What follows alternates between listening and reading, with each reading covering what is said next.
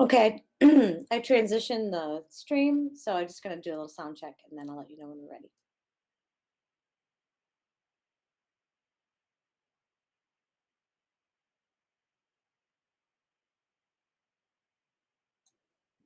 I'm ready whenever you're ready. Okay, great. I will call our December regular meeting to order of the Jones LSC, and Sarah will take the roll. Andrade? Present. Bowman? Present. Bugs? Present. Serna Prado? She's not here yet. Let me know if you see her join. Cresswell? Here. Hillbrands?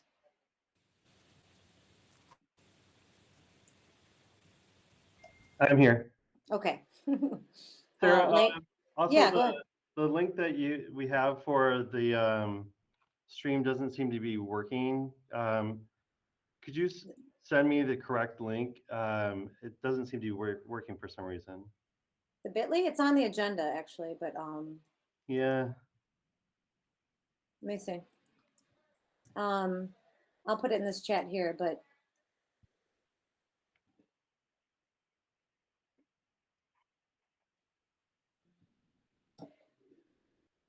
originally when I thought this meeting was on the 14th, I had a different stream, but I had updated to match our standard nomenclature. So let me know. That doesn't seem to be working either. Troy, I just clicked it and hold on. Yeah, I think it loads for me. It looks great for me. So maybe it's just my internet connection at school. I'll play around with it.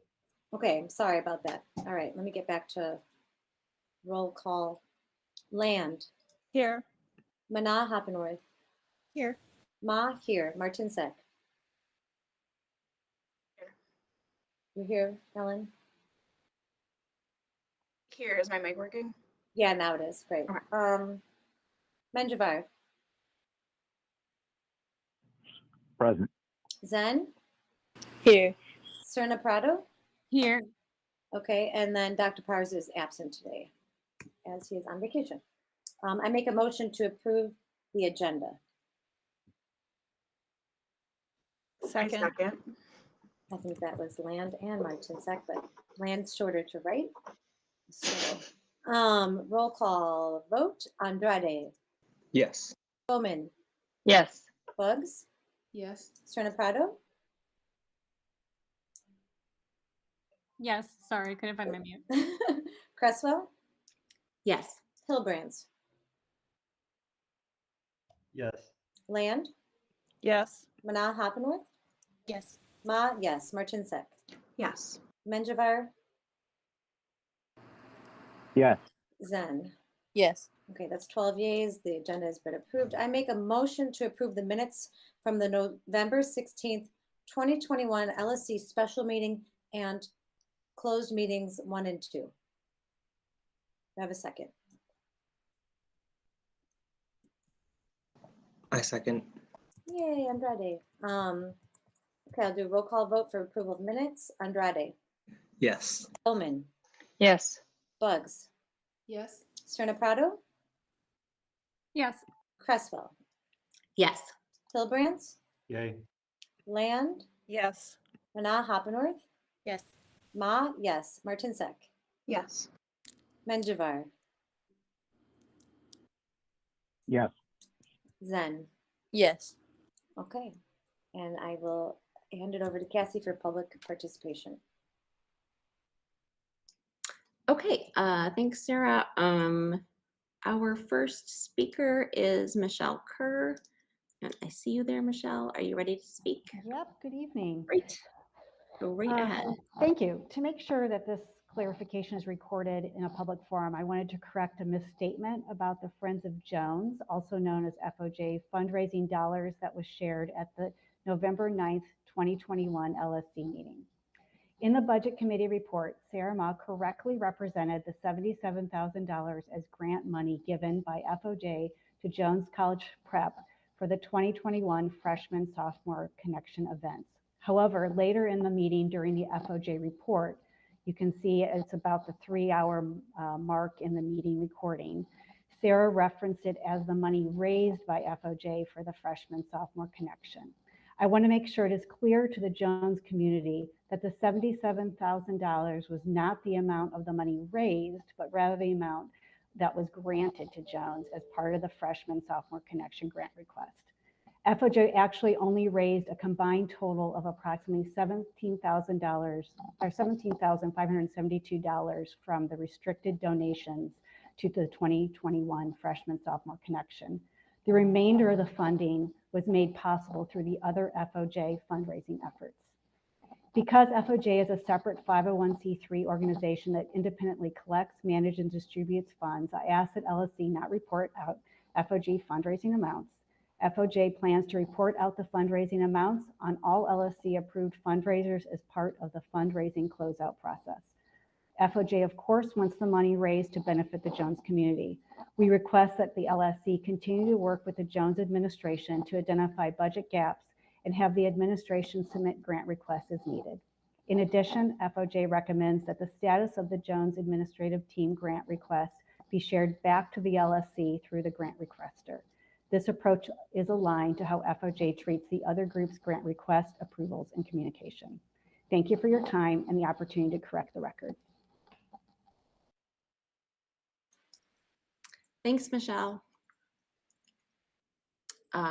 Then we have a statement from Peter Pudlipny. Sarah, do you want to read that? Sure. I also linked it into the public folder. I'm also just making sure, okay, I'm not getting any chats. Okay. Peter, hello. I'm going to read it as though I am Peter. Hello, my name is Peter Pudlipny. I'm a science teacher at Jones. I am in my 7th year at school. I am choosing to submit a comment tonight to bring a concern to the LSC so that it is documented to the public record. I am a proud CPS graduate, Northside College Prep, class of 2011. I'm a proud CPS teacher. I believe in the ability of these spaces to help young Chicagoans learn about the world around them and hone their skills. I am not proud of the conduct I am witnessing in our community lately. I call on every adult to consider the importance of their role in our community and to commit to acting in accordance with our school's chosen values. We must commit to being positive role models. The most powerful lessons we can teach our young are modeled through our own actions. Between last month's LSC meeting and the special meeting called a week later, 2 Jones teachers, Michelle Parada and Emlyn Ricketts, emailed a letter to a small group of Jones faculty and staff. The letter contained misinformation, which had the effect of instilling fear in staff members and sowing mistrust in our school's LSC. The email was sent to a select group of staff members according to the 2 teachers' good judgment. I did not originally receive their email or the letter. It was forwarded to me through a grapevine of concerned teachers. I reached out to those 2 teachers to express my concerns, but I have not received any reply. I am concerned that this community harm will go unnoticed and that these dishonest actions will evade accountability and that our community's integrity will experience further decline. First, I must stress the importance of honesty. We teach our students how to write arguments supported by evidence. Evidence must be objective, factual, irrefutable. The claims these teachers made in their letter about the LSC, its intentions, and its capabilities are false. Lying erodes away at our community's integrity, and for me personally, my ability to trust my colleagues. There is no room for lying in civic engagement. There are ethical ways to organize and to make concerns heard. Second, I must stress the importance of transparency. The teacher's email, which was sent only to a select group of teachers, stated that no one was intentionally excluded from this email.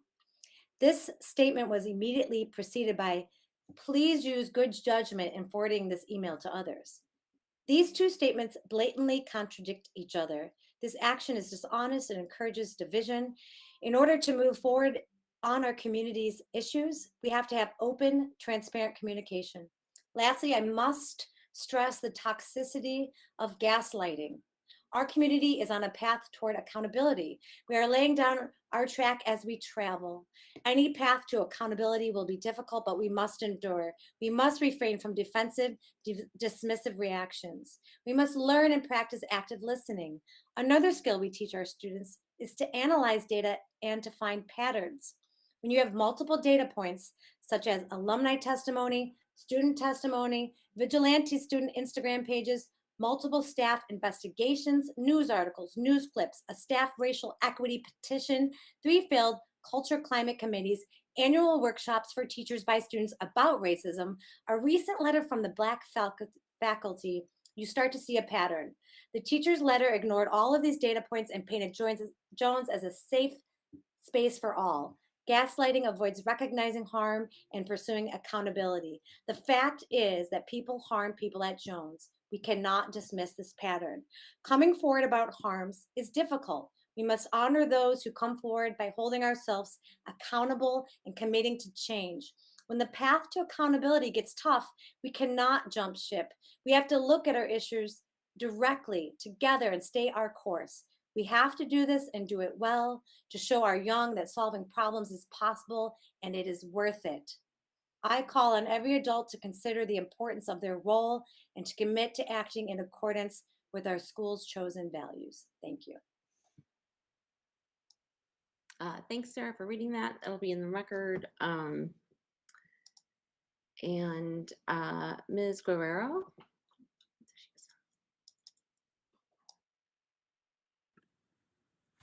Hi, thank you. Hello, my name is Olivia Guerrero, and I'm a 6th-year English teacher at Jones. I felt compelled to speak today to clarify misinformation that was presented at the previous LSC meeting. At the special LSC meeting held on November 16th, a member of the teaching staff presented a letter in support of Dr. Powers on behalf of faculty and staff. The presentation of this letter at the LSC special meeting was deceptive. The means by which signatures were collected was misleading at best and propaganda at worst, and I would like to provide context about how signatures for this letter were garnered. The initial email that went out to parents announcing the special meeting stated that the meeting was to, quote, discuss Dr. Powers' contract. The implication was that at this meeting, Dr. Powers' removal would occur or be discussed. It was later clarified on the Jones website that the implication of this meeting being of that nature was untrue. Despite this clarification, a group of teachers then circulated an email among a select group of teachers and many members of non-teaching faculty and staff, further perpetuating the idea that Dr. Powers' tenure at Jones would be threatened at this meeting. The email stated that, quote, many of us are extremely concerned that they will be taking a vote of no confidence in an attempt to force Dr. Powers to resign. The mention of the imminent possibility of Dr. Powers leaving Jones, especially under such drastic circumstances, was a fear tactic used to convince the members of the faculty and staff who actually received this email to sign a letter in support of Dr. Powers. This letter would then be submitted to the LSC. The purpose of the email and the alleged need for a letter in support of Dr. Powers to remain principal at Jones against the LSC's wishes were false, and the content of this email presented further inconsistencies as well. The email stated that should the LSC take a vote of no confidence in Dr. Powers, quote, many of those who work in the main office would have their positions threatened, would be replaced, or would be removed, which is pure speculation and yet another attempt at misleading the audience by appealing to their desire to retain and protect their colleagues in order to get them to sign the letter on behalf of faculty and staff. The circulation of the email to elicit support for Dr. Powers was devious, and this was not accurately portrayed at the LSC meeting. The implication was that the recruitment of signatures for this letter was open to all Jones faculty and staff, and of the entire faculty and staff, only 76 signatures, including signatures that at further glance are listed twice, were gathered because of the short amount of time to collect the signatures. However, the truth is that the email sent out to recruit signatures was exclusive to certain teachers and open to presumably all non-teaching faculty and staff. The email stated that, quote, we have not intentionally excluded anyone and are relying on you to spread the word, but the sentence prior to this stated that the recipients of this email should, quote, use good judgment in forwarding this email to others. By excluding the majority of the teaching staff, many teachers were robbed of their choice to sign the letter, which could potentially affect how they are perceived by administration, people who evaluate their performance. The presentation of this letter at the last LSC meeting caught many of the teaching staff by surprise and was harmful to an already fragile culture rooted in low relational trust. The process by which support for this letter was gathered undermines teaching staff's ability to make an accurate and informed decision and is an attempt to play gotcha with the LSC. The email suggests to faculty and staff willing to speak at the LSC meeting that they, quote, do not sign up until Tuesday, and they can email the LSC their comments later. That way they do not know what you are going to say. This directly sabotages the effectiveness of the LSC at bringing real and positive change to the Jones community. This is also divisive by pushing an agenda at a time when the LSC has been accused of pushing an agenda. Most importantly, this puts multiple parties against each other at a time when there is a dire need to build bridges and build community for the benefit of the students. Thank you.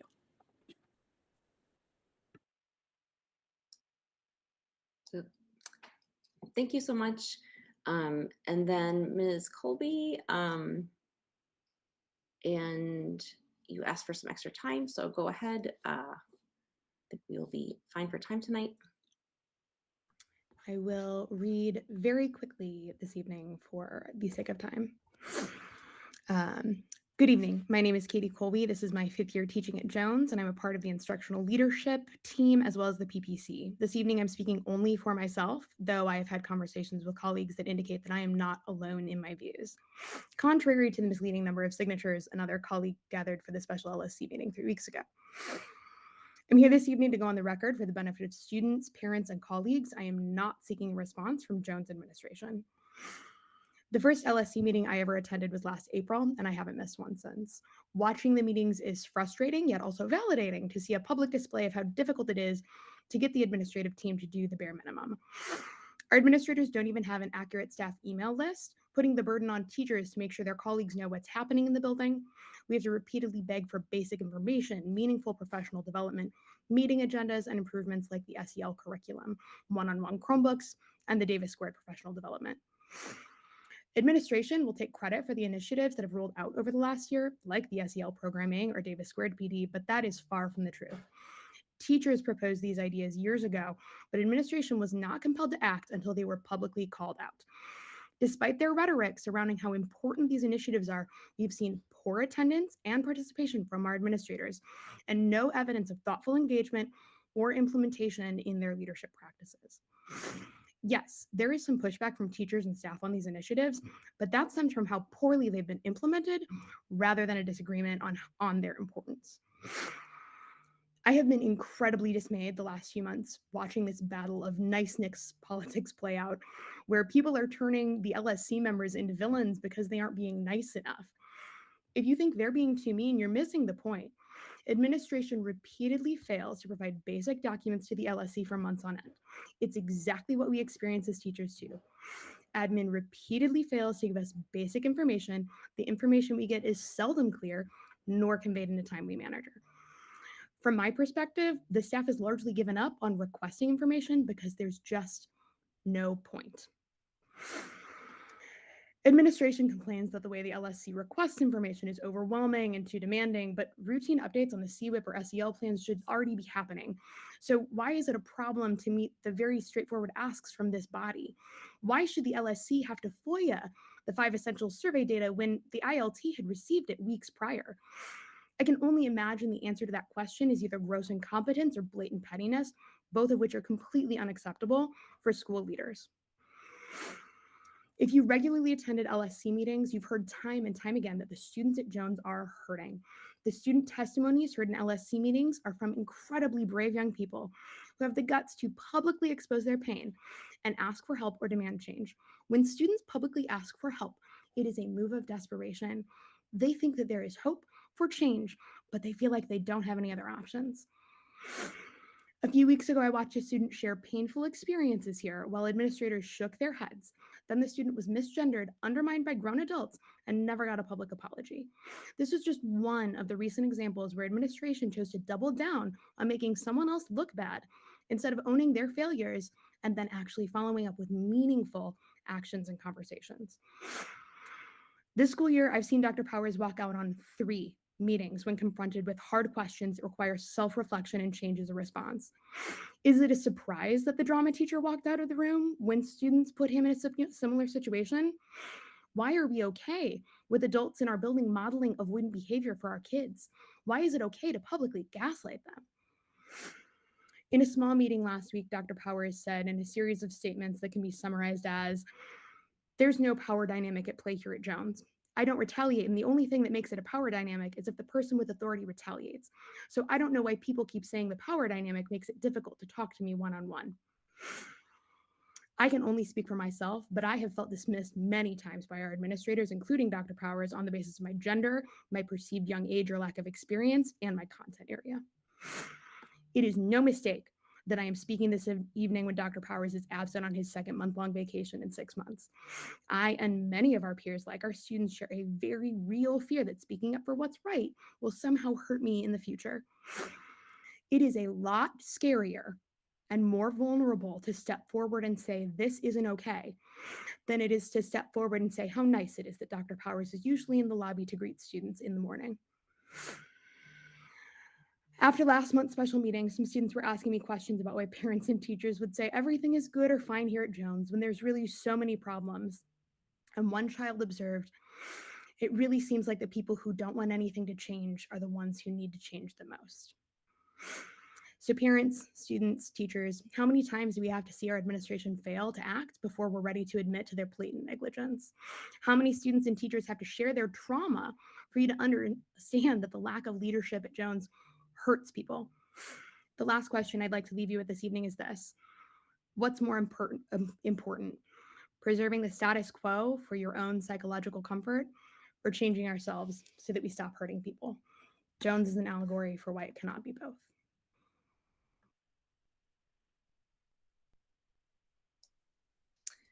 Thanks, Ms. Colby.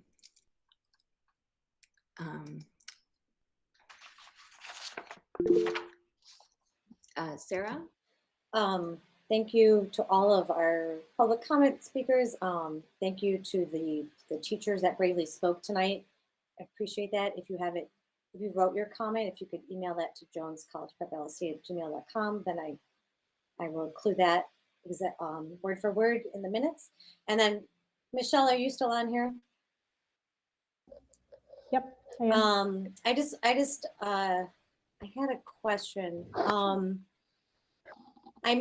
You were speaking pretty quickly at the end, but the concept of the status of the grant. So I apologize for saying that you raised that money. Like, to me, it's semantics, but I'll just be more careful and just say that. But at the end, you were saying something like the status of the grant is reported by the grant. Like, I missed that. Yeah, I can send you the text that you've got it, but what we, at the end of, when we do our votes on the grants, that day, the grant coordinator contacts the requester to let them know, and then that person then reports to the appropriate folks on whatever the next steps are. So I would say we follow that same, so that it doesn't need to even wait till an LSC meeting. That person, if it was Dr. Powers who granted it or asked for it, and he would then report back that they received the X dollars in grant for XYZ. You say he reports back, you mean to us? Yep. Or okay, whomever, he has mentioned before that he does not want to do that. So I'm recommending, we as FOJ is going to continue to recommend that that's the process that's followed. So that is why I went on record that, again, that is how we treat all the other. If the teacher then reports it back to their department. We don't go to the department and speak to the department. They handle it all internally. So we would recommend the same process. Did I mishear, or did you say that you would provide the amounts for the grants, or no? I did not say that. Okay. That is a question that we need to talk through in our meeting. That's fine. Thank you. Yep. Okay. All right, I'm done. Yep.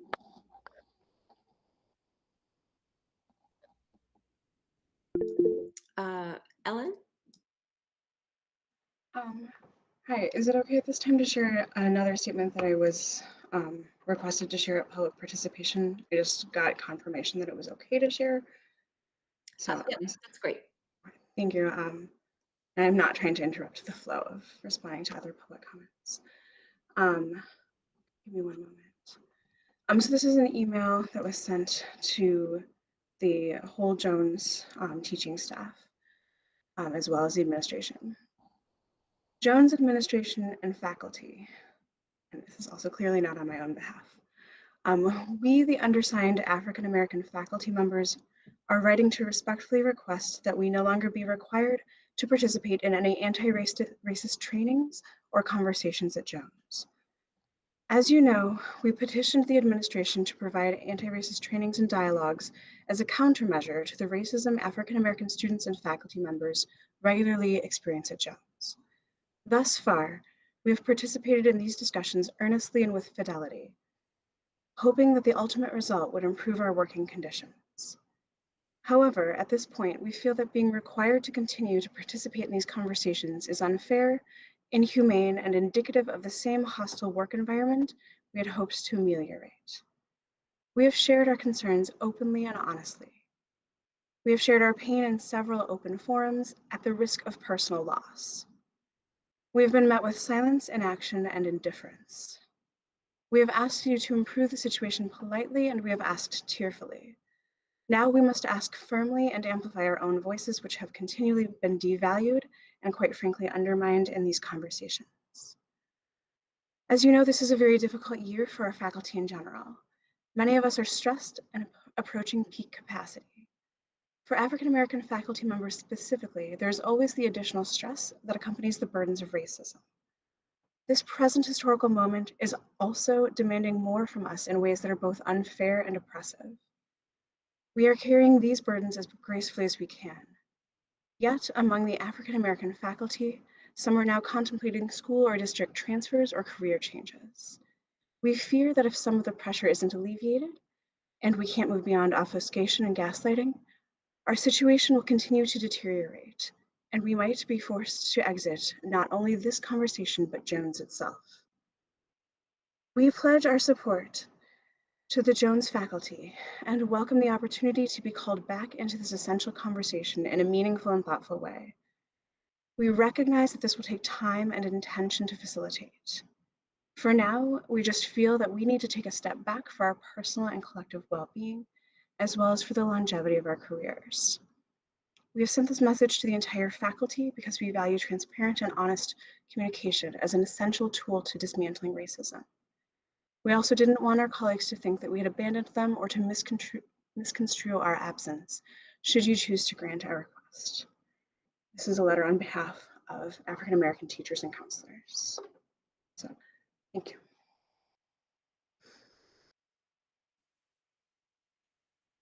Thank you, Ellen. And thank you to those teachers for that letter. Go ahead, Roberto. Can you hear me?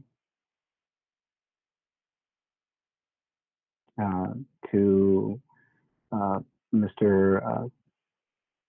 Patalipi, I'm sorry for mispronouncing your name. That Ms. Guerrero, Ms. Colby, and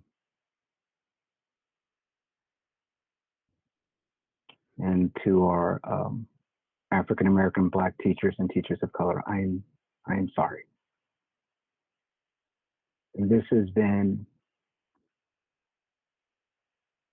it's been, but I'm sorry. Ellen and Kim, I just want to say thank you. And I know that you represent the teachers, you represent the students and everyone that walks in that hallway, and you represent this and you share this space with me. And I really appreciate the space and to allow my voice, but also the voices of those who feel that they've been silenced and gaslighted. And if I have caused any of that harm, I am sorry for that.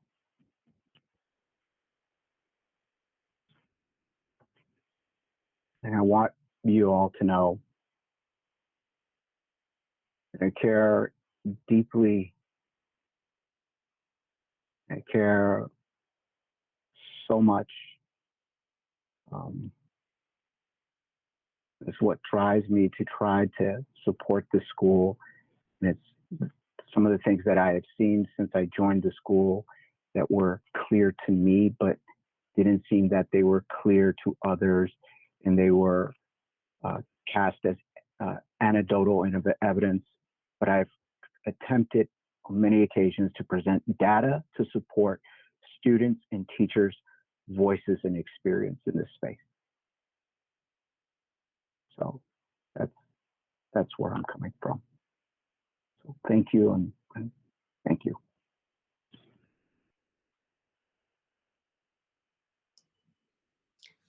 Thanks, Roberto. Deborah?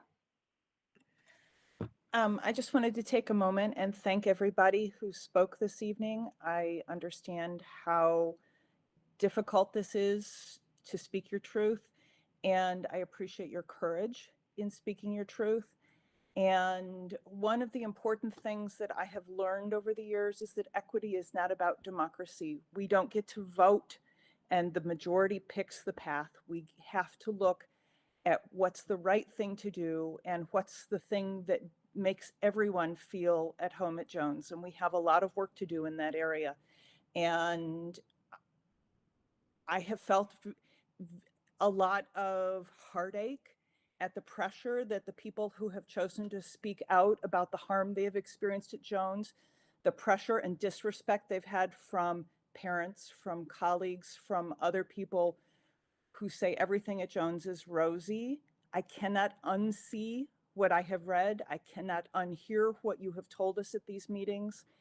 And I want you to know that your members of this LSC are committed to trying to do what is right for the Jones community as a whole, and not for some, but for all. We hear you, we see you. We cannot close our eyes or cover our ears and pretend we don't know. We know, we hear you. We want to work with you to make Jones a welcoming place for everyone. Thanks, Deborah. Daniel? Yeah, I just wanted to say, first of all, for that letter that went around for the teachers and not everyone received it, I think that was a horrible thing to do on behalf of the teachers that did it. Like, I think when you're always trying to get a good consensus, it's always good to try and reach out to everyone. And the fact that some teachers were intentionally excluded, I think is horrible.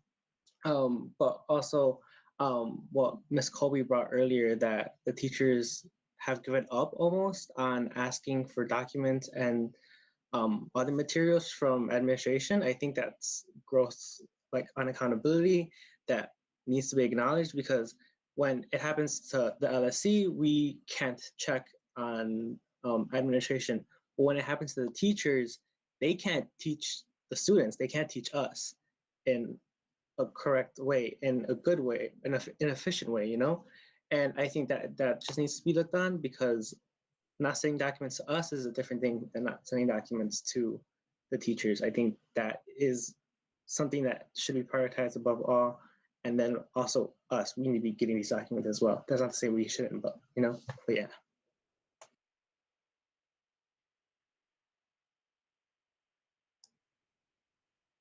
Thanks, Daniel.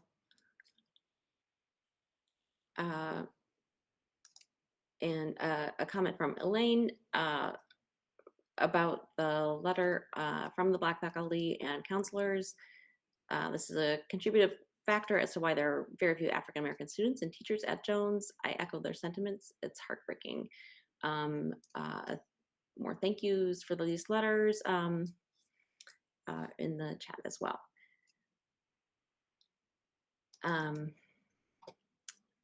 Okay.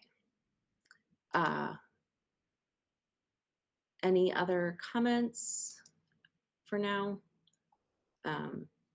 Yeah, I want to say I really appreciate that people are putting themselves out there and sharing this information. And I would also like to say that I said this actually in a Jones Blueprint interview. Some of it was quoted, some of it was not. And I really hope that the adults in our community, especially white adults, wealthy adults, think about their impact on the community when they come and speak to us.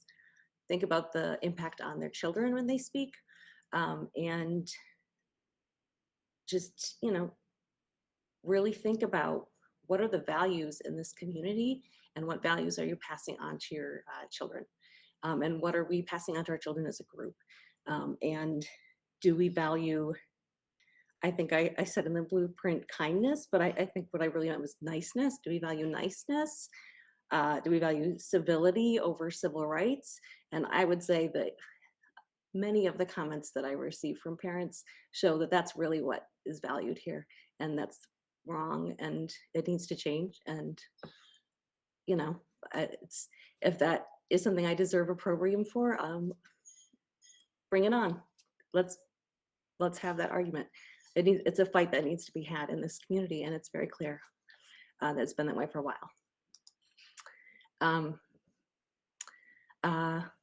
Sarah? Yeah, I'm also trying to maybe get rid of a bot in the chat. But one of the parents, I think it's a parent or someone named Laura Brower in the YouTube chat said, can you share these situations to parents, please?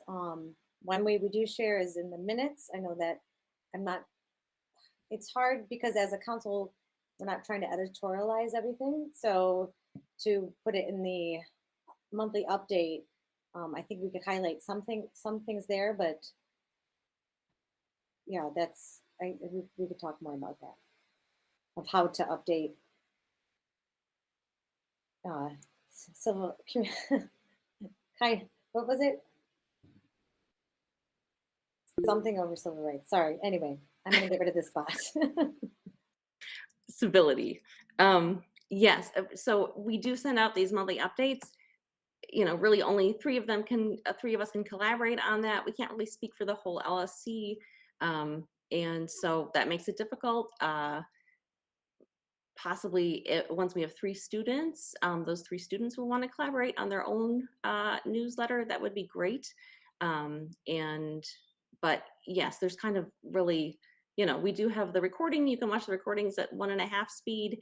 And you can also read the minutes if you prefer that. None of those are super accessible in other languages. So those are sort of the array of things we have. And, you know, yeah, we're not a public body where we have a caucus and the caucus can put out its own spin on things. So that's just how it is with LSCs. Rachel, do you want to go ahead? I just have a clarifying question for the individual in the chat. Were they asking about sharing? What were they asking about sharing specifically? I think they said, can you share these situations to parents? I think that was the teacher situations, maybe Miss Colby, communication, you know, all of the letter from the Black teacher as a counselor. Okay, I just I think it's a good question, but I think I've actually been wondering if it's something we can talk about as a council, because I've just seen in various comments submitted to the LSC, and just like parents as well who attend meetings sometimes will ask, have asked about information and feeling like they want more information. And a student last time, the last meeting, asked specifically to be included. And so I don't know if that's something that we can, I don't know if it's appropriate for, if there's a conversation, like a more like explicit conversation to be had about how communication happens with what goes on in the council. Because I hear that there's minutes, but I also hear that maybe some parents are not clued in. So I just wanted to raise that, I guess. I think the announcement today for this meeting did go out to the students, and yeah, the timing of the December meeting is tough because it is a week earlier than we normally have the second Tuesday of the month. So things are a little bit like last minute, and the schedule of all the committees and stuff is different. So, you know, I encourage people to go to committees. LSC members, if you want to do some sort of online office hours or something, that certainly is something that is open to you. And our quorum actually is larger now on non-personnel issues. So if you're not talking about personnel issues for LSC members can meet, so that, you know, you could do it office hours or something for 3 or 4, depending what issues you are open to discussing. And, you know, people really should, can also watch the recordings of the committees as well. We don't have our own email service, so it just, whatever the school sends out is essentially what gets sent out. And that is, I think, the kind of the full details there. And I mean, I have to say, I encourage you to go look at some other school websites for their LSC materials. And, you know, I have to give credit to Sarah, especially, we have a lot of documentation available. And so, yes, comment in the chat was, is the blueprint still being distributed? Yes, it doesn't come in the mail. I think the mail was just for the pandemic.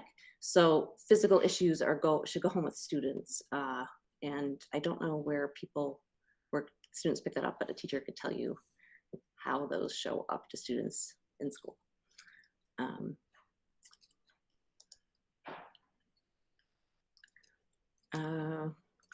Yes, and all those statements, like most of the statements, if people send us the written one, those go in the drive for the meeting so people can read them then as well. Does that cover everything? Go ahead, Robert. So I just want to mention something about the blueprint. You are right that during the pandemic they were being mailed, and I think most of it gets posted on the Blueprint's website. And I want to bring this up because in May of last year, May or June of 2021, I'm sorry, May or June 2021, Sam Tedrow asked for an interview because we were the LSC had voted to create the equity committee and wanted to know, like, what were some of the things that we were going to try to address. And it was a great conversation. Sam and his dad was there. And we had a really wonderful conversation about, like, what we were trying to do and trying to address a lot of the problems that were surfaced today and have been surfaced for a long time, and at least since 2019. But I don't think that article made it on the website. And I have the physical article because Sam did just a great job of being just a wonderful reporter and just soliciting information from me. And we had a very wonderful conversation. So I hope if folks want to learn more about what we were doing or what the equity committee wanted to do and wanted to address, I hope that the Jones Blueprint will post that article. So that way you can get a sense and insight of, like, where we're coming from, or where the direction that what we wanted to address as a school.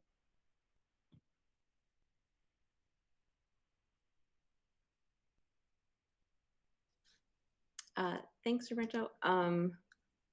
Okay, so our first item is the principal's report. That is linked in the drive. And yes, Dr. Powers can't call in tonight. We requested that he did. And I just have to say for the record that this meeting is on the first Tuesday of the month, which is out of sync, but that was a request that was made actually from the suggested dates from Dr. Powers back in July when we set the regular meeting dates at the organizational meeting. And it's very concerning that we don't have a principal at a meeting that we set to his schedule. I don't know what came up. We haven't been told, but he is on break till January 3rd, started yesterday. So I'm just going to make that clear. So I can go through some of this. I think key things, especially for the LSC and for the community, we do have some on-track data for grades 9 and 10, which I think have been requested previously by Elaine for many months. So we do see that now, and I think that's very helpful. And hopefully we'll be getting that regularly. I don't think there's an AP here. Yeah, so I think what we can do is, like, have Sarah compile questions. We can ask them. and others we can discuss what needs to be discussed. And some items are on the agenda below. So I put operations manager position on the agenda below, and Mr. Voigt is leaving at the end of January. So that is a very big deal for the school operations, for kind of like all things financial. Oh, good. Here's Dr. Plunkett. Thanks, Dr. Plunkett. So that is agenda below. Put operations manager position on the agenda below. Oh no, I'm like streaming. Oh, I think it's Mr. Voigt is streaming me, Dr. Plunkett. Great. Okay. Yes. So that is, and we can discuss that, I guess, more formally in sort of like an LSC discussion, what our role is with that later on the agenda. I think other things that are key for us in our previous discussions, there have been requests for the principal discretion data broken down by race for, I think, actually many years. I know we've been asking for it all year this year, and here it is. Some of it is just disaggregated over 3 school years, and then school year, the current one, 2022 or 21-22, is there broken down by itself. So I think that's helpful. Principal discretion is one of basically, I think, the only area that race can be taken into account for high school admissions in CPS. And go ahead, Dr. Plunkett. Yeah, I just want to add with the principal discretion, on the application, the student's race isn't given. Just so people are aware of that, we try and guess, you know, you can make a guess maybe, but race is not on the application. Thanks. And the item 9 in this report, that is a CPS-wide policy that was introduced last month for signage to basically support gender-neutral bathrooms and bathroom accessibility. And yes, so I think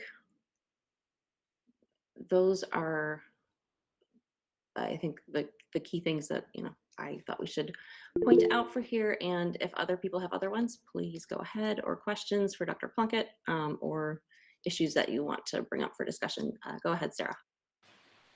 Oh, it was Elaine's question about the feeder schools. She can't remember. I feel like that might be on there with your transcript, if that was included. It might be, like, it could be on there. I just can't recall because I haven't, you know, it's been a year ago. But I do know specifically that race isn't on there, so it's really hard sometimes to use that when it's not given to you. This says December 1st, all restroom signage will be relabeled. It's December 7th. Is that, did they actually provide, did facilities come in and relabel? So Sarah, facilities did not come in and relabel. They sent us an email with signs, paper signs to print out, and we printed them out and put them up at all the restrooms.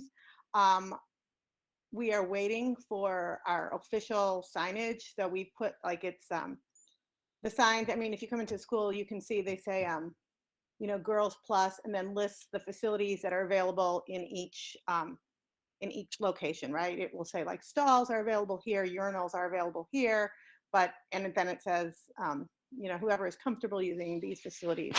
So they sent us, like, temporary ones for us to print out. And we are supposed to be receiving official ones. And I hope sooner than later, because, you know, paper signs tend to get, like, ratty after some time, but we can always replace them. But I just hope we get the official signs sooner than later.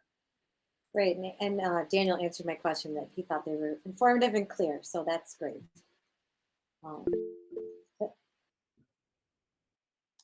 Rachel?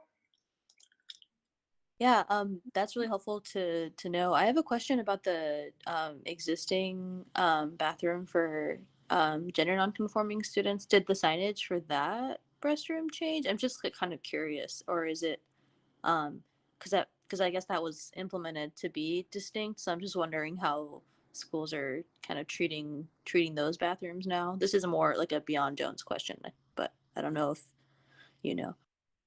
So I don't have the specific answer as to how CPS is going to handle that for gender nonconforming students. We do have those restrooms available for any students who want to use them. We did not receive any new signage for those restrooms, to my knowledge, unless it came sometime between 5 o'clock and now. We did not receive any new signage for that. So those restrooms are still available for any students who wish to use them. Yeah, so there is no new signage. I am not really sure how CPS plans to manage this. I was speaking to colleagues at schools from different schools across the district, and they were saying, there's a lot of questions about that, and we're just waiting to hear from our district leaders about what the next steps are. Thank you.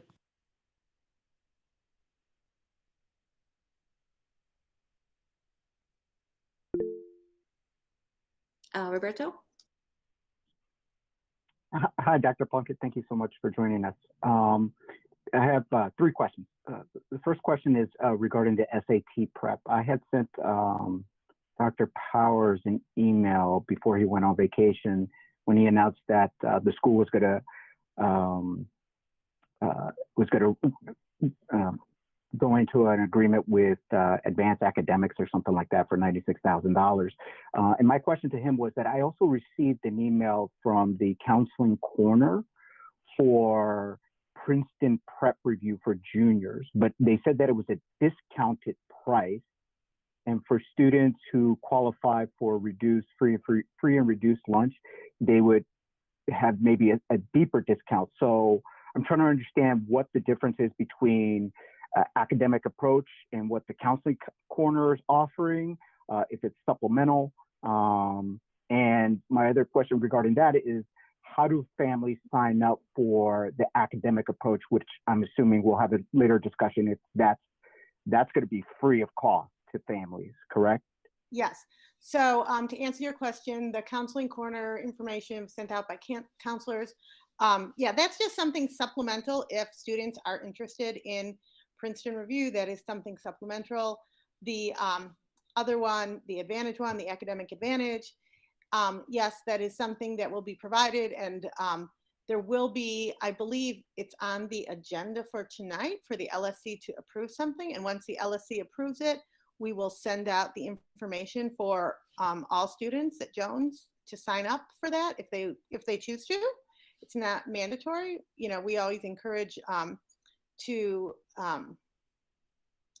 students to try and do things to make themselves better, but we know that test prep isn't always the best thing for every student. Some students it is, but we are definitely, the email is set, it's ready to go. I've seen it. We are just waiting for it to be approved by the LSC before we send it out to the community.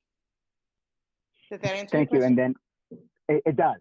And then I think Dr. Powers' email also indicated that if there's a higher demand, I think it's for 300 students for now, but if there's a higher demand that the school would be willing to review that and increase the number of seats, and so that more students can be offered that. So I guess we'll see what the response rate is. Yeah, absolutely, Mr. Menjivar. We've offered different types of test prep throughout my tenure at Jones. We've all had, even when we were doing the ACT instead of the SAT, we've always had all different kinds of programs. And we're starting with 300 to see who signs up. And then if there is a need, if we have 500 students sign up, we will work to make it available to all 500 students. Everyone will have access, but we just want to see who signs up first. But it's not going to be a case. It's not going to be a case of, if this, our goal is that it's not going to be a case of if the spots are full, oh, sorry, you missed it, you can't be in it. We will strive to make sure it is accessible to any and all students who want to participate. Thank you. That sounds really, that sounds great. I'm really excited for that. And then regarding the principal discretion, so this is something that have been, at least I know that have been asked since 2019. And this is, this information is, yeah, it's very, it's, yeah, I want to be able to frame it correctly. It's interesting because we've noticed, or I have noticed, I should use I have noticed that there has been a significant decrease in our Black student population. And I have attempted to raise this with other individuals, including teachers and students, what the school is doing, what is the school doing to try to recruit and retain our Black student population. Because in 2010, Dr. Powers was quoted in a news article that, you know, diversity was a core fabric of the Jones School community. And the decline in our Black student population, African-American student population, was alarming for me. In 2010, the Jones diverse student body was 30% Hispanic, Latinx, 25% white, 25% Black, and 14% Asian American. And there was a high percentage of low-income students or students from low-income households. And that has changed. And I just don't know what has happened and what are we doing. And it seemed like the data was there, but for whatever reason, it was difficult to present it. But here we have it. And this principal discretion, and a lot of people have talked about at length at this meeting and also at the equity meeting about Jones doesn't have control over the point system, right? That's my understanding. And I think everybody in the city of Chicago understands that. But Jones does have control over the principal discretion. And so I'm wondering, what are the criteria and who's involved in the principal discretion? Because it's been indicated to me that it's up to Dr. Powers.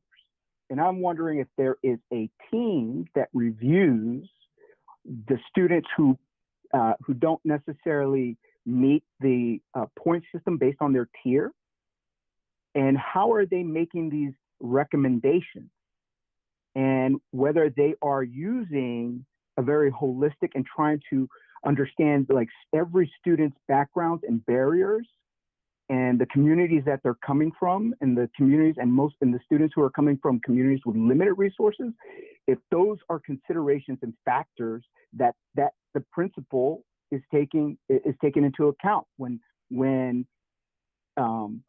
selecting students for the principal discretion. I think that is a key component for Jones to ensure that the school maintains its diversity. And at this point, I would say we need to start increasing or targeting, not targeting, but try to take a thoughtful and proactive approach to increase our Black and African-American student population, as well as our Asian American, Asian, and Pacific Islander.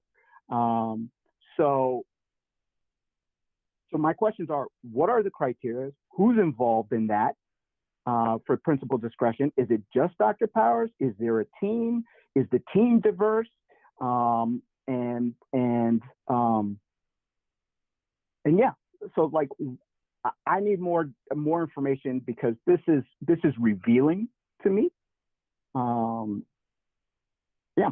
So I don't know, Dr. Plunkett, if you can address those questions about who's involved in that process. I can't address all of it at this time. I mean, I think there's just a lot to be discussed, but it is just that. It is principal discretion is just that. It's principal discretion. I can say that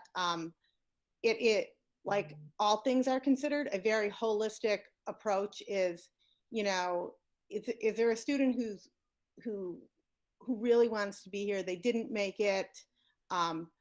Where are they coming from? Can we provide them a great opportunity here?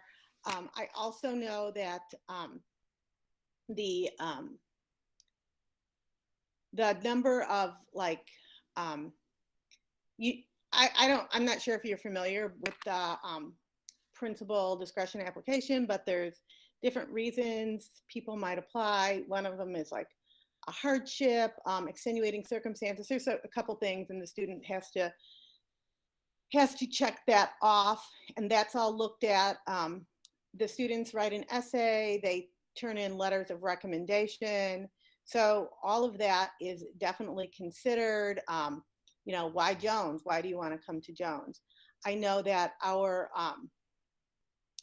you know, like last year was a little different because of COVID, and, you know, high school fairs and recruitment was very different, but we really pride ourselves on going to schools all over the city of Chicago. I've been to schools very far south, far west, I mean, all over, just to kind of make students aware of Jones, especially because Jones is a school, while it's downtown, its location really lends itself to people getting there, right? It's not like trying to get to, you know, there's nothing wrong with Lane Tech, but trying to get to Lane Tech from, you know, the south side could be a longer journey, or, you know, just based on like our public transportation is really an advantage to us. So we really try and sell it to students from all diverse communities, because we really pride ourselves on that. Also, I would share that part of the reason that the diversity at Jones has gone down is at one point, selective enrollment schools, before the tier system came in, selective enrollment schools, they were based on race, but the consent decree was vacated. I'm sure a lot of people know about that. So the consent decree was vacated. So you could no longer use race as a determining factor in accepting students to school. And that's why the CPS tier process has been come into place. I am pretty sure that, you know, most everyone here knows, because if you're a student, you applied. If you're a parent, you helped your student with that process. And so the top 30% is just based on the raw scores of the scores, right? So what will happen is they'll look at all the kids who applied to Jones, and they'll take, and let's just say, for example, I'm just making this up. Let's say there was 100 seats. So they would take the 30 top scores of students who applied to Jones and put Jones as their first choice. They would take those 30 students. And then we're left with 70%. And that 70% is split between the 4 tiers, right? So it is, you know, 17.5% of the students come from each tier. And so, and that's where they come up with so they'll look at tier 1, or they're like, okay, what are the top kids in tier 1 who put Jones down as number 1? And, you know, we'll give those 17. And then they do that for tier 2, tier 3, and tier 4. And those are how the seats are filled. And then for principal discretion, we're allowed, they did not up it. I know we have been pushing for them to increase principal discretion in order to actually to work on improving diversity as well. You know, if we have more principal discretion seats, we can work on the diversity, but CPS policy right now is that it's 5% of the freshman class.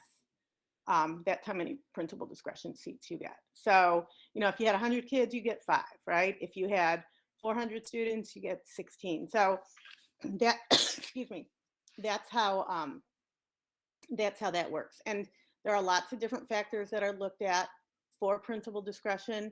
And we also always have to make sure that when we, and this is why even when we would go out to schools and we would talk to students of color, you know, I mean, I for one would always encourage them if they would say, oh, you know, my score isn't that high, I'd say, you know, just apply. Make sure you apply. Even if you know, don't get in, always apply for principal discretion, because there's a chance there. There's always a chance. And I feel that, and this is me, I'm speaking for myself. I feel like too often there is in some elementary schools, they don't have that advocate, you know, they don't have a counselor there. They don't have, like, you know, how someone, if their parent isn't up on the situation, like there's no one at the school to kind of walk that student through. And I've said this, like, when I've gone to meetings downtown and I've been to focus groups, I said, you know, there needs to be more articulation between the elementary schools and especially these elementary schools that have large populations of students of color, so that they know how, what does your student need to do to come to Jones, and how do they fill out the principal discretion. And so there's a lot of different factors. So that's just kind of the, you know, a couple reasons why diversity has slipped off, because it was, I think it was 25, 26, you know, like you said, you had all the numbers in 2010. So that is part of the reason why it slipped off. And the other thing is that when, like, those raw scores, like the more attractive a school becomes, more people that apply. So as we've seen happen at Jones, the score cutoffs have gone up over the last several years. So yeah. Yeah. Thanks. So I just want to say, I'm sorry, Kathy. Dr. Plunkett, thank you so much. I just wanted to say thank you. You're very welcome. Thank you. Elaine, did you have any more to add to any of that? Briefly, good evening, Dr. Plunkett. So if I'm understanding, like, the data up top is for the combined school years of 220 to 221 and 222. I'm asking that to have that broken down for year by year. So can you all provide that? Because I would like to see what that actually looks like year to year. So that was my first thing. My second thing was, I know, I believe last year, the math teachers provided SAT prep. Is that going to occur this year? That was the SAT prep. That was like our in-house SAT prep. Yes. Yeah, I think we are working on a possibility for that, for students to do that through our OST programming. I think we're going to work on doing something like that closer, you know, after the winter break. That was one of the suggestions. And, you know, there's a couple of our math teachers who usually step up and do that, and they do a good job. So we are hoping to get that set up and added to our out of school time programming, so students can sign up for that. Okay. I also like to bring this up again. I mentioned it at the last meeting, and I also sent emails out a couple of months ago as it relates to the communication or lack thereof for junior parents for PSAT and SAT prep. Basically, the timing and the information is not helpful for parents who are trying to plan. I'm a planner. And so when the information is not readily accessible, the way to maximize the opportunities and plan it out is difficult when you wait so late. And so I shared at the previous meeting that we know that this is something that happens annually. So it would be helpful if this information would have been shared earlier on, because as Roberto mentioned, we got something from the counselors, Princeton review. Then we have the academic approach. And I did ask if they might be able to do a virtual something on Saturdays. And then if there is something for math, if we know this, and we know this in advance, then parents and students can plan out their schedules, because students, in addition to their coursework, they have, well, I will speak for myself, like my daughter is involved in things for CPS, leadership stuff, cheerleading, and other things. And so in order for us to plan out a balanced schedule that doesn't tip her overboard, if we know every factor that's involved or available for prep, then I could have put a schedule together. So I just wanted to flag that. So if there is going to be something math, that would be helpful, because I had to adjust what we're doing in her schedule to make sure that things work out. And hopefully this won't happen next year, so that the current sophomore parents will know in the summer what your plans are, or the beginning of the school year, because again, this happens each year. So that's what I wanted to add. Thank you. Yeah, Ms. Buggs, thank you for that feedback about the test prep. I do know that this year, because of some vendor issues and sponsorship issues, I know that we were having some difficulties of which vendor we could use to provide. So I think that I'm not making an excuse, but we were back and forth with CPS procurement over which vendors we could use and which were, which had already had their sponsorship completed. So I'm not making excuses, but there was some challenges this year as people had lost their ability to be a vendor, and we can only spend a certain amount. If you're spending over a certain amount of money, the person has to be a vendor. So I just want to say that. But it's great feedback, and maybe we can work with the counselors and put together like a test prep calendar of all the chart. You see this chart right here, available. this breakdown, this table. This Yep. is what we have available. This is when it's available. So then Oh, people can absolutely. look Yep. in a time frame, and then that way they can look and say, okay, this works for you. Maybe you just want to do the math. Maybe you want to do Princeton review. Maybe you want to do academic approach, or maybe you don't want to do anything, but you know everything that's out there. Now, with the Princeton review, is that what you used last year? Did they lose their vendorship? Yeah, there was. Yeah, I don't know what happened, but they did lose. They lost it, and it was a very because there was a whole bunch of emails back and forth over it. But yeah, I'm going to talk to the counselors about putting together a chart. I think that's great. I like that too. I'm a visual person, so everyone can see what's available in advance, and I appreciate that feedback. Okay. Thanks, Elaine. Thanks, Dr. Plunkett. Lenny?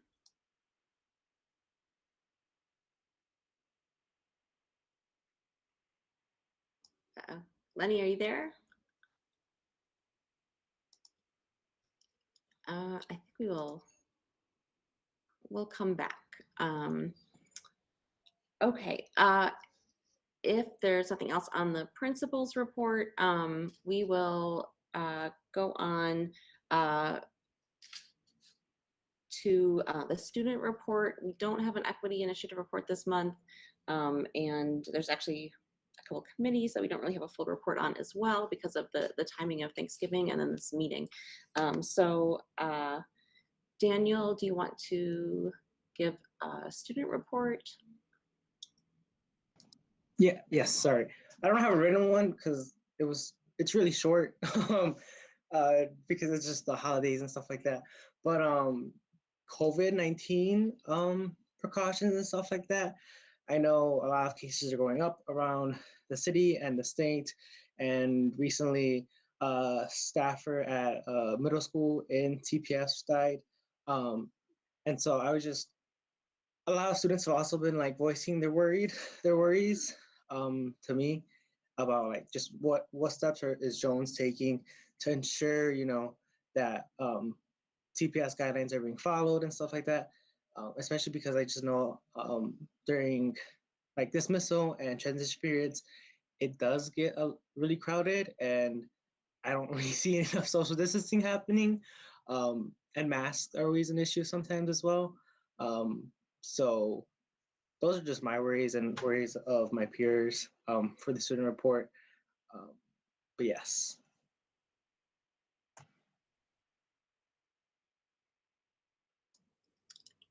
Dr. Plunkett, do you want to take that? Yeah, Daniel, I appreciate you sharing your concerns about the masking and the social distancing. I hear you, and I acknowledge that I have seen some students not wear their mask. I've always, every time I see them, I tell them. And to be honest with you, I mean, some students are very polite and very compliant. They say, oh yeah, sorry, Dr. Plunkett, I'll put it on. Other students say, I can't tell them what to do. So so as hard as we are trying, and we're going to keep trying, I just want to share that, you know, and we have to follow the students' rights and responsibilities, you know, as far as like disciplining, things like that. We are working our best, you know, following the guidelines, you know, the 3 feet. I know that sometimes things get a little congested. This is why we providing open campus lunch for the sophomores, juniors, and seniors, so people can spread out for lunch. They can go out. From what I have seen walking through lunchrooms, I've seen everyone fairly spread out. Until recently, there was lots of people sitting outside as well, in all the different areas where we are allowing students to eat. And like I said, I have seen a lot of students wearing their masks, the majority, wearing them correctly. But Daniel, I hear what you're saying about some of the students not following the rules. And, you know, we are doing our best, our security team, the administration, when we see it, we correct it. We are doing our best. And, you know, as they say, you know, we are all in this together, and we all have to work at this together.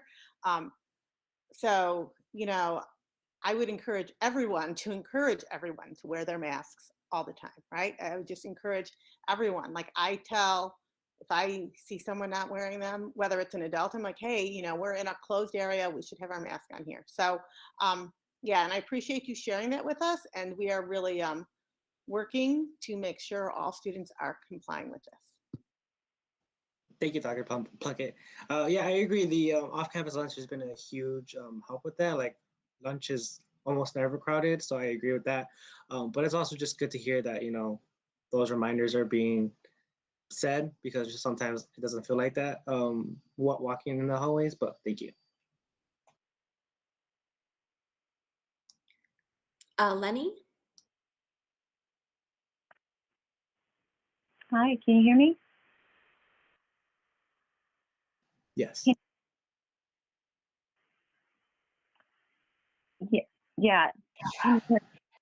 Yes. Yes, you're good. Okay. Sorry. My computer is very old and the speakers blew out, so I had to call in. Firstly, I wanted to shout out to the dance department and their grants that they got. I'm very happy to see that the dance department in the arts are supported at Jones in general. We need that kind of creativity and energy as we're trying to solve problems and prepare people for the real world. I'm also glad to see that the restroom accessibility was included in the principal report, and that we had this discussion about the principal discretion data. I am disappointed that Dr. Powers is not here, and I just wanted to point that as I'm a new person, and the calls that I have been on have been really focused on our roles in the LSC, including how we work together. And the public comments keep coming back to accountability and what we are supposed to be doing together, and also thinking about the last meeting that we had all together with Dr. Powers and his commitment with us to work together to make Jones the place that we need it to be, which is inclusive of all, not just for some. I guess I'm as a new person still very confused about this principal's report and the purpose of it and what is in it and what may be missing, especially when we, public comments continue to talk about what we are doing in these meetings. Firstly, that Dr. Powers, in the meetings that I have been in, walked out of one of them, and then in this one was was not able to come, but also that Cassie the chair had to report, the principal's report to us. I would just wanted to shout out to Cassie thank you for doing that work.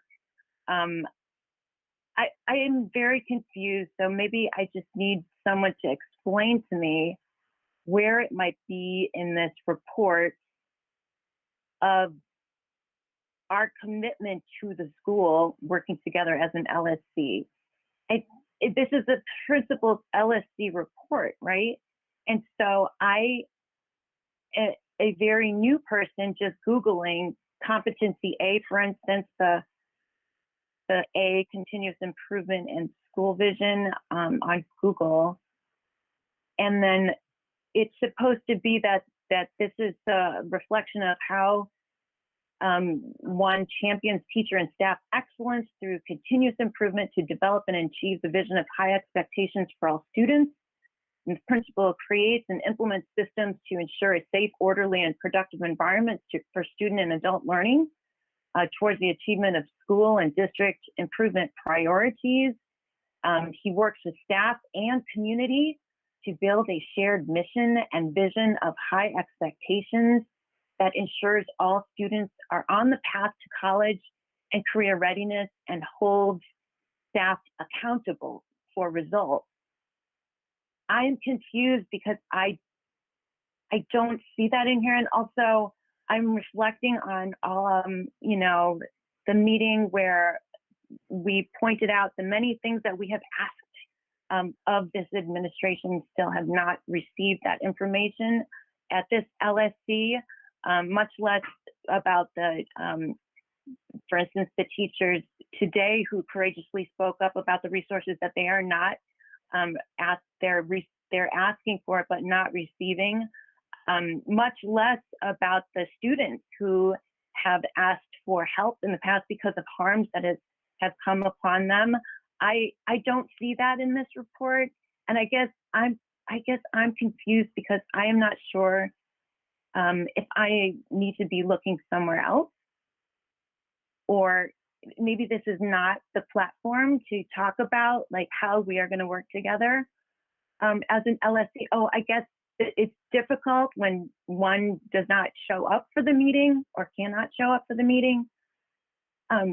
It's important for all of us to show up, right? That's like 80% of the work is showing up. But so I guess I'm thanking Dr. Plunkett for showing up to be in Dr. Powers' place. And I appreciate that very much of the administration to have somebody here at the table. But maybe somebody can explain that to me because I am confused. Thanks, Lenny. And yes, we may actually want to have a specific discussion about principal evaluation, and the LSC resource guide gives you sort of a guide of like what you're supposed to do each month, and it will come quite quickly to us in April. So yeah, to give you a little background, I think Dr. Power started labeling things with those competencies like 2 or 3 months ago. Is that right, Sarah? So yeah, so that is him expressing to us what categories he thinks things fall under. But really, as an LSC, LSCs need to gather whatever evidence they can. We will make specific requests for documents and data, but then we also do our own evidence gathering. So it's helpful if a principal can really structure their report and explain how what they're working on fits those competencies. And so, principals do a better or worse job at doing that. So I think your comments are very valid. So I don't know if that's super helpful. And I'll move on to the next speakers. If you guys have stuff to speak to Lenny's, feel free. Rachel. Thanks. I just wanted to comment on something I had a question about in regards to the principal report, and then also Danielle brought it up, so I think it's relevant. There's just no mention of COVID in their principal report, and I know that cases have been rising at Jones, or confirmed positive cases have been rising. And so, yeah, I think discussion about mask policy adherence is great, but I did want to just uplift some recommendations that a member of the Health and Safety Committee wants to share with the committee, and that's going to be next week, but I thought it would be useful maybe to share it now. Ms. Logan wants to see if we can, at Jones, kind of go above the CPS requirements, and specifically, I think, is there the capacity to purchase and distribute better masks for students, like KN95 masks? Is there the capacity to ask all staff to get boosters? And is there, do we have the capacity to ask some more students to get tested on a daily basis? And Ms. Logan brought these ideas in relation to the Omicron variant, but I think they're relevant either way. And so I just wondered about the situation with COVID inside the school, because I didn't know that they were rising until I looked at CPS's confirmed cases. So I guess I just wanted to bring that up from the health and safety perspective. Thank you, Rachel. Ellen, do you want to go ahead? And some of these, I think we should just compile, and then Dr. Plunkett, if you have quick answers on some of them, that's fine. And otherwise, I think more elaborate answers are fine too, because some of this is a little more sort of a longer term big thing and not just a point of information. Ellen, do you want to go next? Yeah, for sure. I wanted to follow up on what Daniel had said, and then Rachel just also added to about health and safety and COVID concerns. So at the PPLC meeting with the administrative team last Tuesday, we did bring that concern because teachers are increasingly concerned about mask wearing compliance. Also, especially at dismissal, as Daniel had mentioned, not being able to socially distance because there are so many students in the lobby, many of whom may be eating or drinking, which is contributing to lack of mask wearing, but other students not wearing masks for other reasons. And so we did communicate that to the administrative team. So we're looking for that partnership that Dr. Plunkett had mentioned, where all of us working together on this, and then also just having an increased presence of adults in spaces that are shared by students between classes can be really helpful, as just have that conversation, hey, pull your mask up, or even I do a lot of gesturing as you walk through the hallways. So I just wanted to mention that. So Daniel, we are also seeing kind of the same thing from the teacher's standpoint. So I wanted to reaffirm your student statement and let you know that work is also being done in this collaborative way on the other end of things as well. And it sounded like from Mr. Mitchell in that meeting, there are going to be some thoughts about how to deal with the dismissal thing in particular. Just maybe there should be different gathering points for different organizations or teams that are meeting after school to help spread, not in a bad way, but to diffuse people throughout spaces so it's less crowded. Thanks, Ellen. Sarah? I just real quick, also just that Dr. Powers had offered to move the meeting to last week. I just think it was too early. I had said I couldn't do it. And so I just wanted to put for the record that he did offer to move it earlier. Thank you. Yeah, and I have to add to that to move a regular meeting, we would basically have had to call a special meeting, make that a special meeting, and then at that meeting vote to cancel our regular meeting. So it's a little, it's not ideal to move your regular meetings unless it's bona fide emergency. Sorry for that. And do we have another hand left here? And I think, yeah, from the chat, there's questions about, with respect to the 2 student reps, were their election results announced? And let me see if there's anything else. Elaine had a question about SEL student and teacher survey data. And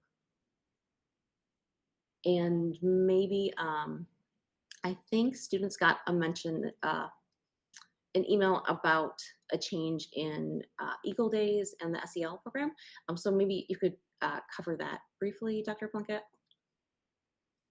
Yeah, sure. First of all, so I'm just going to start because I know people wanted to know about like COVID numbers, whatever in Jones, and it seems like, it seems like the emails come all the time. But like, so currently for this year, so there's two things in CPS. CPS, there are actionable cases and non-actionable cases. A non-actionable case is when someone reports that they have COVID, but they weren't in school when they were in the infectious contagious period, right? So it's a non-actionable case. And so far this year, there's been 17 non-actionable cases. And then at this point in this year, since school started in August, we've had 22 actionable cases that are closed. There are currently 3 open cases where they are working on the contact tracing. And I want to, I just know like a lot of teachers say, oh, I got an email from my student who says they're homesick with COVID. Okay. Now CPS policy, and we can send this out again. We've sent it out. CPS policy is it's self-reporting. Someone, if you have COVID, you can't just, you have to report it to the contact tracers and they do it. Like then the contact tracers will contact us and say, give us these class rosters and they'll start their job, right? So we at the school are not the contact tracers. There is a whole department of contact tracers that handle that. So those are just some numbers for you. So there's actionable cases are cases where something has to be done, where they have to do the contact tracing and they notify close contacts and all of the criteria for what is a close contact. Their guidance is posted on the CPS website, right? So yeah, so that's the COVID. And then the other, what were the other? I'm sorry, I lost track. Cassie, what were the other? I think probably the main thing is the SEL, the switch there from like the Eagle Lab thing. And now I think there's like some kind of student listening session happening. Right, well, yeah, there is a student listening session happening.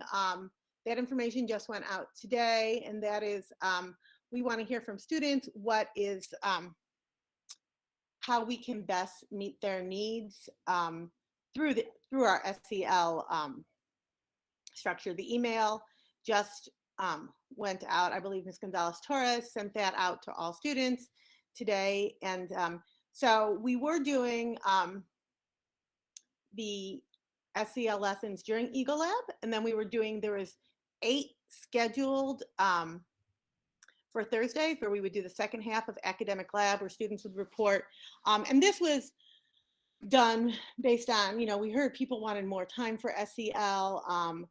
The external partner that we were working with suggested that we have more time, more parents, some students wanted more time. But we have, that was met with resistance from teachers, some teachers, not all teachers, and some students, not all students.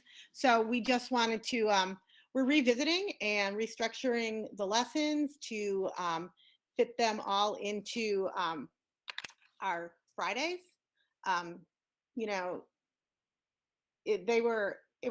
The Thursdays were done with the best intentions as to provide this time and space for students, but not everyone was on the same page with it. And we really have to make sure that we are all together on this. So we are working at restructuring some lessons, maybe combining some lessons, doing things like that, and working with Emoja. It's not Emoja anymore, it's New Route, but we are working with them because we want this to work. The SEL needs of our students are very important. I can tell you even more so this year, like 28 years in a high school, excluding my own 4 in a high school, I've seen more SEL needs than ever before. So it is very important that we make the time to address this. So does that make sense? And we'll be sending out more information. Thanks. I think we have covered principal's report very thoroughly, and student report. Thank you, Daniel. I think next month you will have some additional students. Oh, that was the other question. Are there results? I think the board will vote a week from tomorrow because it's a non-binding poll, and then the board approves it, just like the teacher votes up till now. I'm sure students and Daniel are eager to know the election results. Ellen, do you want to go ahead? I just wanted to provide a little bit of clarification around the SEL lessons. Just from a teacher standpoint, I recognize every stakeholder has a different perspective, but I think when it was requested that we have additional SEL like curriculum, my interpretation was not that we needed additional time for those lessons, recognizing that the ACT Lab time is super valuable for our students to manage their workload and also receive extra time, for example, if they need it for assessments. So I wanted to bring that up, that it's a really complex issue around the Thursday SEL lessons. I appreciate that the administrative team responded to the teacher workload survey, recognizing that not having those lessons in place would be a benefit both to teachers and to students. I just wanted to clarify a little bit of that background. Thanks, Ellen. And thank you, Dr. Plunkett, for stepping in. We will do the Friends of Jones report because we have a couple people here for it, and do the fundraising item, which is 63 altogether now. Michelle, do you want to take that away? Sure, absolutely. So Raquel had a family commitment tonight, so I am doing the report for this month. I'll have to say it's pretty short because there's not a lot that's happened. That's everyone's kind of message, but here's some of the highlights. We were able to hold the second Tea with Torres. For those that remember, that's the event where Yvette Torres delivers school updates and does Q&A in Spanish for our Spanish-speaking families. And so she was able to do that on the 18th. We are looking at continuing to how to increase attendance at those events in the coming in the next quarter. Cassie and Sarah and a group of us met with the Office of the Local School Council Relations and a lawyer from the Board of Education Law Department, and we began our mediation around some of our open questions about fundraising. I don't want to go into too much of the details because Cassie and Sarah, we haven't signed off on that we agreed to all the items, so I won't go into detail, but I will say that I think we made great progress on some of the items that we had questions on, and have found some potential new ways to be able to sell Jonesware on site again. So we're going to be looking at that. It requires some additional look at some accounting practices and allocations. So that's to come, but watch in the coming month or so. Hopefully next year we'll be able to kick off some on-site pop-up sales for Jonesware. And then we are scheduling additional mediated sessions at the beginning of the year as well. We also took away the feedback from the corporate banner solicitation. And so we will, in a few minutes, I'd love to get your input on what we submitted for you guys for input. We're going to be voting as a board on Thursday to adopt these guidelines, but as key stakeholders, we wanted to make sure to get your input on if we collected things appropriately or not. And then let's see, the other is that we've got two fundraising that we will vote on, hopefully get a vote on tonight around the online auction and the spring fundraiser. And Tracy is on deck, and I don't know if Hillary was able to join us as well. So with that, I will turn it over. Cassie, I don't know how you want to proceed. Let's, Deborah, do a question on Michelle's report. Go ahead, and then we'll. Hi, Michelle. Hi. Thank you for the update. I just wanted to ask about how many parents come to the Tea with Torres meeting that you guys are sponsoring. That's a great opportunity. We hope people are taking advantage of that. Yep. So the first one we had about 20, 25. Unfortunately, the second one we had one. So it was a one-on-one Q&A session with Mrs. Torres. So, but the good part is they spent the time brainstorming on how to do a reach out. And one of the things that they said is the mechanism that we're using through email and through social media is probably not the best way. And so to actually send things in the mail in a written format would be better. So we brainstormed, and so we've got some ideas. So I don't think it was a night not a wasted, because I think we got some good input for that group. But our hope would be that we would be around the 25 to 50 range each time. Thanks, Deborah. Let me see that comment.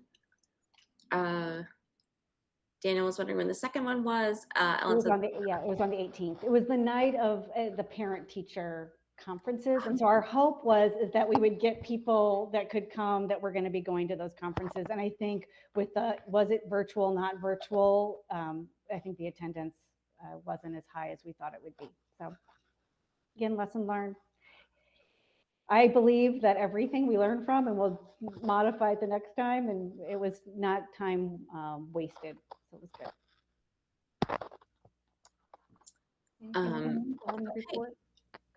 Yeah, for the fundraisers, we have 2, and yeah, you guys just describe each one, and then we'll ask questions, and then Sarah will make a motion. Oh, yeah, absolutely. You know what, the other thing I had on my little notes that I was going to report and I didn't, is that we have several grants that we're voting on Thursday. So at our next one, you guys are going to get a huge list.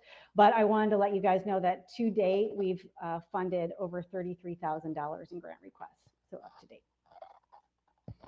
Okay, so let's go first to our fundraising. So these events get thought of together because there's a spring fundraiser and an online auction that happen close to one another. The online auction runs concurrently with the spring fundraiser. And so what I thought we would do is I have Tracy online, who has been our online auction chair for a number of years, and we were thrilled to have her sign back up. So Tracy, I'll go through quickly the high level, what we submitted, and I was proud of myself to figure out how to type this, so hopefully you guys can read it a little bit better.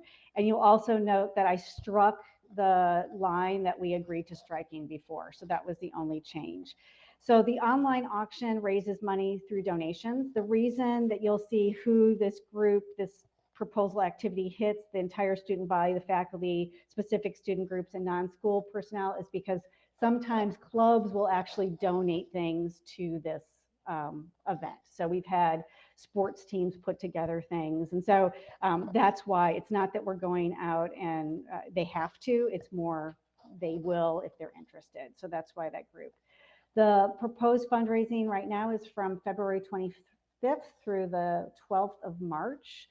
And last year, you'll see that we made about $32,000. This year, we think we'll make around 30. We're thinking that it'll be pretty consistent with what we had last year. So we get the costs that go into that is we have to pay for service that we actually solicit and collect the auction items on. So there is some overhead with that. And I'll let Tracy go into those numbers in a little bit more detail. Our request is that 0% of the revenue and profit that we get is going to go to the general fund. We would like it to go 100% to our general fund to be distributed through our grant process. So Tracy, do you want to, before they ask questions, do you want to go through the numbers, the 40-10 to how we got to the 30? If there's any more detail. Sure. Yeah, I mean, so we do have, like Michelle referred to, we do have a few expenses. We renew Bidding for Good, but because we've used it for many years, it makes our lives a lot easier because we have many of the same things we can carry over each year. And we do get quite a few of the same donations. So it makes it really easy to, basically copy the same donation, and then you just can modify it for this year. So that is one piece of it. And then, most, I'd say 90% of what we get is pure profit because it's 100% donation.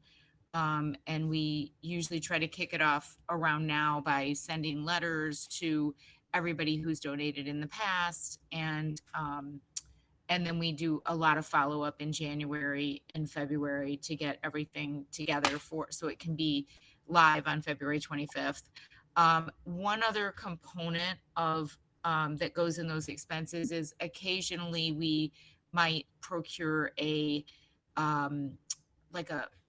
they call it a consignment item. Sometimes it's a trip or a stay at a hotel or something like that, where there's a few firms that we work with that give it to us at a pretty, I think they work with hotels that want to sell extra space, so we get a decent price for it, and then we can sell multiple, like they have kind of an unlimited supply, and so the more we sell, the better price we get. And we've had some good luck with those in the last few years. So that's the only other component, of that goes into the price. Typically. Is there any questions?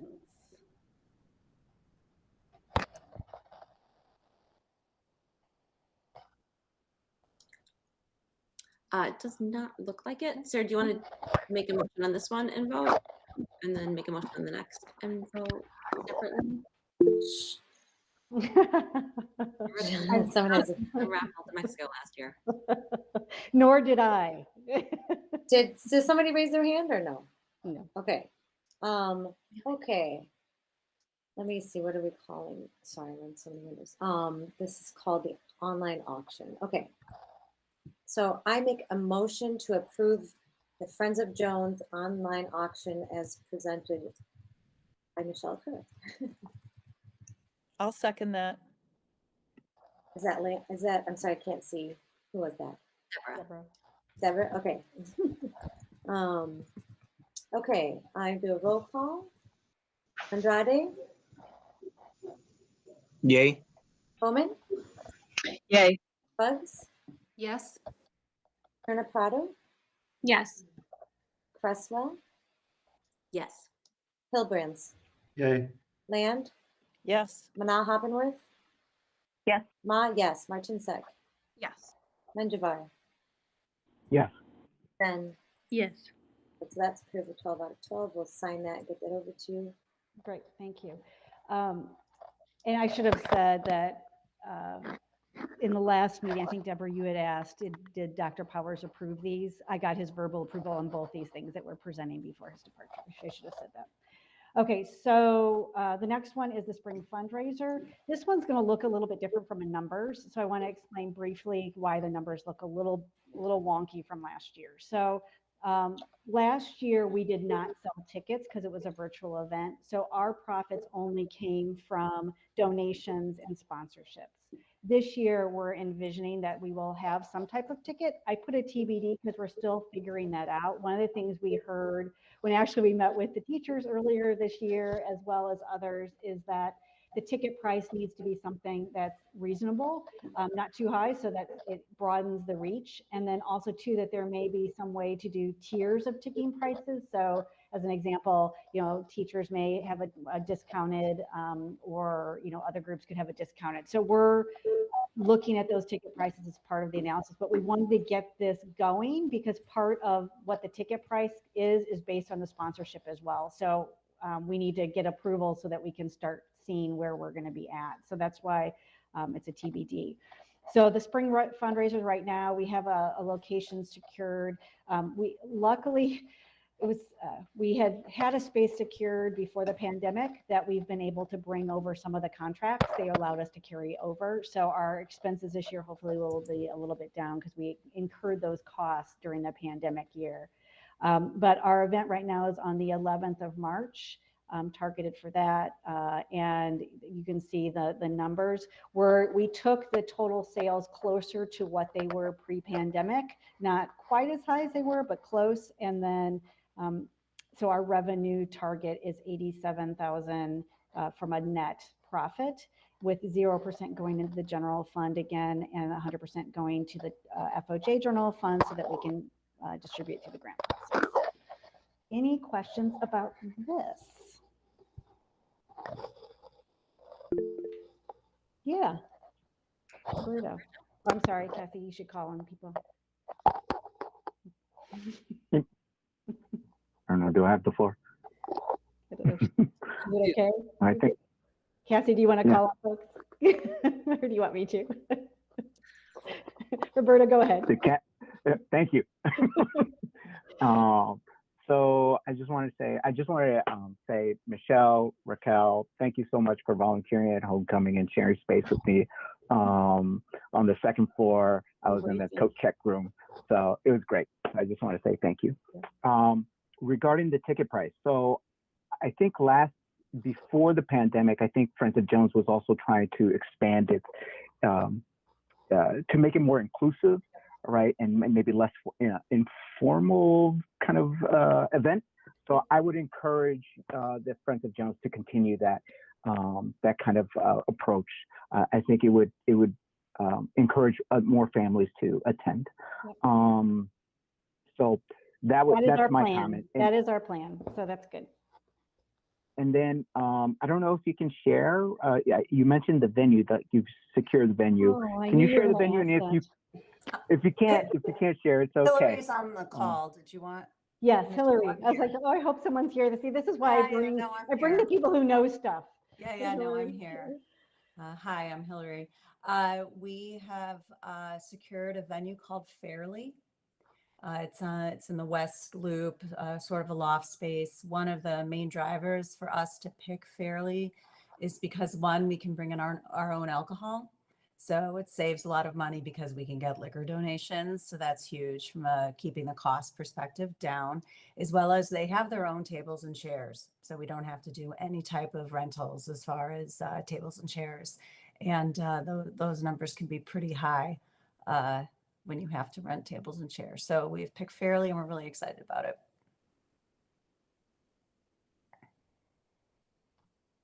Any other questions? Yeah. I think that is it for questions. Okay. Sarah, do you want to do a motion? Sure. I make a motion to approve the Friends of Jones Spring fundraiser as presented by Michelle Kerr. I'll second that. This is Deborah. Thank you. Roll call: Andrade, Yay. Bowman, Yay. Bugs, Yes. Prado, Yes. Cresswell, Yes. Hillbrands, Yay. Land, Yes. Manal Hobenworth, Yes. Ma, yay, Martinsek, Yes. Menjivar, Yes. Zen. Yes. Okay, the motion is approved. And then Cassie, how would be the best way to solicit the feedback on the guidelines for solicitation and selection for the banners? Do you just want to open it up, or do you want me just to ask for people to email stuff? I want to be respectful of your meeting time. Yeah. So if people have comments right now, I think go ahead and you can share them or questions. Okay. Michelle can answer.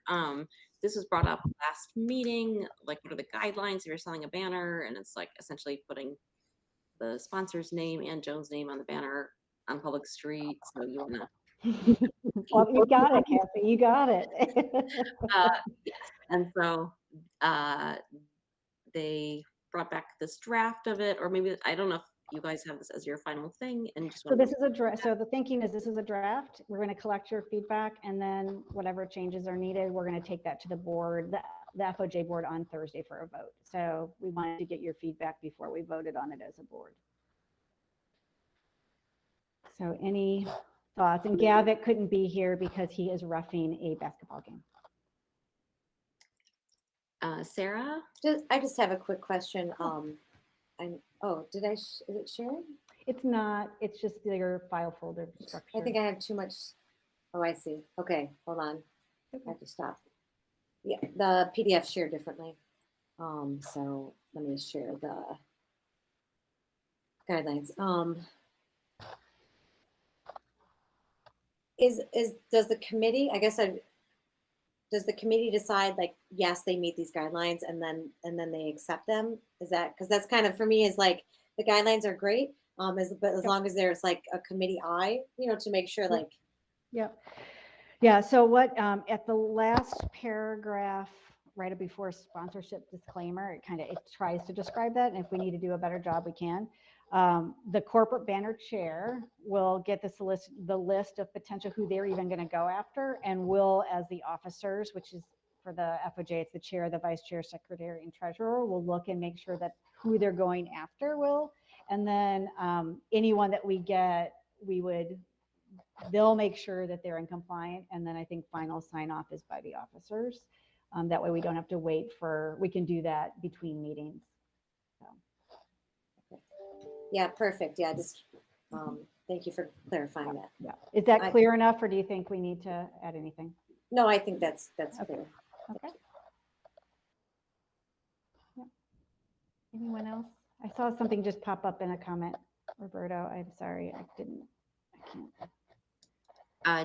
Thank you. Got it. Okay. Gavin, for putting it together. Yep. And bringing it back to share. So. Okay. Well, we're going to, like I said, we're taking this to vote on Thursday. So if, as you look at it, please, you feel free to email me. And as long as I get it before 8 a.m. on Thursday morning, we can make changes up to that time. So, okay, that's it. Thank you. Great. Thank you, guys. Okay, we will return to our previous report order, and we will go with the PPLC report. Ellen and Kim. And Ms. Park. Hi, I am Heidi Park, one of the members of the PPLC, and I'll be giving our report this month. So since the last regular LSC meeting, Ms. Bowman and Ms. Martinzek reached out to the APUSH course team to gather their insights about the course textbook in response to concerns about language and content of the current text. Last spring, APUSH teachers said that they would like to adopt a new textbook and did research to determine pricing of an alternative, more inclusive textbook. In the course of their research into other books, the APUSH course team noted that the book Fabric of a Nation appeared to be more inclusive based on a side-by-side comparison of several chapters, while also recognizing that as a survey text, it does not fully address all topics in U.S. history. The APUSH teachers are currently supplementing the pageant book with other primary and secondary sources. Although it appears that budget constraints prevented the purchase of a new textbook last year, the teachers will bring this to the table for budget discussions for this year. The PPLC met with members of the teaching staff on November 29th to discuss issues and concerns, and then met with the administration on November 30th. Of those items, some are logistical, but the central topic of both meetings was related to the culture and climate of Jones. Regarding logistical items, the PPLC requested staff-wide communication on several topics, including health and safety, streamlined dismissal procedures, and an updated document of roles and responsibilities from the administrative team. Additionally, the PPLC requested updates on items brought up at the beginning of November. Regarding the student workload survey, there were no updates about results or actions taken in response to the results. In response to the teacher workload survey, the results of which have been shared with the LSC, Dr. Powers confirmed that there will not be any more Thursday SEL lessons during ACLAB time for the rest of the school year, which was the primary support requested by teachers to help with balancing workload. The Davis Square professional development session scheduled for October 27th, which was canceled because our facilitator had an unexpected emergency, will not be made up. Instead, the content will be added to the two remaining sessions, and we are awaiting information about the racial equity audit and the staff survey. The primary topic at the staff meeting on Monday, the 29th, was issues within the climate and culture at Jones, specifically around a need to better support our teachers of color. This came up most recently 2 weeks ago in an email from African American teachers and counselors, highlighting that the anti-racist training that we have been engaged with as a school has not improved the environment, particularly for African American teachers and students. Although our colleagues have participated in these discussions earnestly and with fidelity, they reported that these conversations are perpetuating an environment where they must carry the additional stress and burden of racism. The signers of the email requested to be excused from these trainings and conversations as a result. At our staff meeting last Monday, it was also discussed that any changes to our culture need to address impacts on all teachers of color whose experiences are varied but often intersect in the harm done by systemic racism.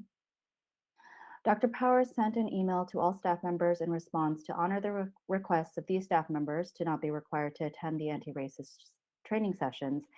He additionally stated that the administrative team is open and willing to speak with anyone to help move the Jones community forward.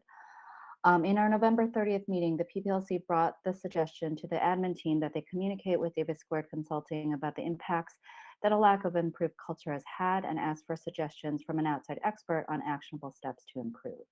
Admin said that Davis Squared would be notified prior to our December 8th session. These recent events, in combination with the statement delivered at the special LSC meeting on November 16th, illustrate the range of different realities experienced by members of the Jones teaching staff, which is a microcosm of the larger Jones community. The last few weeks have been very harmful to the staff community.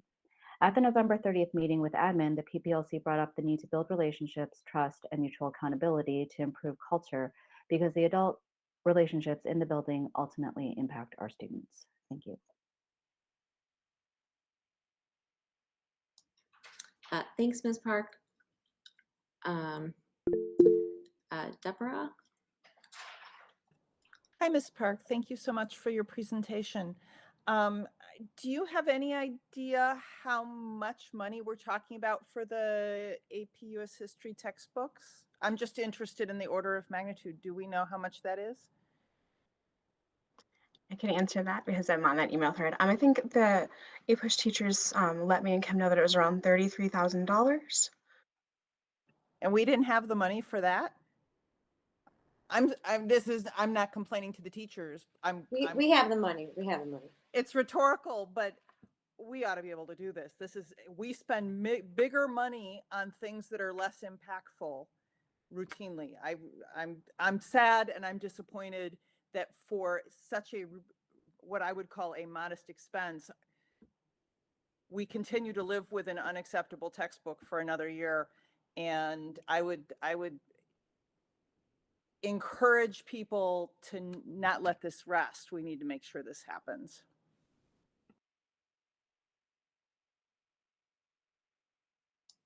Question from Daniel in the chat. When was the side-by-side comparison and calculations done? So Daniel, I believe these calculations and those comparisons were done last spring, so spring 2021. Again, this is like from an email from an APUSH teacher, so I'm not like a first-hand primary source. I also did want to clarify that at the administrative team meeting, we spoke with Dr. Powers about the textbook, and he was not aware of this conversation that had happened. So I think we're still waiting for an update because I think Mr. Mitchell is the administrator who works most closely with the social studies department. So I think that is just like a communication that we're missing.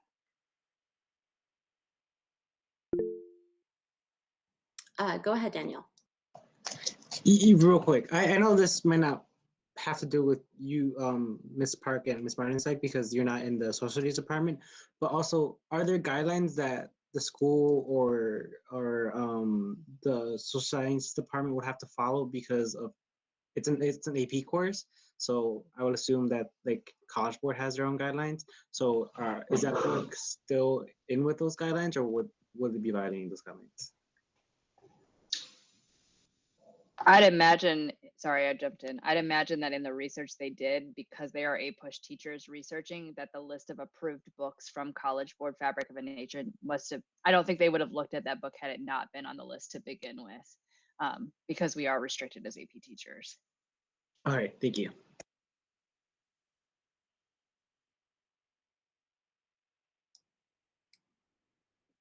Yeah, I'll just add one point of dollar figure to that.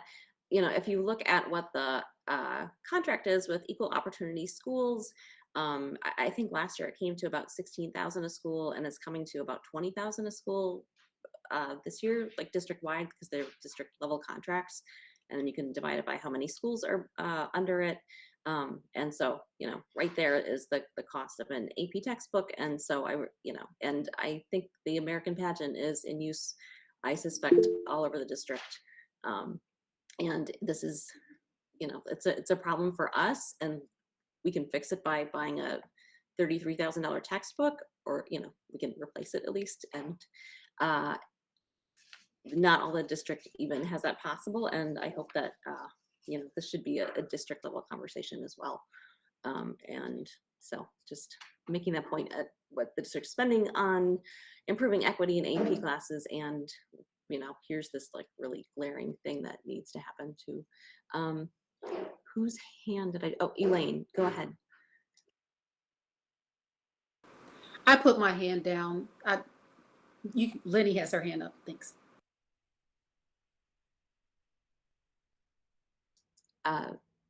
Lenny, go ahead. Or wait, was it Roberto? Someone's not on mute, and so I don't see it. But okay, go ahead.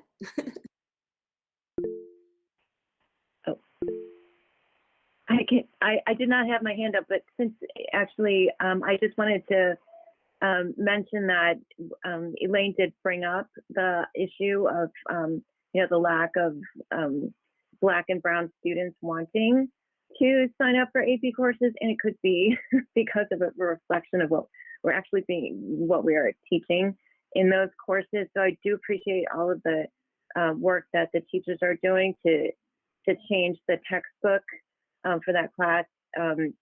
That it is an approved textbook at the national level that's on that list is very troubling, but that we could change it in our own community is hopeful, and I hope that we do make that change. I also wanted to thank Ms. Parks again for bringing up the Black Caucus group teachers who wrote the letter to the administration, and I feel like this change in textbook could just be one step in the right direction. It's systemic changes generally.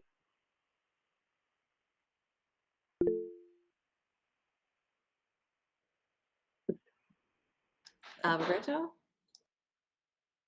Yeah, so I just want to thank Ellen and Kim for reaching out to the teachers in the social science department, social studies department. I really do appreciate you guys doing it, both of you doing that. Ms. Park, thank you so much. I wanted to ask you and the PPLC,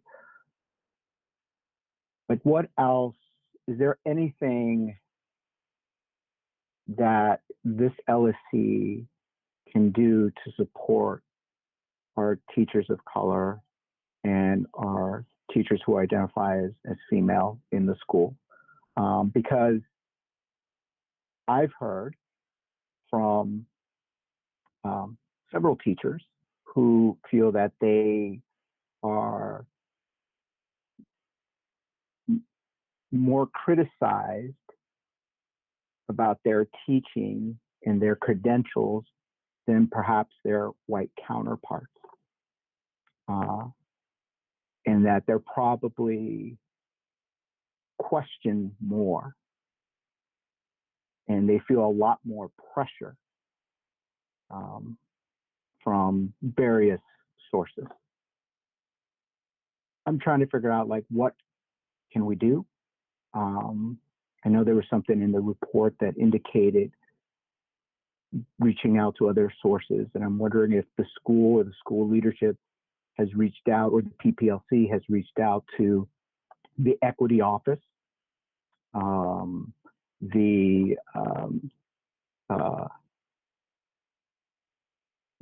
or other support services in central office. So yeah, those are my thoughts.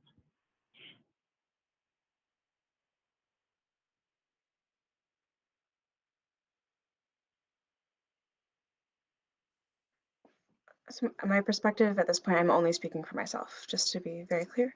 I don't know that I can really answer this question as an individual in this moment, in this space. I also think that I appreciate and respect that you are asking on behalf of the LSC, Roberto, but I think that the larger question is how does the leadership of the school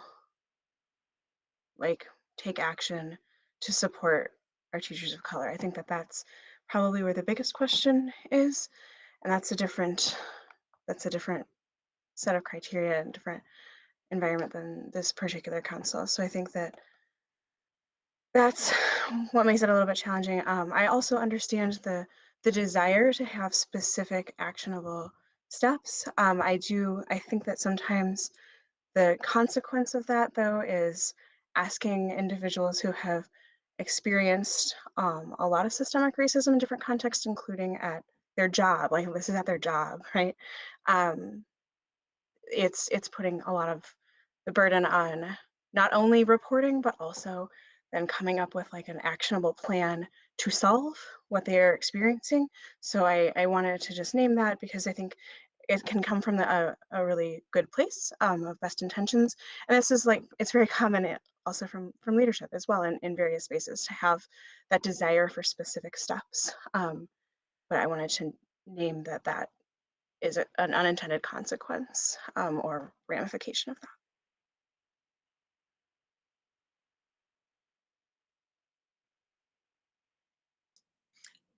Roberto, do you want to? You're good. Okay. Ms. Park. Yeah, so I can also only speak for myself, and I agree with what Ellen said. It's like really hard to answer that question, especially because I don't know how much, I guess, jurisdiction, for lack of a better word, the LSC has on like individual teachers and departments, if that makes sense, versus like the school as a whole. And so, but I just want to echo Ellen's comment about having people have to reshare their traumatic experiences because there has been a lot that has already been shared. And so the question is, what are we doing as a school to address those concerns? And I know I'm also on the instructional leadership team, and department chairs have been talking about how do we support our colleagues in these spaces as well. And so these are conversations that are happening at kind of all levels at the school. But I think, unfortunately, these are issues that have no simple and easy answers as much as we would like them to.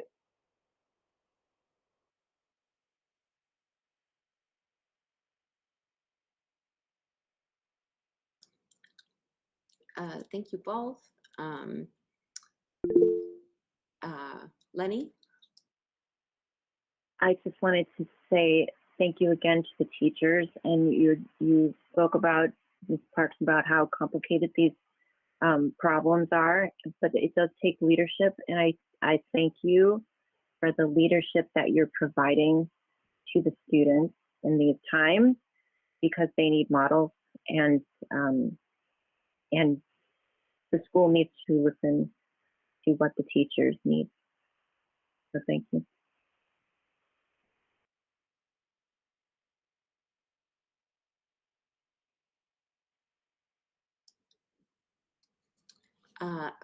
Thanks, PPLC and Ellen and Kim and Ms. Park. I think we can do the budget committee report, Sarah. And then probably for, oh, sorry, Elaine. No worries. I'm hearing and experiencing a recurrent theme amongst, and I'm just speaking from where I am and who I am, for African-American students, African-American teachers, and for myself as an African-American parent. It is a pain that persists. When I read the report, it really struck home because I'm like, oh my goodness, that's how I feel. That's how my daughter feels when they're having these conversations and she's the only African-American student in her class, and the people looking at her to speak or making insensitive conversation. That's not her burden. And my daughter's strong. So it's not about that. It's concerning because I flagged this proactively. When an email went out in September about race relations and conversations, I flagged like, hey, you might want to think about how you can have this in a safe environment so that no one's injured. And I also brought it up because there was another conversation that took place in class with my daughter. And so I took it directly to administration because that's what I do. But when there's no response, and when teachers are having the same experience, students, teachers, I'm having the experience, and then on other levels, it is very disheartening. And it sends a message, not a good one. about the lack of importance, that it's not a priority, like just what the teacher said. I'm like, yes, that's what I was trying to say. That's what my daughter is feeling. But I think the reason why I rose my hand is because I've been saying it for over a year. Every month I flag things that I hear, that I experience, that I observe. I come with solutions. But there's been no change. The impact. So it's like, you could say, we can continue to say it like the teacher said. I said it respectfully, tearfully, all of that. And it really doesn't matter. Because guess what? I'll see you all next month and we're going to have the same conversation. The students are going to say the same thing. Students now, students, you can go back a decade. That's crazy. And people are saying the same thing in all of these different groups. And even outside of the African-American experience as a teacher, a student, and a parent, community member, I'm all of those. The teachers, what they said, it is a concern. And I feel as though I'm not being heard. The students who are cried out are not being heard. That no action is taking place. That what was put, it's a checklist. It's not for impact because there is no impact data. And it's truly not a priority. And so I am just verbally stating my ouch, my pain from various perspectives. And I just applaud the teachers for the courage, all of you, to even say that. Because I've experienced that as well and lost my job. That takes a lot of courage to speak up. So thank you. The students have done it. The teachers have done it. I've tried to do it every month, but to no avail. So I just needed to say that I can remain disappointed every month.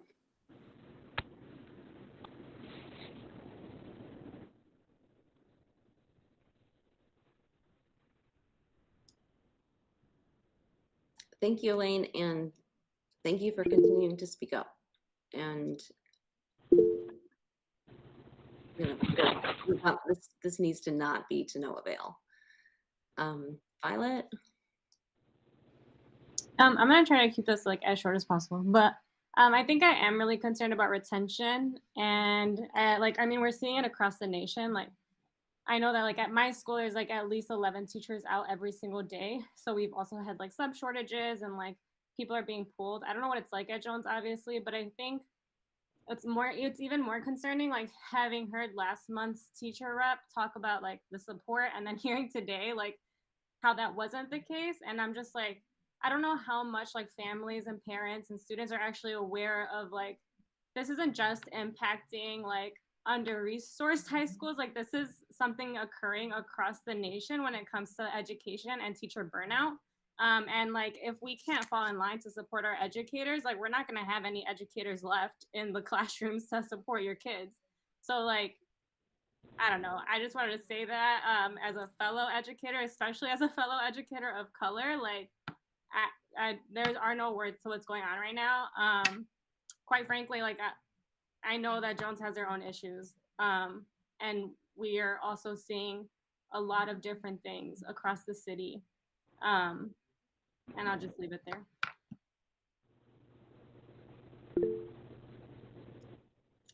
Thanks, Violet. Deborah? As we talk about what is important to us at Jones and what we're spending our money on at Jones, we're very quick to talk about SAT testing prep and other things like that. We're great about the numbers. I think we need to be as great about our care and concern for members of our community and the support for members of our community, because people are hurting, people have been harmed. It needs to be more than just check the box or lip service or let's have here's some curriculum we're going to toss out, or here's some professional development we're going to do with the teachers.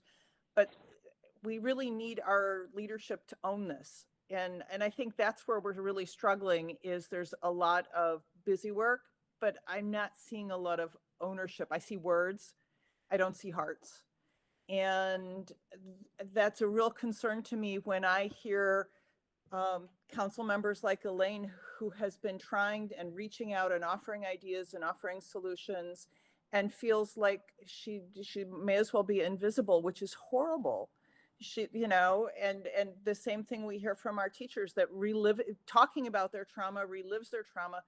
And, you know, we shouldn't have to repeat all this. We should have somehow in our leadership the courage to make this real for everybody. And if this group, if you know, if the people that our leadership have reached out to are not providing proper support and resources to make the change, then we need to keep talking about, well, what's the right thing to do? Because everything I hear from Davis Squared is that it's been a huge disappointment for a lot of people. And we spent a lot of money was spent on that. Yes, it was a grant from Friends of Jones, but it's still real money. And those choices are made to the expense of other things that could be done. And we need to make sure that we're doing smart choices with good resources, and that we're really getting the things that we need to support the members of our community. Because, you know, words are cheap. We have to live this, and we have to live this together, all of us headed in the same direction. And, you know, I hope that some of this will get carried back to the leadership. And, you know, I'm glad that Dr. Plunkett is here to listen on behalf of the leadership, but I see a lot of words. I really want to see some ownership for all of this, and I'm not seeing that right now.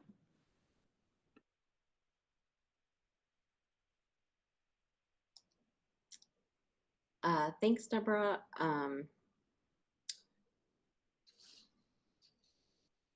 Okay. I think we can do the budget report and then have a break, and we'll do the rest of new and old business. I think as part of the budget report, if we could talk about, so Andrew Ferguson is here from Academic Approach with it. If we could do that so he can go, and then I would love to take a break for 5 minutes. Budget committee met yesterday, and Dr. Powers was able to phone in for a bit. And I think the biggest takeaway is that the academic approach, which is in the folder, the 94,000, has both virtual and in-person options. And then the other takeaway was that we got a green light to have a parent work with Ms. Troche to work on the next revision of the tech plan and to see where that goes. So that is something I'm pretty excited about. And we've talked, and just briefly, we talked about putting together facilities documents, so to strategically budget for facility spending. But other than that, I will share the budget minutes with the LSC so they can see what else we talked about. But I think if we could let Andrew, I'll pull up the check request or the proposal, and then I'll let Andrew have the floor and give us some background information about that program. Thank you, Andrew, for your patience. Thanks, Sarah. My name is Andrew Ferguson. I'm with Academic Approach. We've been in communication with Dr. Powers over the course of the last few months about a course to offer for SAT prep. The biggest thing that Dr. Powers, I can see a question about offering. Yeah, yes, we can. We can do that. We can do a lot of different things. With the schedule, it has not gone out to anyone yet to sign up. We're waiting on your approval. So it's and it's completely. I think some of the times are going to be very popular. I think some of the times are not going to be super popular, like 6:15 on Friday nights. If we could offer an alternative that would be virtual on Saturdays that might fill more seats than Friday at 6:15 p.m., that would definitely be on the table. We are, just to kind of give you a little bit of background, Academic Approach has been in Chicago for the last 20 years. We have been working with CPS schools for the last 15 years. And when Dr. Powers reached out, we discussed a few different ways in which we could kind of prepare students. I think somebody mentioned something earlier about, getting this started earlier, or at least the calendar earlier. And I think we certainly did our best to make certain we could get something that was going to be a good fit for everyone. The only tricky issue is that if we had, I think there was a want to start the class earlier, but taking a 2-week break in the middle of it is sometimes can be difficult. So this is the proposal we prepared, and there's the dates, the days and times. As of right now, so that we can get 24 hours of instruction time for each student, we're hoping to start as soon as break is over. So the first week of school, it's going to come back. This will, with the course, will involve a diagnostic exam. So it kind of gives everyone a baseline as to kind of where they're starting, and then a practice test as we get closer to the exam that's at the end of March. I really want to be here to answer any of your questions. Obviously there's a little bit different in cost per course for in-person versus virtual. And I think the in-person, there was certainly a want for as much in-person as possible, which is why we sort of pushed, the Saturday in person. But if there is a need for virtual on weekends, we could certainly discuss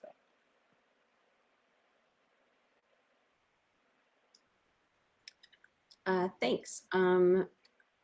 Lane had more detail in the chat that she was referring to the communicating with parents and students earlier about the options in the schedule for the year. So not necessarily just about this particular test prep course. And Sarah?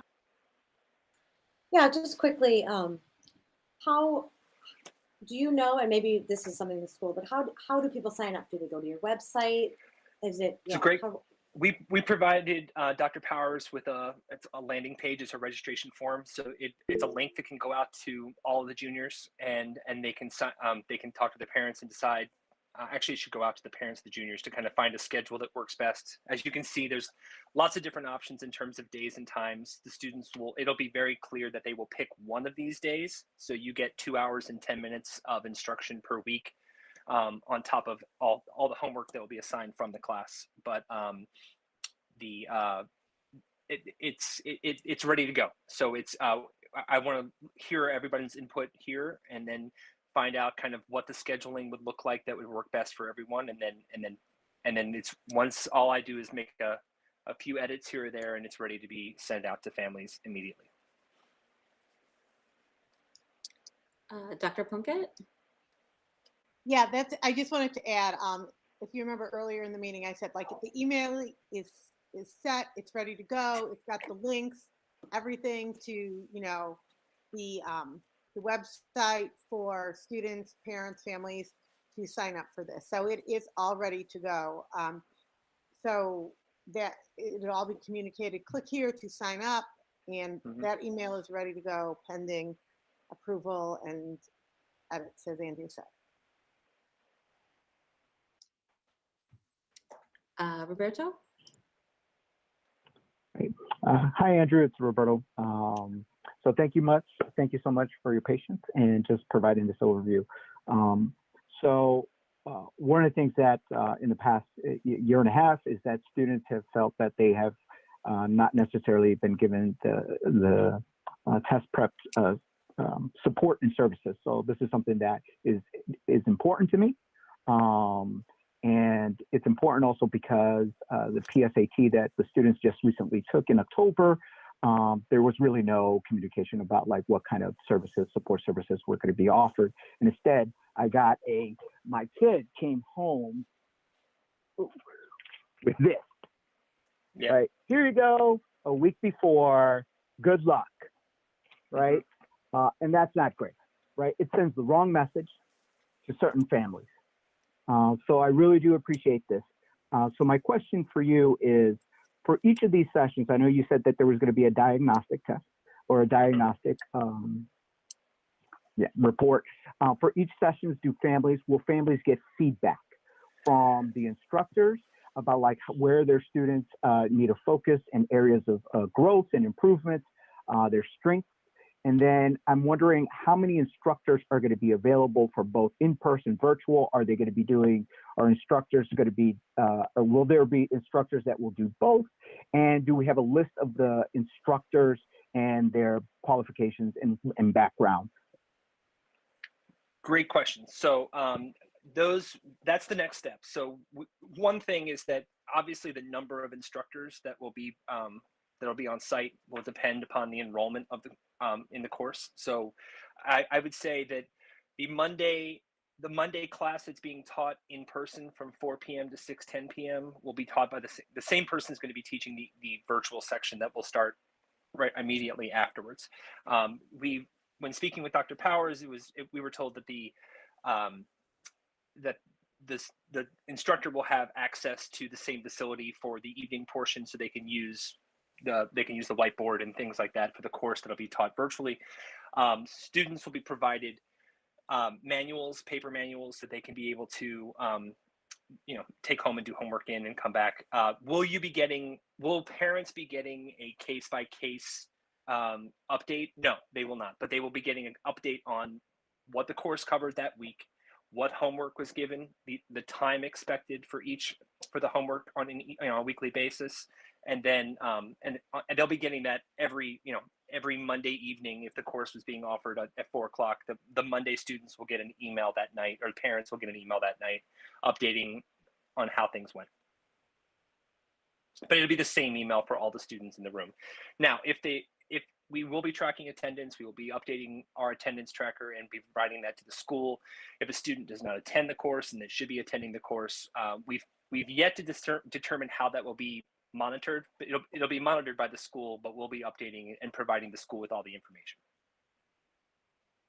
So thank you. That is incredibly helpful. So if you can provide that additional information about the instructors to this LSC, that would be great. Sharing that information, and then to Elaine's question about offering a virtual service on Saturday, because Dr. Power said that was not possible, and it made it seem like that was on your end, but you've just made it clear that you can offer virtual sessions on Saturday. So I definitely want to explore that. And my next question regarding your services, the proposed services is $94,732.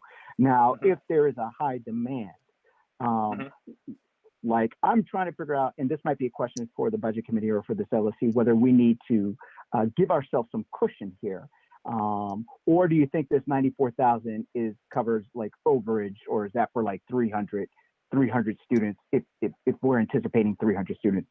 The $94,732 is with 300 in mind. What we don't want to do is put too many students in the classroom. We do not want to. We want to limit this to 25 students in the class. That's why we've offered 12 different class times, so that we have not too many.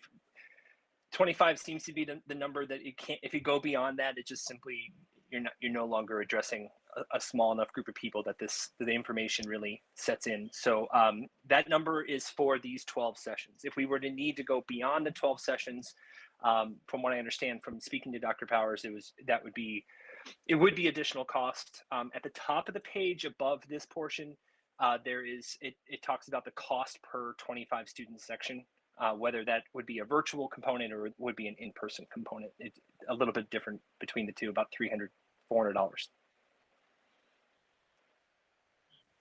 Thank you, Andrew.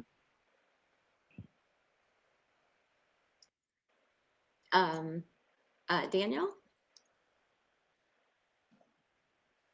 Hi, Andrew. Okay, so I took a similar course last year, my junior year, with instant review.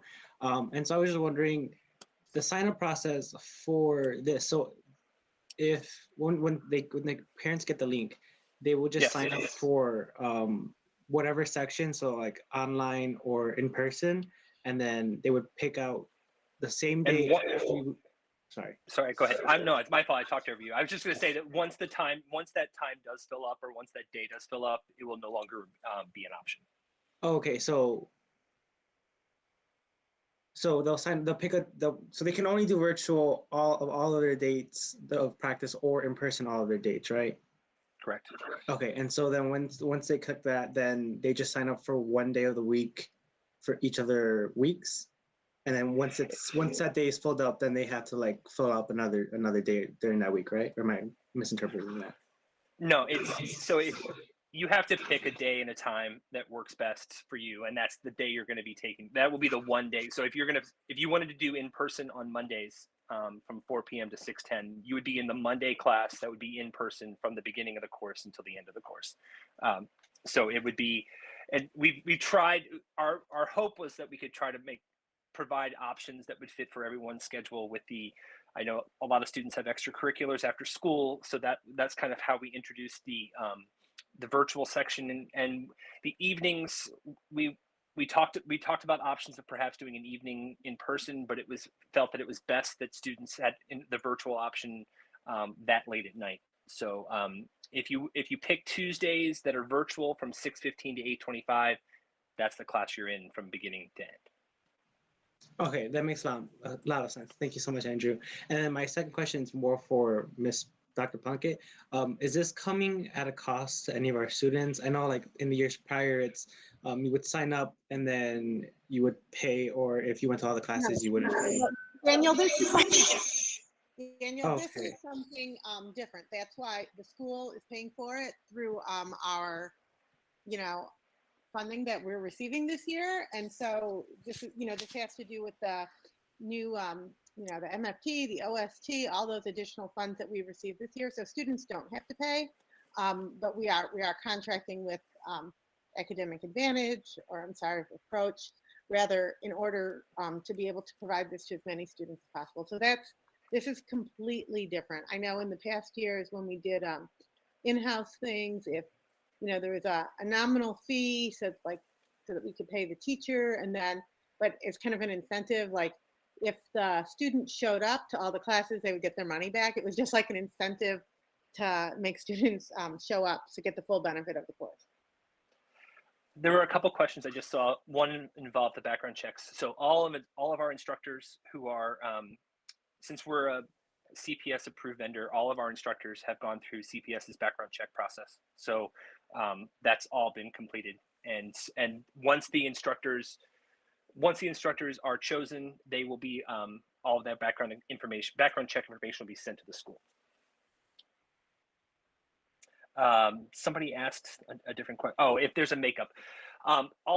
That's a really good question. So what we've decided is that all of the virtual sessions will be taped and recorded, and those recordings will be available to students and parents so that they can kind of see what material is being covered. If you miss a class, you can see the recording, and the only day that's going to be tricky, and that was the last conversation we had with Dr. Powers, was how we were going to be handling Monday classes. There are 2 Monday classes that there is no school in January, one day in January and one day in February. So we will be we're gonna have to figure out about kind of scheduling those either on a makeup date on a Tuesday, Wednesday, or a Thursday.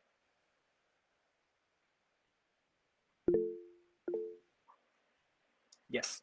My question was about the rollout. So I've just been sitting here. I dropped my pen. I saw Elaine left, so if she comes back, let me know. I'm worried kind of about the rollout and the sign up to prevent like a Hunger Games situation for Sure. signing up. And so as a school, this could be tricky, but are there high risk kids that we really want to sign up, that we want to offer them the first spots? So my first initial thing was, oh, maybe we could announce it, like, oh, the sign up, here's a link, that link will be live at December 24th at 12 p.m.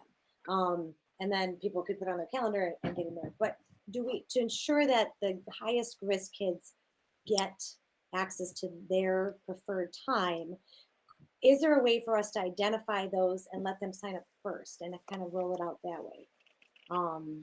It's just something I've been thinking about after homecoming. Tickets. I completely agree with you, and the Hunger Games mentality would not work well. Dr. Plunkett, I'll ask you about. I don't know how we want to roll this out to make certain, like as Sarah mentioned, to make certain it's fair for everyone and make certain those who need the help. Yeah, and I just was told that high risk is a terrible term, so I don't know what the appropriate term is, and I apologize. I did not mean to offend anyone. Yeah, I just so Daniel had a message about PSAT scores and maybe using those as a means to determine. But yeah, Daniel, yeah, so you must have been reading my mind.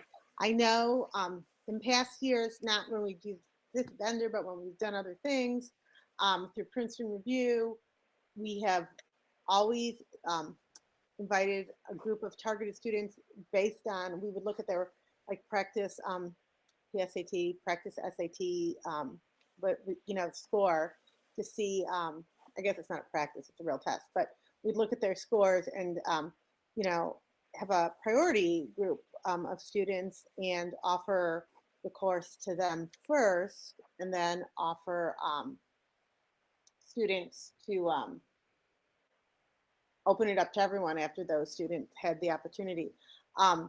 So I'm under the impression that we have 300 spots, correct, Andrew? We have 300 spots? yes, 300 And spots. I'm also under the impression that should we need more, we can open up more spots.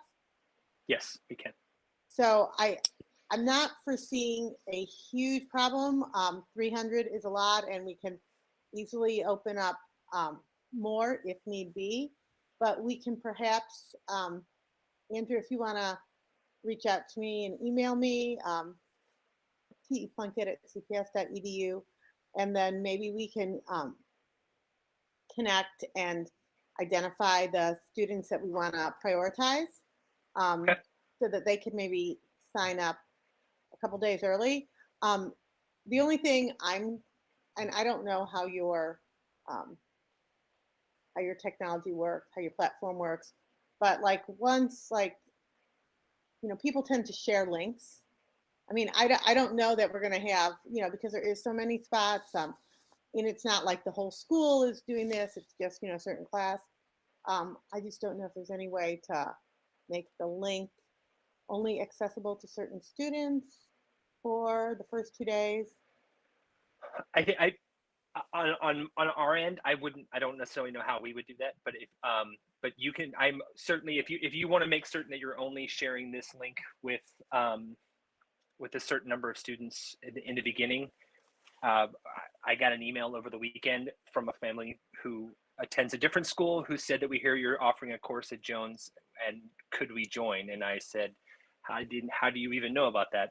We haven't even done anything. But so if we can keep a tight, you know, lid on this between and make certain it's only, the link is only allowed out there to a certain group of students, and kind of piece it together and then kind of open to the general public or the junior general public after that, I'd be more than happy. That's fine with me.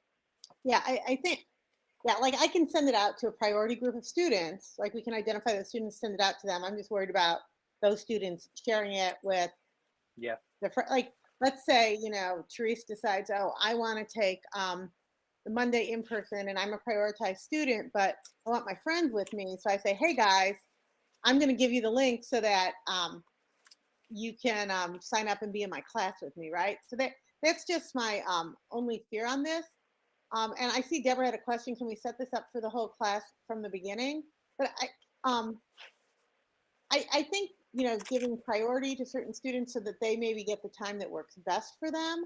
But there are lots of options here. And I'm thinking, you know, if we see, you know, after the first couple that all the spots are full, then why don't we immediately go and open up more? Go ahead, Sarah.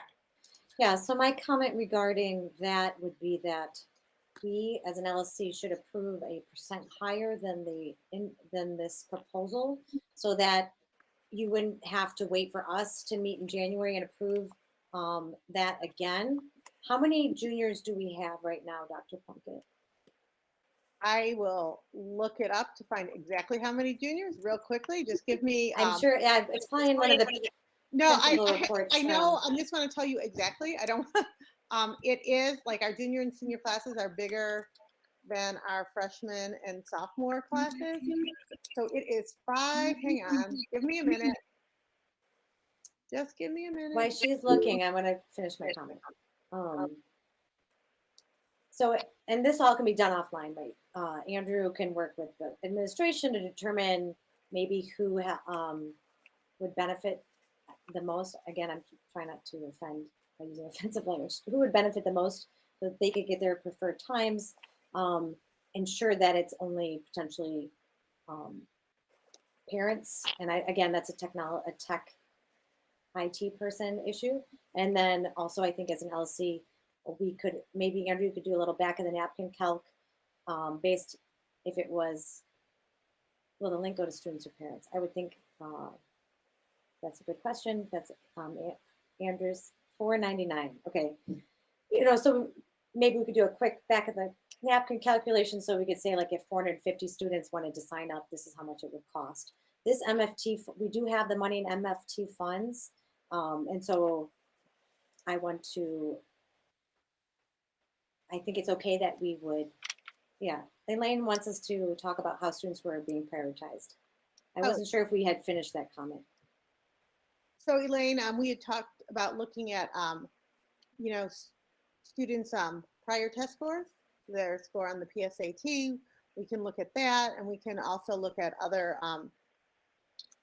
factors, look at student grades, student, past performance, on certain assessments over the last couple of years.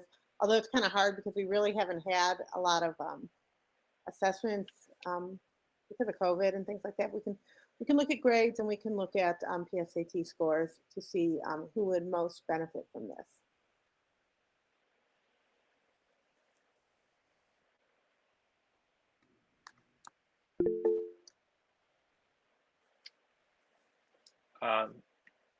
It's Elaine. Go ahead, Elaine.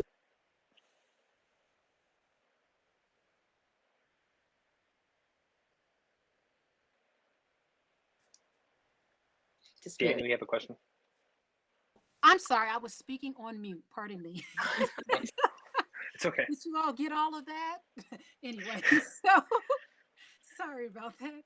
I missed a portion, my technology failed, but I was going to say, I agree with Sarah that I think we should plan for the majority of the students. That way, from a scheduling perspective, you have possible sections available.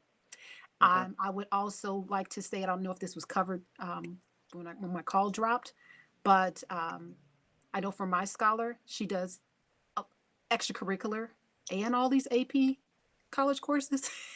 So with the homework schedule, that's why I was in favor of having more Saturday options, virtual options on Saturday as well. So if you open up, and if this is based on per 25, a set of 25 students, build out a schedule with more Saturday options and some virtual options, that would be great. Because I know for her cheer and some other schedules, things that she's doing with CPS, the weekdays just are challenging because of prior commitments. So that was the only reason why we would have to do a Saturday. So I want to keep that in mind in terms of how you're going to prioritize enrollment. We've got to get a Saturday date. And then I also want to just say thank you to Jones administration for using money for this. I think it is definitely important and a value added.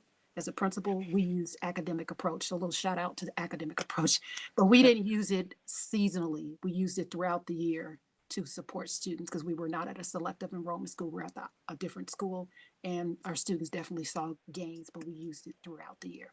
Thank you. Dr. Plunkett, I can reach out to you tomorrow and we can discuss sort of all of these details and sort of iron out a plan in terms of how we're going to be having students enroll. Yeah, we can work out a plan. My morning is pretty full. Send me an email and we can find a time to meet. Absolutely. There was another question. I want to make sure I answered anyone's questions that were. Yeah, go ahead, Daniel. Yeah, this is more for Dr. Plunkett. I think, keeping in mind, I think some parents will also seek out like third-party SAT prep because I think just that's also a thing sometimes. So I was thinking that this 300 might be okay, but I was just wondering how so the process would be between you, Andrew, and Dr. Plunkett of talking about adding another virtual day, and so we can't approve this today. Is that? Yeah, no, I think I mean I could be wrong. I might, but I think Sarah was thinking that why don't we do a quick calculation and see how much it would cost if we have to do another 100? So we approve more, and if we don't use it all, that's fine, but just that we have it approved so we don't have to wait till the next month to get it approved. I think that's a good idea, you know, just because, right? I mean, you know, just because you go to the store with $100 doesn't mean you have to spend the $100. If you find something and you only spend 50, that's great. But I think, yeah, just maybe approving a little bit more so that we're covered, so that we can open the sessions as needed. And Roberta, I don't think we necessarily have to vote on approving adding 2 Saturday sessions. I think the only thing that really needs to be approved is the spending, and we can add sessions Saturdays, we can add more Fridays, whatever, like whatever works for the students, I think, and we'll be able to see that when students start signing up. We'll be able to see what where the need is, right? Like if, for example, if the Thursday virtual sessions fill up immediately, maybe we need to add another Thursday virtual or something like that. So I think we will, that will reveal itself to us once the signups are starting. Sarah? I just wanted to talk about some chats in the YouTube. Is providing preferential support to certain students' fare and trying to keep info about registration restricted. I think and then surely every student benefits from assistance. I think I'm answering that question by saying, to Deborah's point, equity is not a democracy. Sometimes we need to uplift the people that need it most first. And secondly, by opening more slots, I think we answered his question about surely every student benefits from assistance. Yes, I agree. That's why we want to open more slots. And so again, for me, equity is not a democracy. Sometimes people need to be seen. Thank you. Ellen? I just had a question about how these time slots were identified. And it sounds like Dr. Plunkett, you kind of addressed this, that increased need for a specific time will be determined when students are beginning to enroll. But I was wondering, was there a service into families or to students? I recognize that can be unwieldy with these numbers, but I just wanted to ask how we're determining these times, because it sounds like Elaine has brought up a specific concern for her student. I'm not sure what other concerns are out there that aren't relevant for like this very small group of us. That might be Andrew. Maybe you can answer that question better because I was not in the conversation when time slots were determined. I know that for like weekdays, we know that students don't get out of school till 3:15, and we also know that students, you know, we don't want them up until, you know, midnight doing a SAT prep course. You know, we want to make sure we take care of their physical and mental well-being as well. So, but Andrew, since you were in the meeting, maybe you could speak a little more to the decisions. Yeah, the times were determined based on giving the students enough time to be able to go meet with teachers after school, so they're not rushing from the end of the day in classes to this course. It was the lengths of the classes were determined based on our need to make, you know, our standard course is 24 hours of instruction, and fitting in 24 hours of instruction between, you know, the week of January 3rd and the exam, which is at the end of March. You know, that 2-hour and 10-minute class seemed to work well. How these dates, the dates were offered based on a lot of things. One is we were trying to avoid. I think there was a Wednesday issue with, I don't understand what it was, but I was told that the Wednesdays were a problem. So we stuck to the other days of the week and just access to the building. So we didn't want to go too late into the evening in person. So we did virtual at night, and we were limited in time on Saturdays. I mean, when I talked, Dr. Plunkett and I can talk tomorrow about sort of what would best serve everyone. I understand that, you know, just the group of us on this call, we want to make sure it's well beyond that. So I can certainly, you know, we can discuss what options on weekends and what options would best serve students altogether. So, yes, I hope that answers the question.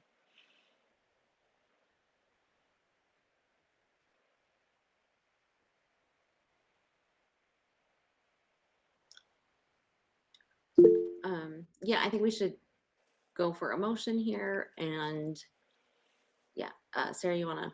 I can only do a motion if we're deciding if it's for 400 students. I think I did some quick math. That would be like 125,000. Just did cross multiply. You know, we could just say like 150,000. You know, up to 150,000. Again, that MFT money is 246,000. So there is money there. I'd rather give the administration as much flexibility as they have while we have this tight timeline. So if that's, if you want 450, let me know. Well, I could say up to 150,000. That would cover everybody, honestly, if we got to that point. See, yeah, everyone likes it. That sounds like a good motion to do. Okay. We have to spend those dollars. I think they disappear, and I haven't heard much about how we're going to use the rest of the 150. So, given that we could very well need this for, you know, if 90% of kids want to do it or 85% want to do it, let's do it now and not have an emergency on January 3rd meeting. And so, good. Yeah, Cassie, you would still have to sign like a new check request, you know, but just to put that out there. Okay, so I make a motion to approve up to $150,000 to be used for Jones College Prep High School classroom course school year 21-22 with academic approach. Second. Sounded real official. Okay. Over in second. I'm gonna do a roll call vote. Andrade. Yay. Bowman. Yay. Bugs. So Roberta wanted to add words to the motion. With additional Saturday sessions. Yeah. I hope. I hope. Could we just say weekend? Yeah, I mean, I'm hoping they could even add Sunday if that was a possibility.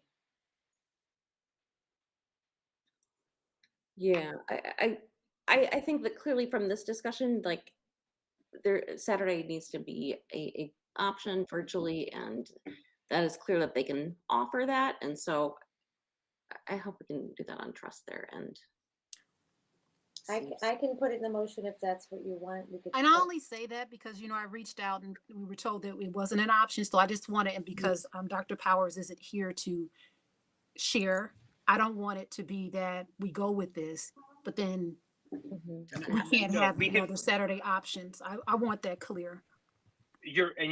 What you're making clear is you want the 1 o'clock to 3 o'clock and the 3:50 or 3:10 and the 3:15 to 5:25. You're looking for just make certain there is a virtual option provided. Additional virtual Saturday options. Yes, thank you. So if that's something separate, then you have my yes. Or how? I just want to make sure that that's done and that it doesn't come back that it's impossible to do. It's not impossible to do, but one thing that may happen is, I mean, it's such a tricky thing because of enrollment. Like if we have, would there be an issue if, for instance, that if the 1 p.m. to 3:10 p.m. was in person, but the 3:15 to 5:25 p.m. was virtual?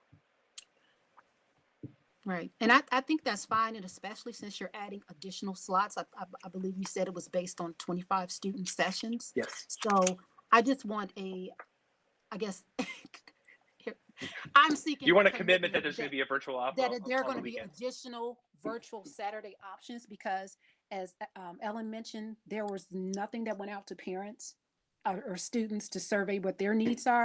And our scholars are involved in things. And so if students are on basketball or other things during the week, there could be other students who may not be able to take advantage of this because there's a limited amount of Saturday options. So that was the reason why I was putting it out there, but I don't want to hold up the vote. No. That's what I was pressing for. I can move that. It would be very easy for us. It would be the same instructors. So it would, if I can move that 3:15 to 5:25 p.m. From the in-person side to the virtual side without an issue, and provide that for option a Saturday virtual option. Not a problem. Thank you. Right, and due to the commute, even you might find out that everyone wants virtual. You know. Yeah. Yeah. I mean, I think we tried to make certain we provided as much in person, just because we thought the students would enjoy the fact that they could go directly from class into the SAT portion. But no, but it's on a good weekends schedule. having an option for virtual makes a lot of sense. Yeah, I think it's a good schedule what you all put together. I just wanted to see more Saturday options. Thank you. You bet. Okay, I think I need to kill that motion. Technically, we should do it, I'll vote no, and then we should do the motion. So then no. That motion just died. Yeah, you can say you withdraw it. I Yeah, mean, withdraw that motion. totally kosher to Okay, withdraw let's it. start over. Okay, I make a motion to approve up to $150,000 for the Jones College Prep High School classroom course school year 2021-22 with academic approach on the condition of additional Saturday virtual options as I presented. second it. This is Roberto. That was, okay, Roberto seconded. Roll call, Andrade. Yay. Bowman, Yay. Bugs, Yes. Serna Prado, Yes. Cresswell, Yes. Hillbrands, Yay. Land, Yes. Mana Hoppenworth, Yes. Ma, yay, Martin Sek, Yes. Menjivar, Yes. and Zen. Yes. Okay, it passed. Welcome to open meetings, Mr. Ferguson. Thank you, guys. I really appreciate it. We're excited. Okay, I almost ended the call, but I just need to stop sharing my screen. Thank you, Andrew. Thank you all. Thanks. Okay, Sarah, do you have a little more budget to tell us, and then we'll take a little break? No, I just need to take a break. Yes, let's meet back at 9:07.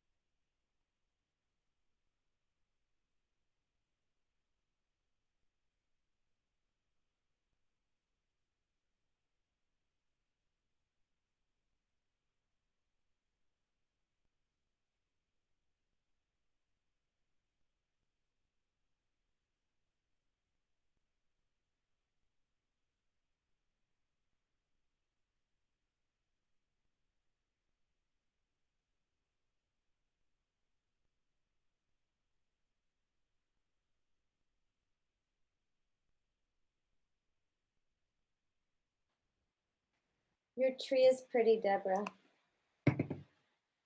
Thank you. It's nice.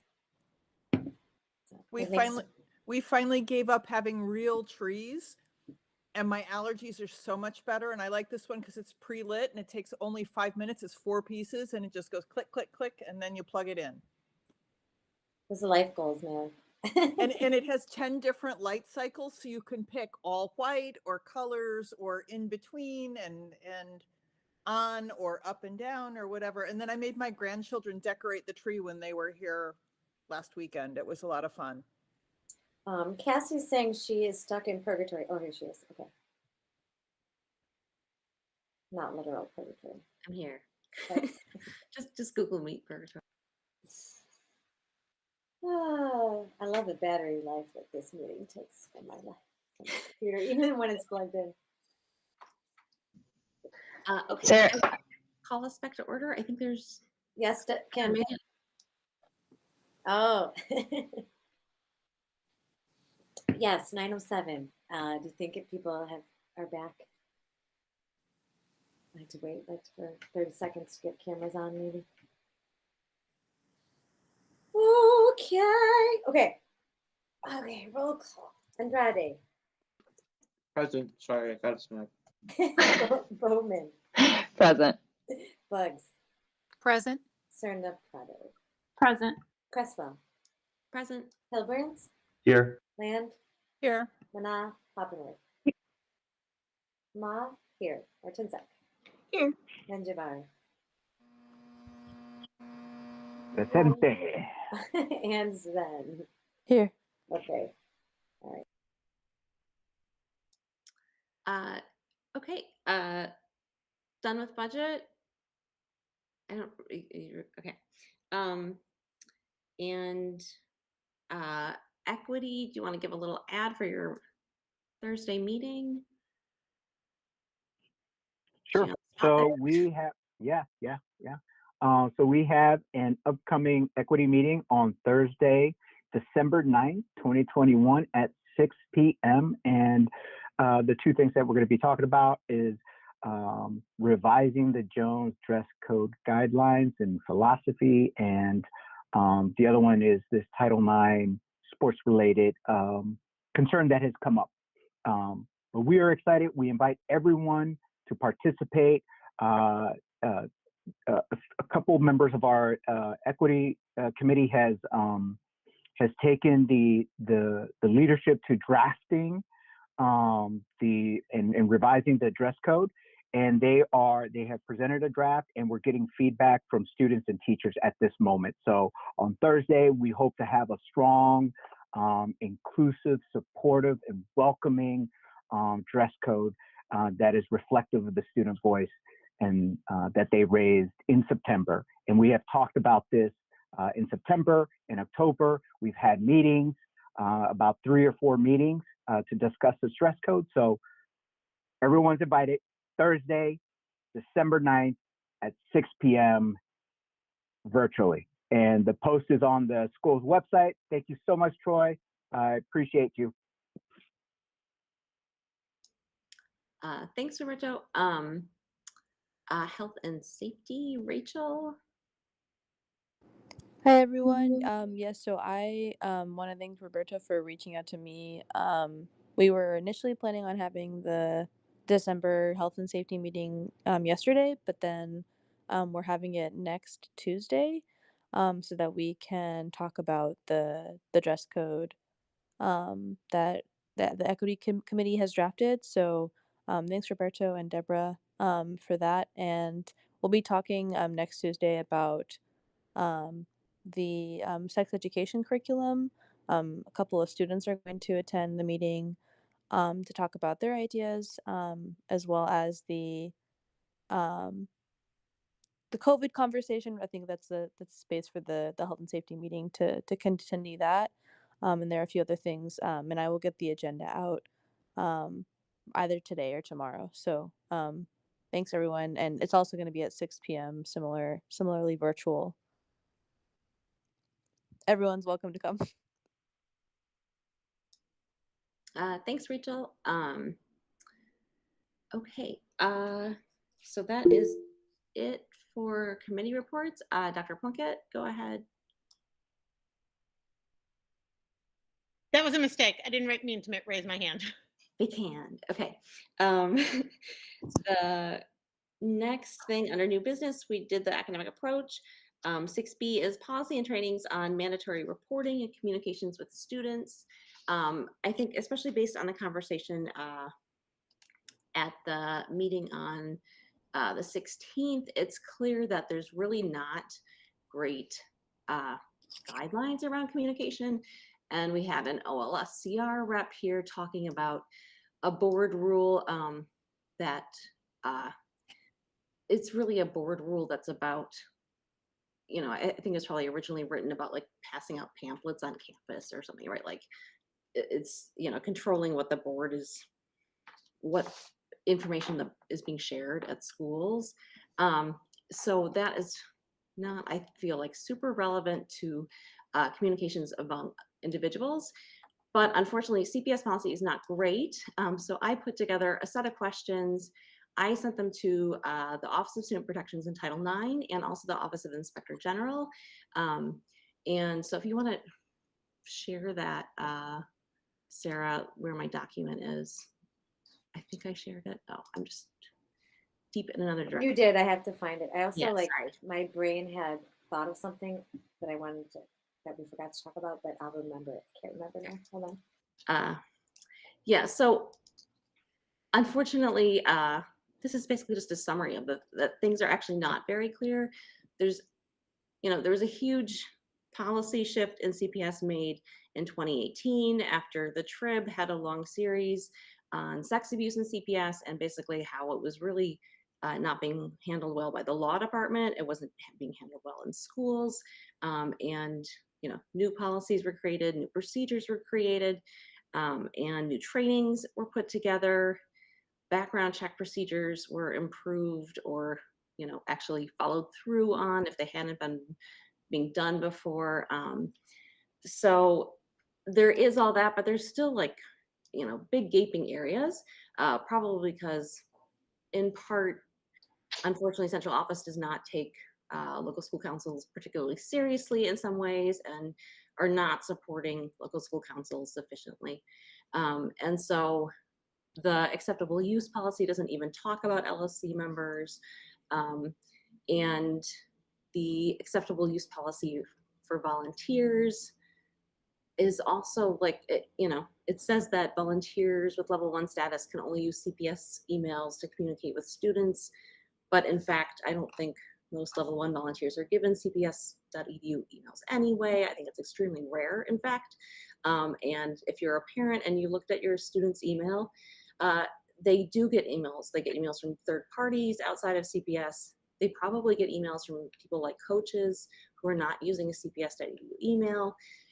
And so this is going to be a bigger and bigger problem for LSCs, especially because we already have one student member that we need to communicate with. We have student constituents who are reaching out to us, certainly in the school community that has, you know, I think become more frequent. And there will now be 3 student reps in high school LSCs, and there will actually be student reps now for any schools that have 7th and 8th graders. If the governor signs a bill, I haven't checked it recently, but that will likely happen. And so, yeah, these issues need to be dealt with. CPS in the past has not wanted to issue cps.edu emails to LSC members, and they really should provide an institutional email for LSC members. It would just make sense. And so we're essentially waiting for OSP and the IG to weigh in on these questions. We do have training set up for the parent and community members. And so hopefully that is probably going to be, I think, the end of January. It would be great if parent and community members can participate. And we hopefully will get our questions answered there. And I think it's important to share these questions with other LSC members around the city too. And I just, yeah. So, yeah, so coaches might, but I think if you're doing an extracurricular activity that is not a CPS sports activity, I don't think that the people running those get CPS EDU emails. I mean, I know they don't, but yeah. So yes. Any input people have on this, or if you have further questions that you think we should be asking, yeah, so I think there's holes where things are happening that they aren't covered. Dr. Plunkett has a question or has a comment that vendors should be getting the cps.edu emails, but yes. Sarah, do you want to go ahead? Yeah, so I got an email that said I had 25 days to complete my training. I don't know if other people got that email. And so January 31st is our preliminary date. And so I think that I'm going to have to do the separate training, and then our training will be more robust. So I should still do, I think if you haven't gotten that email, has everyone gotten that email? Yes, yeah, so I think that is just like a standard, like kind of like the generic safe schools training. And so yeah, the parents and community, you should have got that email about that. And yes, this is basically because I initiated questions with OSP and said that, you know, I found out that I was an adult covered individual by reading the policy about this. And, you know, clearly they don't tell LSC members this stuff, and they don't actually know this. And I think most volunteers actually don't know this either. And volunteers are also not given this training standardly either. So yeah, so it's like this 1 hour one that you do online by yourself. And then they have, yeah, some other training set up that we can do as well. And that would be the January 31st one. Yes. Rachel? I appreciate these questions because they're questions that I've had since I joined the council. And I have always been somewhat like wary of sending emails to individual students. And so I stopped. But I'm also in committee emails. I'm asking students to CC someone, and it just kind of is getting to the point where I don't know what obviously there isn't a best practice or even a place to refer to practices. So yeah, I just want to say I appreciate the set of questions, but I also just reading them, I'm wondering, this can't be the first time that LSC members have asked this question.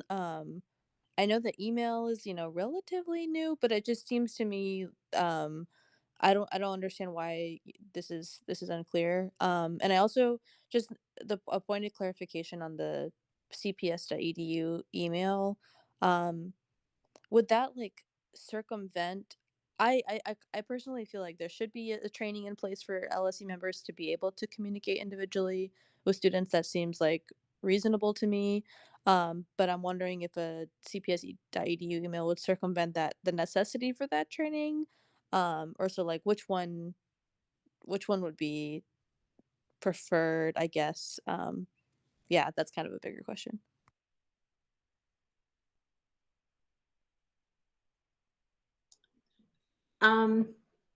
Yeah, we aren't actually required to do the safe schools one, but I'm going to go ahead and do it. And so maybe, yeah, go ahead, Dr. Plunkett.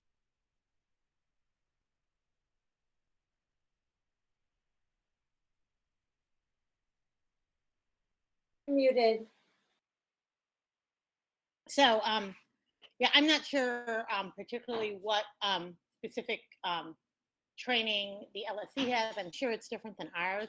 To answer Roberto's question, coaches, even if they don't work at the school, are considered miscellaneous employees by the district and are given CPS emails. And since they are coaching, they are hired to be coaches and to work with students. That is why they are able to do that and get those CPS emails.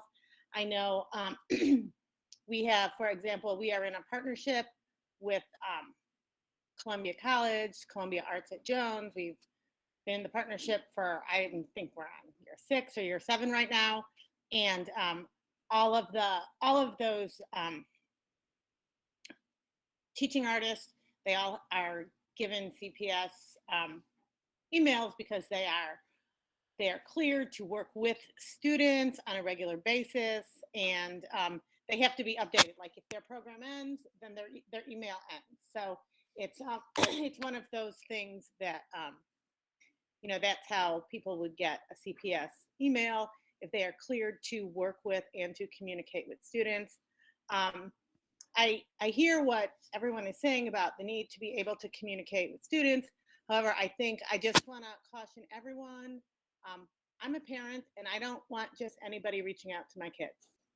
And so I just want to caution everybody that, you know, it is a slippery slope, regardless of your intent, whether it's a good intent, it's to help it, whether, you know, it's to help a student.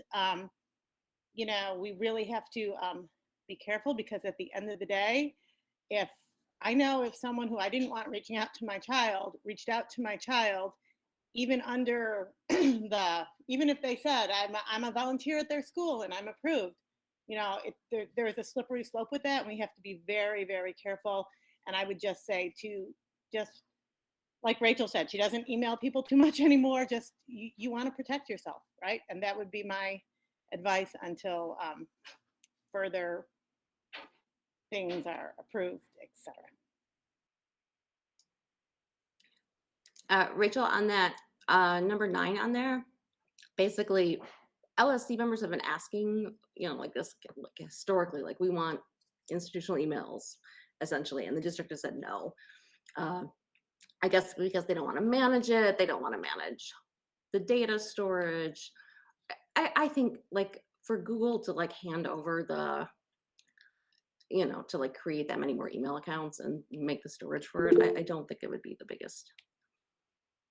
I don't think expense is really actually the top of that objection there. So that's basically for what it's worth. Go ahead, Rachel. Yeah, thank you, Cassie. I just wanted to clarify, the majority of cases with email, at least in my situation, is not me reaching out. It's actually the opposite, students reaching out to me. So that's and I feel, yeah, that's kind of why this issue is like important, because I don't want to not respond, but when students reach out or want to become involved in committees or anything like this, I have no way of being able to say, you know, this is the right move, and this, or this is not.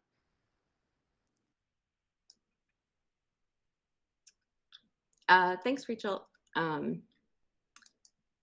Yes, unfortunately, CPS may be looking to ensure that they're protecting students and monitoring the communication, but they like left out whole categories in this process, and that legally is going to be a problem once you have elected bodies that have members that are students and members then that are adults, and really that needs to be solved.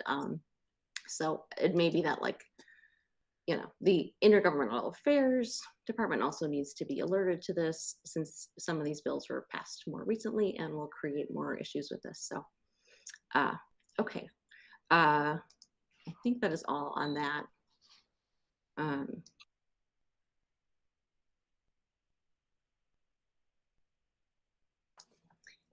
The next thing I have on here is the operations manager position. So we just touched on that earlier. So everyone knows, like, there's basically kind of like 3, actually, you know, actually more than that, levels of clerk kind of position. So there's like assistant clerks, there's senior clerks, there's business managers, and then there's operations managers. So the salary on operations managers is considerably higher than like even a senior clerk or a business manager. So it's really sort of up to your school how a lot of these financial and bookkeeping and accounting and payroll tasks are done, and who takes them, and, you know, what positions are doing them. So it's kind of on a school by school basis. So clearly this is sort of an urgent thing that someone is doing the tasks that Mr. Voigt is doing, especially if he is gone after January 28th, and it's December 7th. And so knowing how that position is going to be structured, or what the preferences are, and, you know, we're spending a lot of money on that position right now. But it does not have to be an operations manager position. And this should be something that we should, you know, really, it's a big discussion. So Sarah, go ahead. I would just add that at the committee meeting, I think Dr. Pars had already left by then, at the budget committee meeting, sorry, Mr. Voigt mentioned that there had been discussion about restructuring. So I think, you know, you had mentioned putting a list of questions together for admin. I think that's definitely one of them, so that if there any approval needs to happen or a position needs to be opened, I wasn't sure if restructuring meant 2 people would be doing that position, or if they were looking to just do a full replacement. But Jeremy had mentioned hopefully being able to train his replacement or ments. He didn't allude to it being plural. I could just see it very easily being broken into 2 people doing that job. So again, I don't want to spread rumors because I don't have any information, but I think we should put that on the list. And I hope that Dr. Powers checks his email over break. Thank you. Deborah? I would also like to we'll pass it back to the administration by way of Dr. Plunkett since she's here, and by way of Troy since he's here. I think it would be very helpful that if you're looking at hiring people, that you include Sarah in the hiring process, because this is someone that Sarah will work very closely with. And I think there's a lot of value in having a good connection there. And she has also very clear ideas about what works well in terms of getting all of this documentation done, and would encourage you to tap her to support the filling of this position.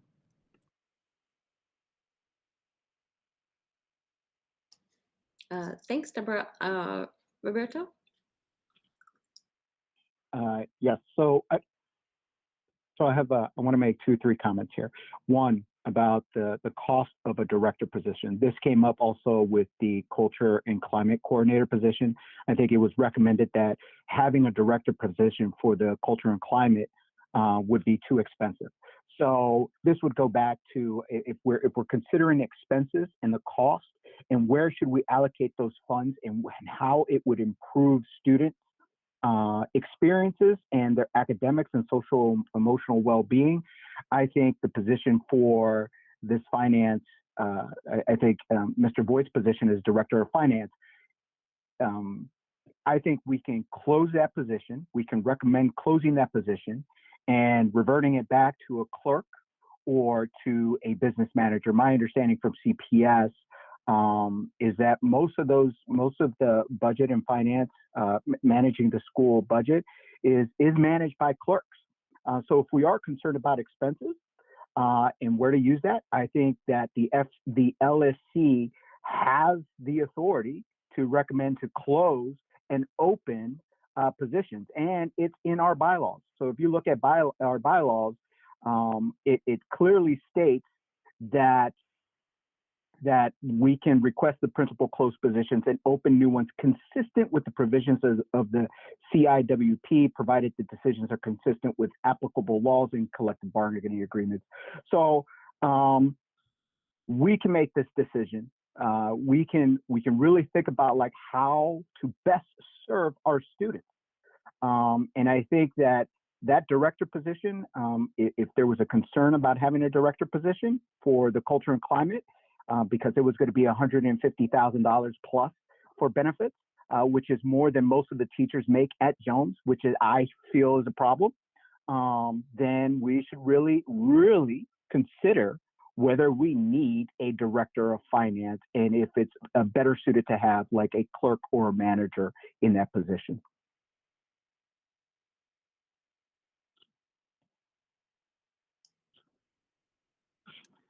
Thanks, Roberto. Yeah. So the thing is, like, if hiring is happening for this, I don't know. It's like, I don't know what's going on. I'm like, we could vote to close it right now. Yeah, But I and don't want to do that. It's not in good faith. Do you know what I mean? Like without, I don't know. I'm all over the place. I'm like, we should close it. We could reopen in January. I just don't know how that affects like the money. Well, it's an internal accounts position, but they still need to allocate that so they can have they can open a position number. And without having been able to discuss it yesterday, I could see a special meeting being called. Well, I don't know. He's not back to January 3rd. I don't know. I don't know what's going then on. there's the holidays. I mean, it's given what a basic function this is to how the school runs. It's actually kind of it's pretty worrisome, right? Like who's doing this stuff after January 28th? Like, yeah, I think it's very concerning.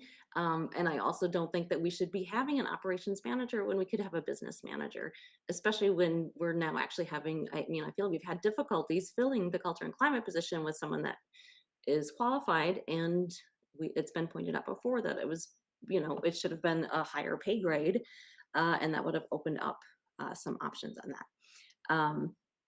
Yes, and in some places, these things are just all clerk positions. Dr. Plunkett, if you have any, I mean, this is why it's not helpful. So I don't have all the information, but I know that we are discussing different possibilities about the different tasks that Mr. Voigt does, and reorganizing all of that into like different positions, as like you say, maybe a business manager, maybe a clerk. Right now we're still talking about it to come up with a final decision. I think I don't want, and I don't want to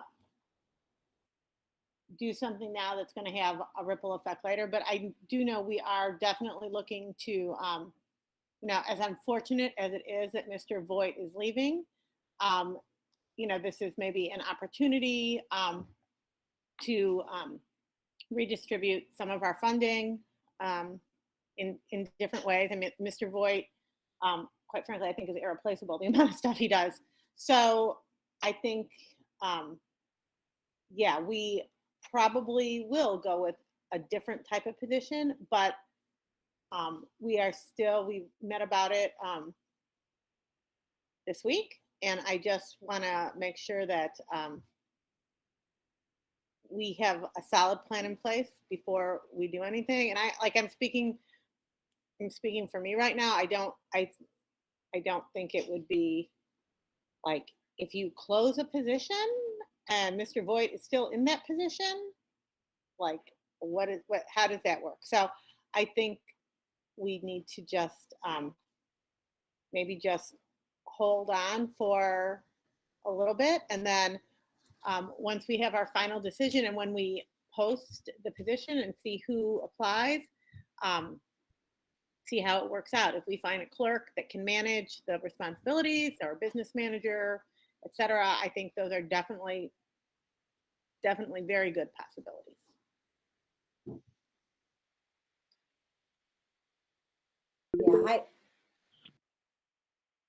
Yeah, go ahead, Sarah. No, I don't disagree with you, Dr. Plunkett. I think that it would be helpful to, I don't know if something you're able to actually post an open position before someone leaves. I would hate for him to leave before he could train his replacement or replacements. I could easily see 2 clerks doing that position. Yeah, Sarah, that's a good point, and I can tell you our hope is to have somebody ready that he can train, right? That is our hope. That is definitely our hope. We do have to post. I mean, even though the position isn't vacant, you can post anticipated positions and people can apply, and that's how it works, right? Even like, for example, if a teacher is leaving, whether they're going to retire or they're moving to California, wherever, we know that we're going to need a teacher the following year to teach whatever, we can post it as an anticipated position and start interviewing. So we are on it, and hopefully we'll get things posted in the very near future so that we can have a smooth transition when Mr. Voigt leaves us. Roberto? Yeah, so just to brainstorm here a little bit, it sounds like that the administration is looking at various options, including either hiring a clerk or changing reclassifying the position, the director of finance, to a business manager. I'm wondering if it makes sense for this LSC, just like what they did with the culture and climate coordinator position. They made it sound like it was better to go with the coordinator position instead of a director position because of cost. I'm wondering if this LSC right now could recommend that the posting for this finance position either be a clerk or a business manager, right? And the reason I'm thinking about that is because, one, we will get someone that I think will get a larger pool. I think that Mr. Voigt will be able to train that person, individual. And if it turns out like this person is just phenomenal, then at a later point, my understanding is that this LSC or Dr. Powers can close that position again and then post it for a director position if it comes up to that. So we really do have a lot of flexibility here. And I think if we start with a baseline of just reclassifying the director of finance position and making it into a clerk or a business manager, which will save the school, and then we will have that flexibility to use that money elsewhere to support the students, right? One of the things that when we were talking about the budget last year, when we were approving the budget, and there was like some anticipation that there might be some cuts, Dr. Power said the farthest cut we will make is from the classroom, right? And I think we have to really uplift our teachers and our students, and then try to figure out like what's the best way, what's the most effective way to use these funds. And I think with Mr. Voigt moving on and in this a journey for himself, I think we could recommend that the administration post for a clerk or a business manager position tonight.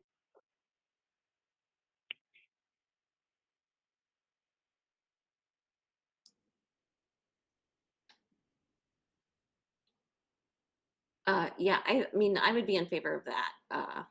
And I think that makes sense. We're actually literally the only school in CPS that has 2 operations managers. So it's a really unusual position. And that's looking, across the district, no one has 2 operations managers. So I think, frankly, I would expect central office to question if we're opening another keeping 2. It's very unusual. Dr. Plunkett? Yeah, like I said, we have already discussed reclassifying the position. We've had a lot of discussions about this since Mr. Voigt, he just gave us a notice very, very recently. So we have already discussed reclassifying this position, whether it's a business manager, whether it's a clerk, that's still kind of up in the air based on who applies. And I just want to add, I know we have 2 people classified as operations managers, but we also don't have a lot of other positions that other schools have. So it's, it's kind of, and they take on a lot of different responsibilities. I mean, like and that's all I'm going to say on that. But yeah, we definitely have already discussed not hiring another operations manager. That has been on the table since Mr. Voigt gave us his notice. So this is nothing, I mean, it's not, whether it's a business manager, whether it's a clerk, whether it's 2 clerks or a half-time clerk and a business manager, we don't know. We have to see what's going to be best for the Jones community. Yes, I think Sarah just put that in the chat. It's actually the LSC's role to vote to open and close positions, essentially as basically we also have to vote to fund them. So it's recommending in terms of the opening and closing, but the funding is binding. So I think Roberta's motion makes sense here, that, our recommendation is for this new position to be posted. It's either clerk, senior clerk, or business manager. And that's, what it will depend, what the ad looks like and presumably what the roles and responsibilities listed are, and that would make sense. Yeah, but it seems like it's kind of urgent given that it's the holidays and it's not like a super easy time to do a bunch of HR work. Yes. Roberta, do you want to finesse your motion, or is Sarah finessing it? Yeah, I've- so my I've motion would be, finessed it. Oh. yeah, excellent, Sarah. You I are the had best. already typed it, so let me see how you feel about this motion.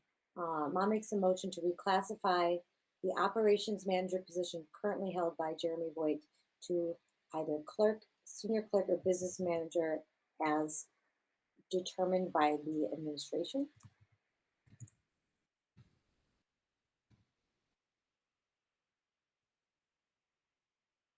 Feel like that ends in a question? How does that sound? Yeah, I mean, As long as we're clear that we're not gonna be hiring another operation manager or director position. So I said to reclassify the position currently held by Jeremy Voigt to clerk, senior clerk, or business manager status. I'll second your motion, Sarah. Yeah, and for Dr. Plunkett's worry that it was it would affect his current position, I think you can put when he vacates it, or essentially, or the replacement positions created. Motion hold by Jeremy Voigt. Okay. When vacated, or should I say replacement?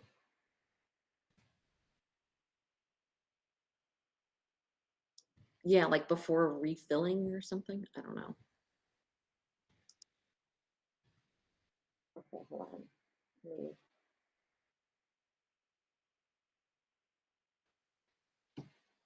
Okay, sorry.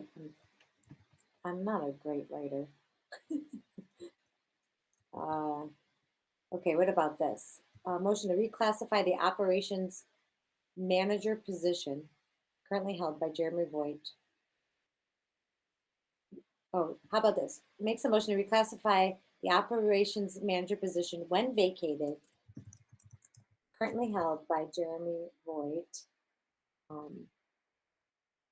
to Elaine suggests at the point of departure.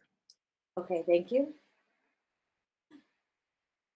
At the point, yeah, feel free to drop motions in the chat. At the point of departure, currently held by Jeremy, to be reclassified or to be, sorry, I'm having a rough,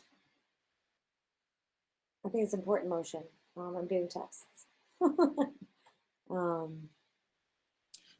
Sarah, I think your original Okay. start was fine, and when you were just adding, if you wanted to use something like at the point of departure, but what you had was pretty good. Okay. You are super. I'm sorry, I'm struggling. Okay. No. I make a motion to reclassify the operations manager position at the point of departure, currently held by Jeremy Voigt, to clerk, these are in quotes, to clerk, senior clerk, or business manager status as determined by the administration. And I'll second it again. Okay. Okay, now I'll do a roll call. Ooh, you guys are making me sweat over here. It's all my computers are heating me up. Andrade. Yay. Bowman. Yay. Bugs. Yes. Serna Prado. Yay. Cresswell. Yay. Hilbrand. Abstain. Land. Yes. Mana Hoppenworth. Yes. Ma. Yay. Martinsek. Yes. Menjivar. Yeah. Zen. Yes. Cresswell, did I do you? Yay and yay. Oh, yay and yay. Okay. Okay. That's 11 out of 12. Whew. Okay, this is exciting. Next. Do you want to do the items over 2,500? Yes, let me share these. Ugh. It's exciting. Check approvals. I'll share my screen. I just feel like I'm staring into the abyss. Okay. I feel like we don't need to do academic approach. We already did academic approach. The athletic trainer, this is our monthly fee of $2,500. That's one of them. I'm going to do the dual credit first.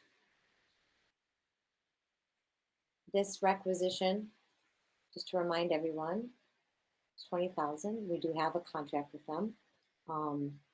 And more specifically, this is for free and reduced lunch students. Get this paid for out of our internal accounts budget. It's been budgeted.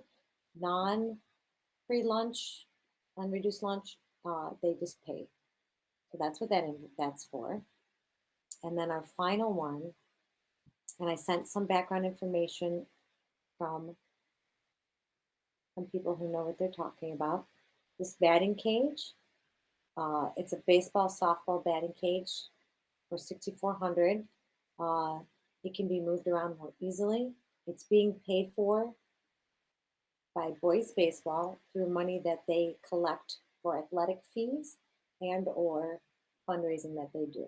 But it will be utilized by both, well, baseball and softball. I don't know logistically anything else about it, like where it will live. So I don't have those answers. Miss Land.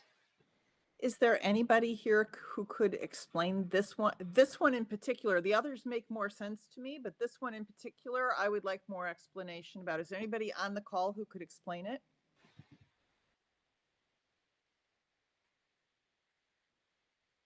Which one in particular?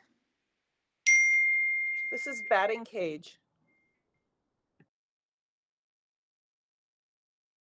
So I would guess this is for the baseball team and the girls softball teams to be able to use when they practice. I'm not a baseball or softball person, but I'm assuming this is something that all of the teams, softball or baseball, will be using for practicing. I'm not sure if I can add much more than that. Because it could also be for something they may be using in the PE classes. They may be using the baseball or softball batting cage when they go outside when the weather is nice, or in the gym. I'm not sure exactly because I don't see the rest of the thing here. So I mean, I can answer that would not be appropriate because that would be funded not through the baseball funding. So I know it's not for that, according to the email, which I so sent. I'm not, to be honest with No, you, it's fine. I don't know. To be honest with you, I really don't know. So here, I'll just read this. The request to purchase a new batting cage was made with the softball team in mind. The cage we currently have in the gym was installed 8 years ago, is large and heavy. It takes 12 students to set up the cage properly, and the softball team has not been able to use it in past years without assistance. The design of the new cage will allow all students to easily set up the cage and take it down during their practices. Additionally, we have hired 2 coaches for the softball team. The head coach for the 2022 season will be Maida Zermano, and both coaches are currently completing the onboarding process. Coach Zermino is excited for the season and believes she has 2 additional coaches that will be willing to assist her. And I guess that is a total of 4 coaches. And this is from Mike Stroke or Stroke. I don't know how he says their name. And I will let people who raised their hand talk. Kim? I was just gonna also kind of speculate, but I just imagine that we don't have a lot of like permanent fields for us to use, and if it's raining, then practice like for baseball and softball wouldn't be able to happen unless we can do it indoors. The batting cage allows for training, allows for batting practice indoors when they can't go outside, so that's just going to be I think something that they would need. Plus, we don't have like dedicated fields all the time. And if Grant Park is being used, then they're out of a field to practice on. So this will allow them to have additional space to do the type of training in the sports that they need. Roberta, it's not that the softball team hasn't been able to use it. They just can't use it without having, they can't set it up without having help to set it up because it is such a big clunky machine. But that's the biggest thing. And then that's kind of speculation. I only do the conditioning. I don't do a lot with the actual sport.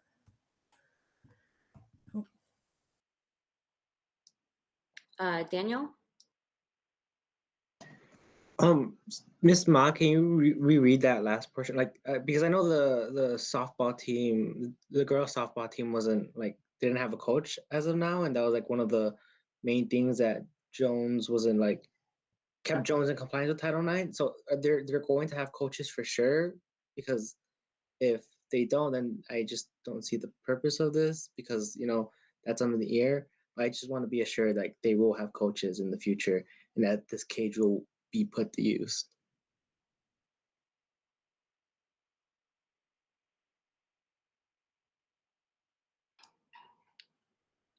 I can take that. Yeah, Daniel, it says that 2 coaches have been officially hired for the softball team, and the head coach thinks she also has 2 additional coaches that will be able to assist this season. And those 2 that have been hired are completing the onboarding process. Okay, thank you. Dr. Plunkett?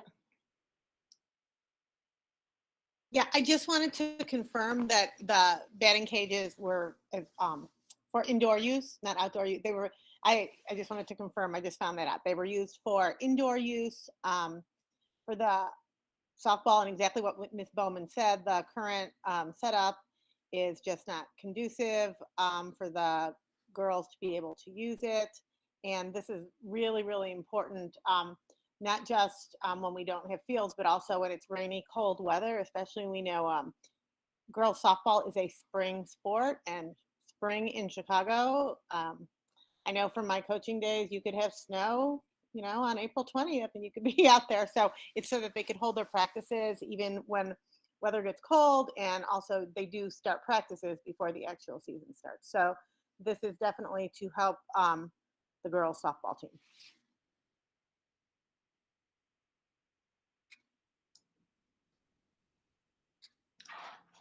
Deborah? Yeah,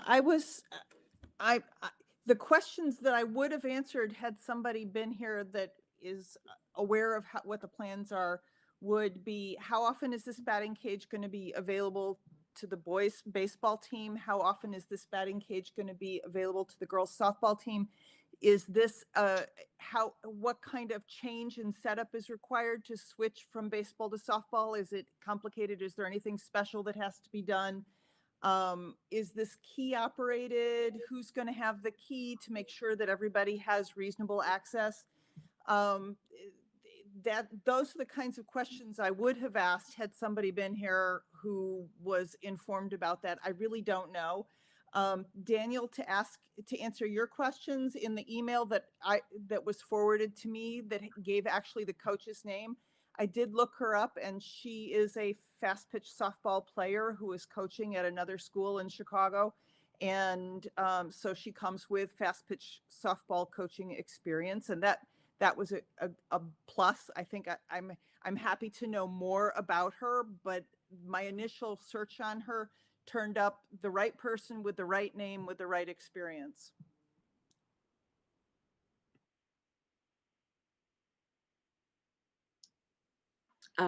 Roberto? So so Kim, thank you so much for providing some context about the softball team not being able to use because it's clunky.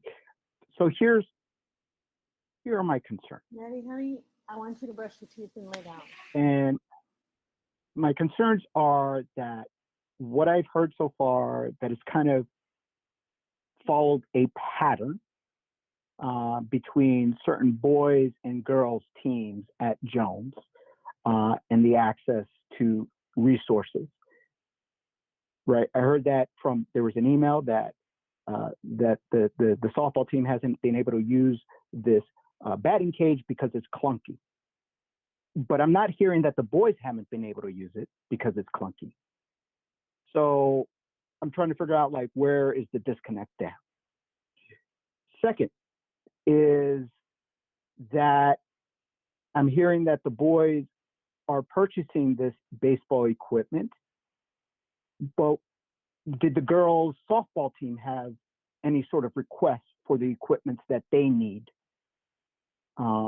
And whether they had any input on, like, does this batting cage fit them, fit their sport, right? Because they have a different, the softball, the balls that they use are different. The dimensions of between the pitching mechanics different. Everything else is pretty much the same as far as like the rules of the game. So I'm trying to understand that. And I'm trying to understand that, you know, it sounded like, you know, because it's a winter sport and the boys have been able to use this clunky batting cage, it sounds to me that the girls haven't had that similar opportunity or equitable opportunities to those resources and equipment. And the reason I bring this up is because the girls, at least one or two players from the softball team, reached out to this LSC saying that they didn't have any coaches, but the boys team had about 5 coaches. The girl, a couple of one or two of the players wanted to do off-season training and have access to the weight room, is my understanding. And they went and asked to participate in that off-season training because they didn't have a coach, but there was someone there that was working out with the boys, and they were flat out denied. And that's a problem. That's a problem, right? And then this player and her family over the summer had reached out to Dr. Powers, my understanding, at least Dr. Powers, about, hey, we want to be able to provide, we want to be able to, we're really interested in a softball. We're interested in the freshman team, JV team, varsity team. And it seemed like there was a lack of response. And then we came to this point where the girls didn't have a coach. They were scrambling to have off-season workouts so they can be competitive during the season. And yet they were denied. Every step of the way, they have been denied access. It seems that that's the way it's been. And I'm not sure if anyone's talked to the girls team about what other equipment they need, what other resources they need.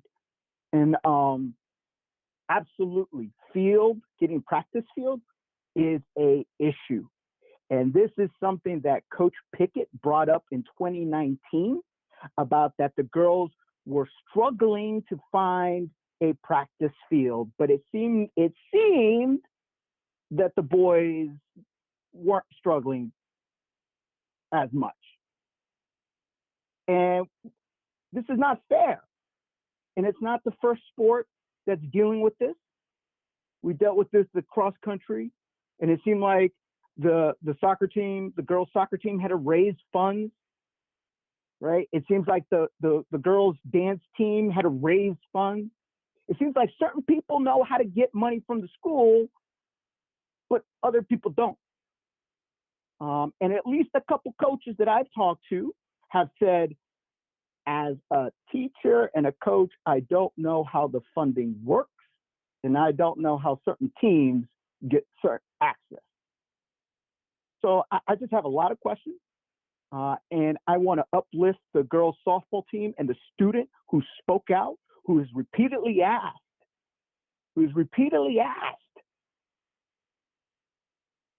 the school to support their team, right? And that is something we need to address. And I think that is something that that's something that Equity Committee is going to be talking about in depth, but it's just frustrating, right? I don't know how often the boys are going to use that batting cage. I don't know how often the girls are going to use that batting cage, right? I just don't know those information. And I don't know if the girls have been given access to the weight room. I hear the boys are in the weight room 3 days out of the week. And I'm not trying to take away anything from the boys. What I am trying to do is make sure that the girls have equitable access to the training so that they can be competitive, so that they can have a wonderful experience, a wonderful season. And I'm not trying to take away from one group. I'm just trying to make sure that the groups that have been consistently ignored, that they are being addressed, and that we are uplifting them, and that we're giving them the same support as the boys, and vice versa. Thanks, Roberto. And I think to add to that list, to make sure that we're in compliance with a 50-year-old law, the Title IX law. Kim, and also I want to mention that in the chat, Deborah asked if we could hold this one for next month. I think that might be the best solution. It looks like the quote was from July, and there is an existing batting cage, and I think that makes more sense. And I would be in favor of doing the motion on the others. Kim, do you want to go ahead? Yeah, I just had a point of clarification for Sarah. Was this, so the approval for this, they were going to use their fundraising like they were going to fundraise for this batting cage. It wasn't coming out, or was it from their fees? It was from their fees, right? Well, it's from, let me pull up the request specifically because Jeremy puts the, where'd it go? And then while you're looking at Roberto, I do the boys baseball Monday. I'm like the substitute Monday, Wednesday. If you can put me in touch with that girl, she is more than welcome to join our workouts. I don't plan anything. I just babysit them, but they are more than welcome to. They just haven't reached out to me. They might have reached out to the other OST teachers because I'm not really one of them. I'm just kind of on the side up there. But if you could just send me an email with her name, I'll reach out to her and make sure that they get access to that weight room Mondays and Wednesdays as well. So just for clarification, this is coming out of the baseball account 24121, which I believe is from their fees. But also when they fundraise, I would have to look to see if they do their own personal fundraise, if that money gets moved into that line item, which I think it might. And so it's their money. And the questions we have are, do we need two? One for baseball, one for softball, maybe? You know, like if we're talking about equity, and then what does the softball budget look like? So I think they probably were hoping to share and kind of an olive branch in that way, because it says that right on the request. But I think it can absolutely wait. It's a 2 to 4 week lead time. Even if we ordered it in January, they should get it by mid-February. I'm sure they'd love to have it as soon as possible because the one they have right now is so clunky. So I'm willing to make a motion for the 2 that we can approve, if people are up for that. Okay, I make a motion to approve $2,500 to ATI and $20,345 to Loyola University. Second? I'll second it. Okay. And then I have, let me do a roll call for this, then I have to correct something from earlier. Andrade? Yay. Bowman? Yay. Bugs? Yes. Serna Prado? Yes. Cresswell? Yes. Hillbrands? Yay. Land? Yes. Mana Hoppenworth? Yes. Ma? Yes. Martinsek? Yes. Menjivar? Yes. Zen? Yes. That's 12 out of 12. And then I need to redact Daniel's vote from the motion about the operations position. My mistake when I called the roll call, high school student members cannot vote on matters of personnel positions. So I'm going to redact that vote, retract it, or whatever you want to call it. And just a point of clarification for the YouTube chat, that is a recommendation to close the operations manager position and reclassify it Thank you. Roberto? Oh, is that an old hand? Ellen? I just wanted to answer Elaine's question in the chat about athletic fees, because I remember we looked at the fee schedule earlier this year, so I just pulled it up. It looks like it's $175 for a varsity or JV team, and then $115 for freshman sports teams, and that's all the detail that's provided. So it seems like it's across the board, regardless of sport, at those levels specifically.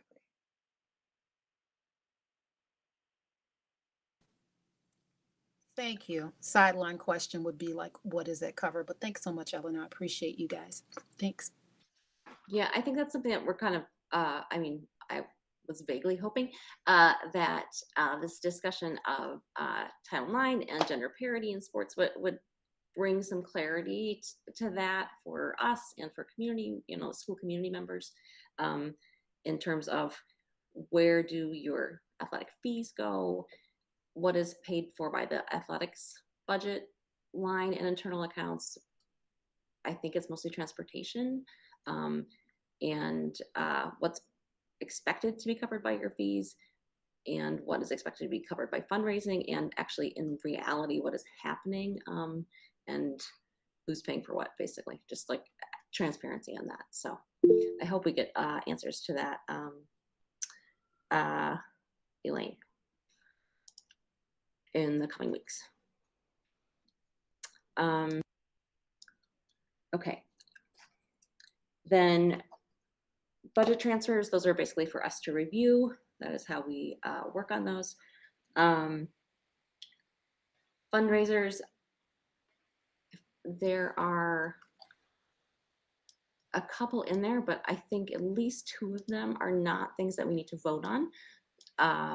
And we probably need to make clearer, because I'm still getting questions, in fact, from students, and I think they're directed to me by administration, that if it's basically, it's like if it's students at school selling to other students, that is something the principal needs to approve, and you need to do the same papers that you do for something LSC needs to approve, but it doesn't actually have to come to the LSC. So unless a student group is doing something really big, like you're actually outlaying more than $2,500 to some single vendor in order to do your fundraiser, which I think is pretty rare. And then it's, or you're working with an external organization. We have the Spanish Honor Society one tonight. Otherwise, it's those kind of like students at school ones are not something that we need to vote on. It's helpful, I think, for us to see it, because then we know like who's raising money and who is getting money through grants and who has money in their, wherever it comes from. So I think for transparency, it's helpful, but those are not things, it shouldn't be constraining the planning of those kinds of events.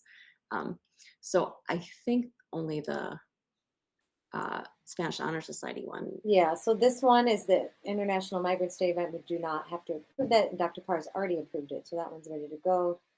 Same with this Candy Cane Graham, that's all internal. So this is the, it's the wrap, semi-virtual.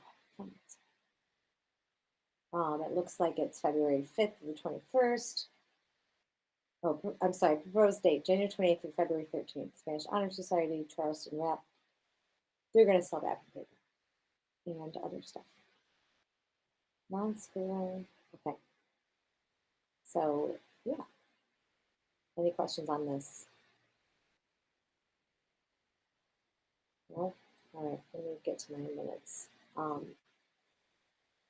I'll make a motion to approve the Spanish Honor Society fundraiser with Charleston Wrap. I can second Bowman. Okay. Bowman second. Okay, roll call. Andrade, Yay. Bowman, Yay. Bugs, Yes. Serena Prado, Yes. Creswell, Yes. Hillbrands, Yay. Land, Yes. Mana Hoppenworth, Yes. Ma, yes, Martin Sek, Yes. and Duval, Yes. Zen. Yes. So that's approved. That's it. I guess if Troy can, I don't know, you can let Ms. Jeremy know when we send over the approved one, that the other ones don't need our approval.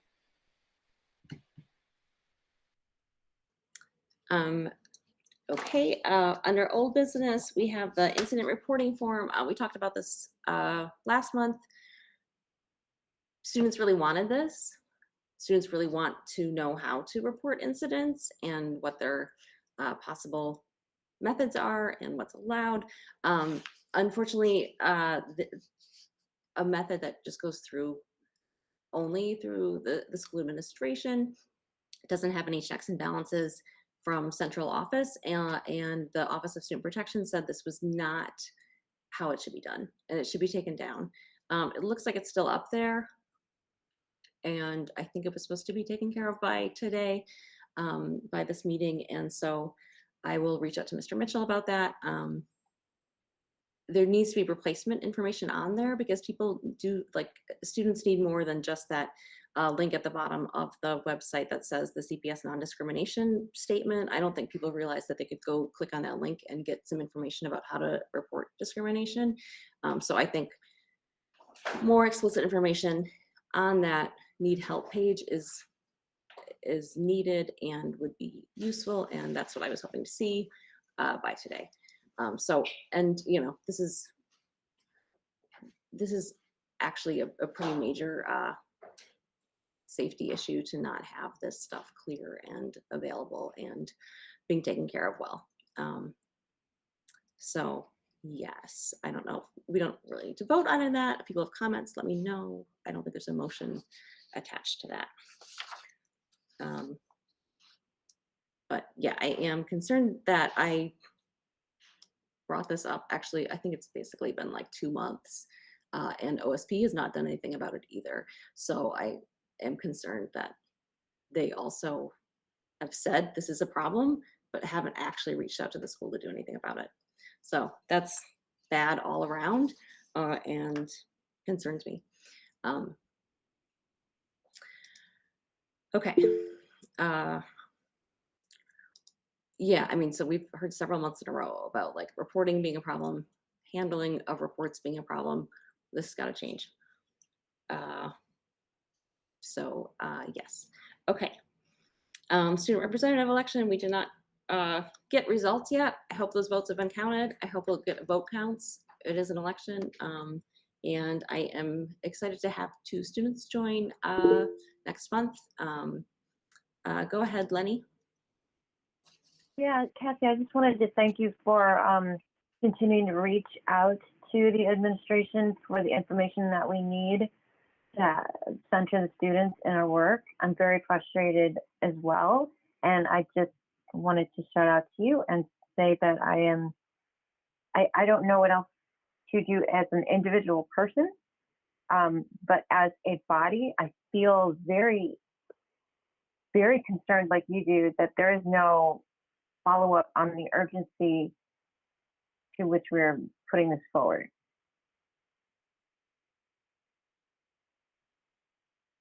This is a major, major oversight, and when we talk about accountability, to point a student to a website link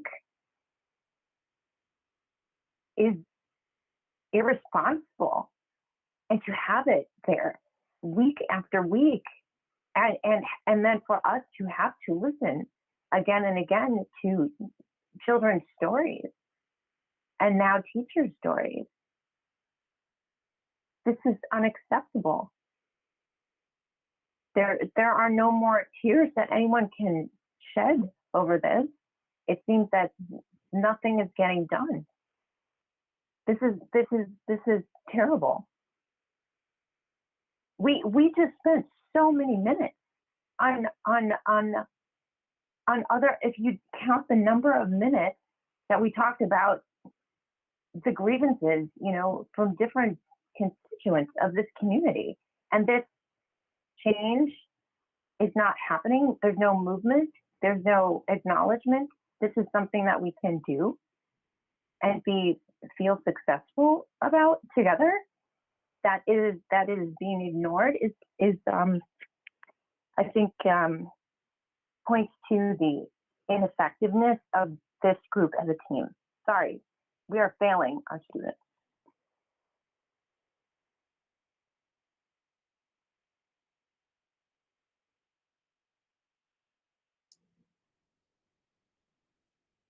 Yep, basically, yes, it's not good. It's, you know, it's really not good.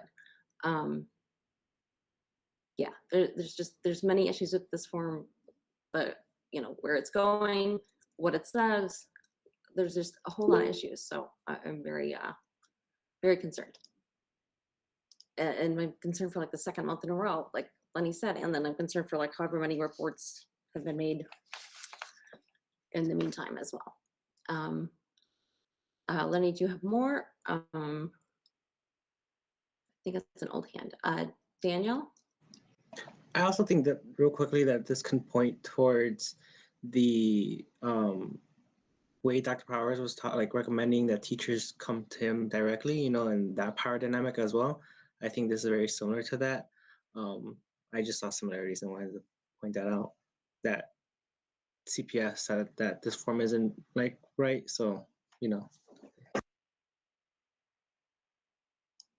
Yeah, I mean, that is the issue. If there's stuff that you don't want to report within the school community because you don't think it's going to be taken seriously within the school community, or you don't feel safe reporting it in the school community, you've got to know where else to take it. And I don't think students know that.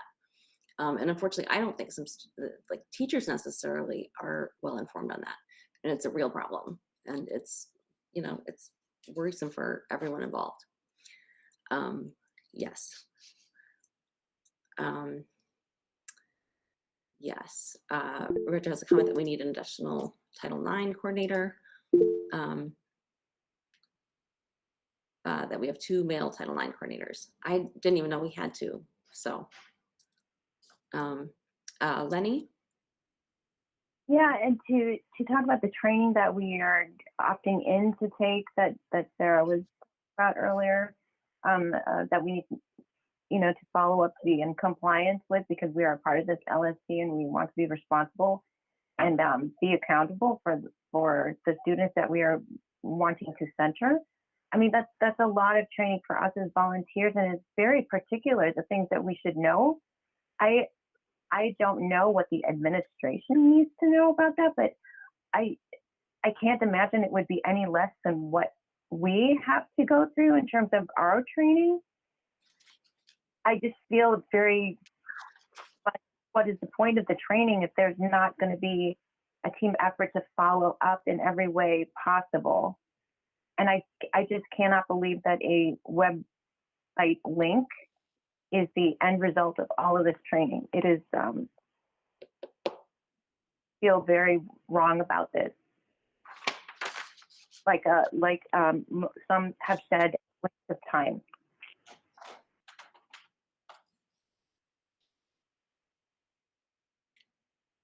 Thanks, Lenny. Sarah put a good link in the chat about a story that was on 1A about reporting sexual assaults at high schools. And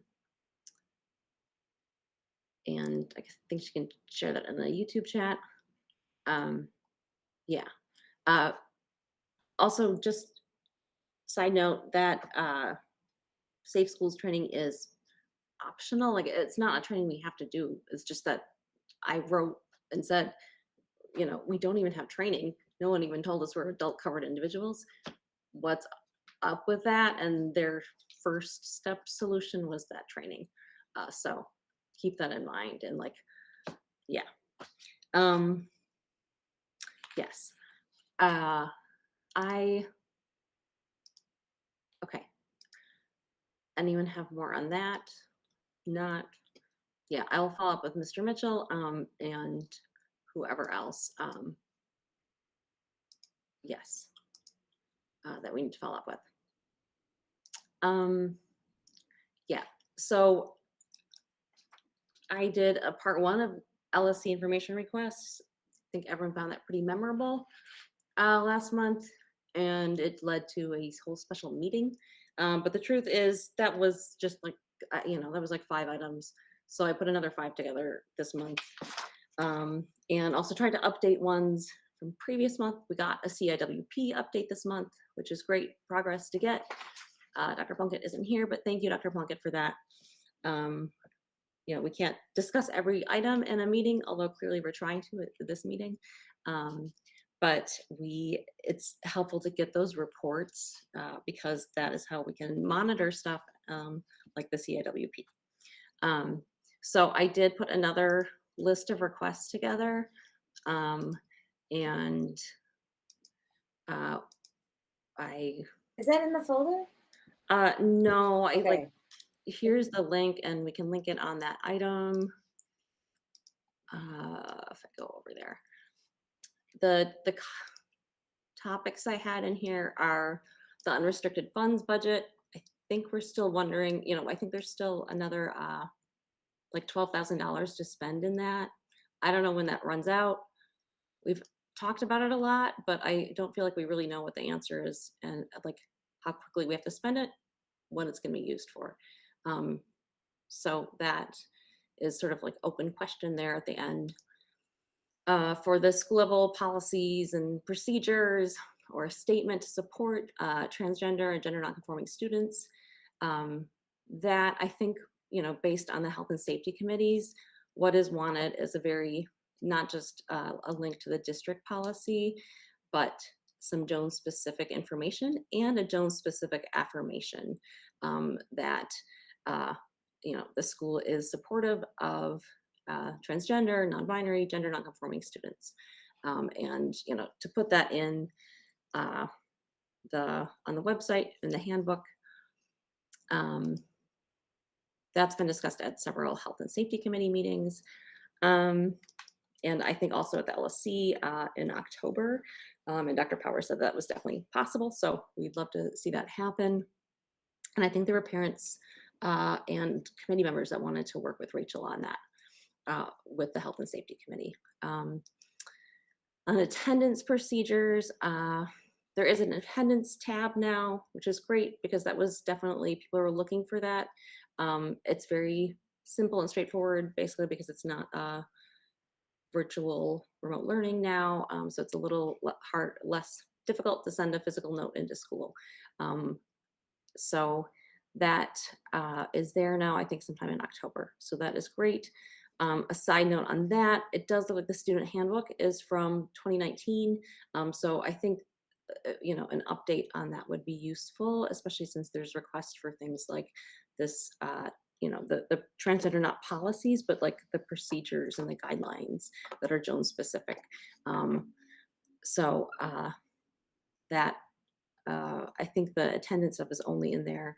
And yeah, principal evaluation documents. Here's what we requested last year. And we were told that this was too excessive and it was far too much to expect. And so I'm just making it public what we requested last year. And I think we probably want the same information this year. Some of it we've actually just gotten, like the principal discretion breakdown by race. That was something that we had wanted in the spring. And then 5, translation and interpretation. We've made progress. It's great to see emails coming now in multiple languages. I don't think we are there yet, and there's definitely questions. I think a vendor was suggested at the last meeting, but that vendor is not active.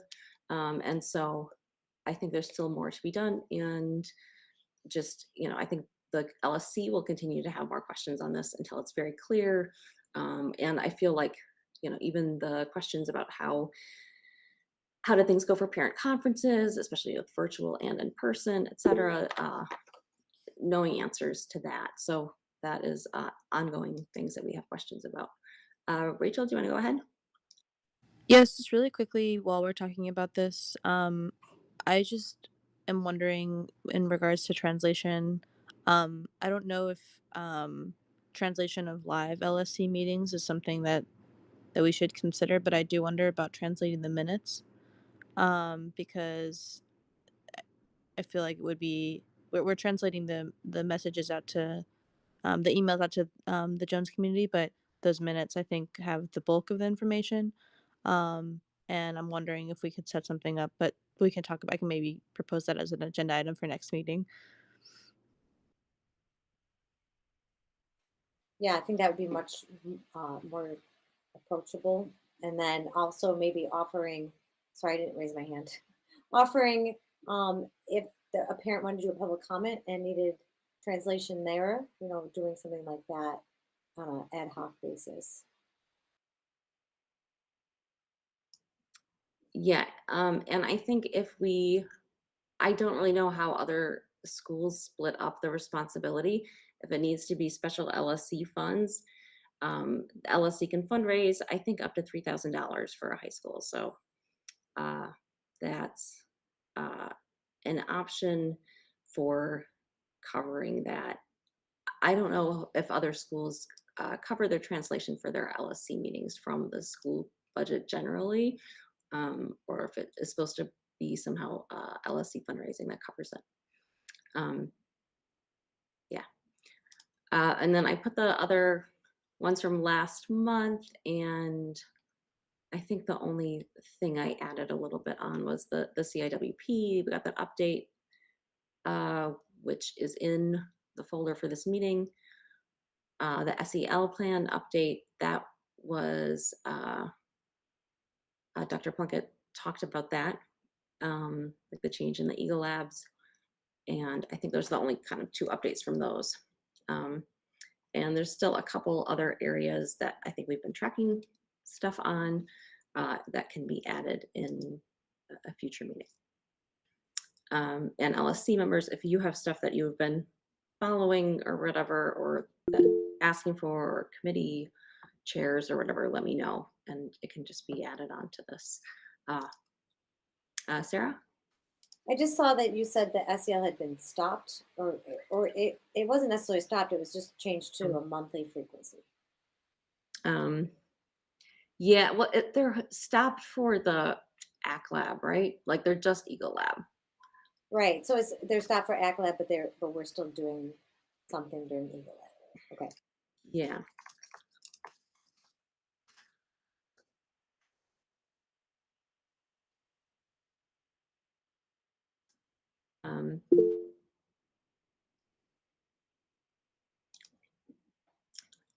Thanks.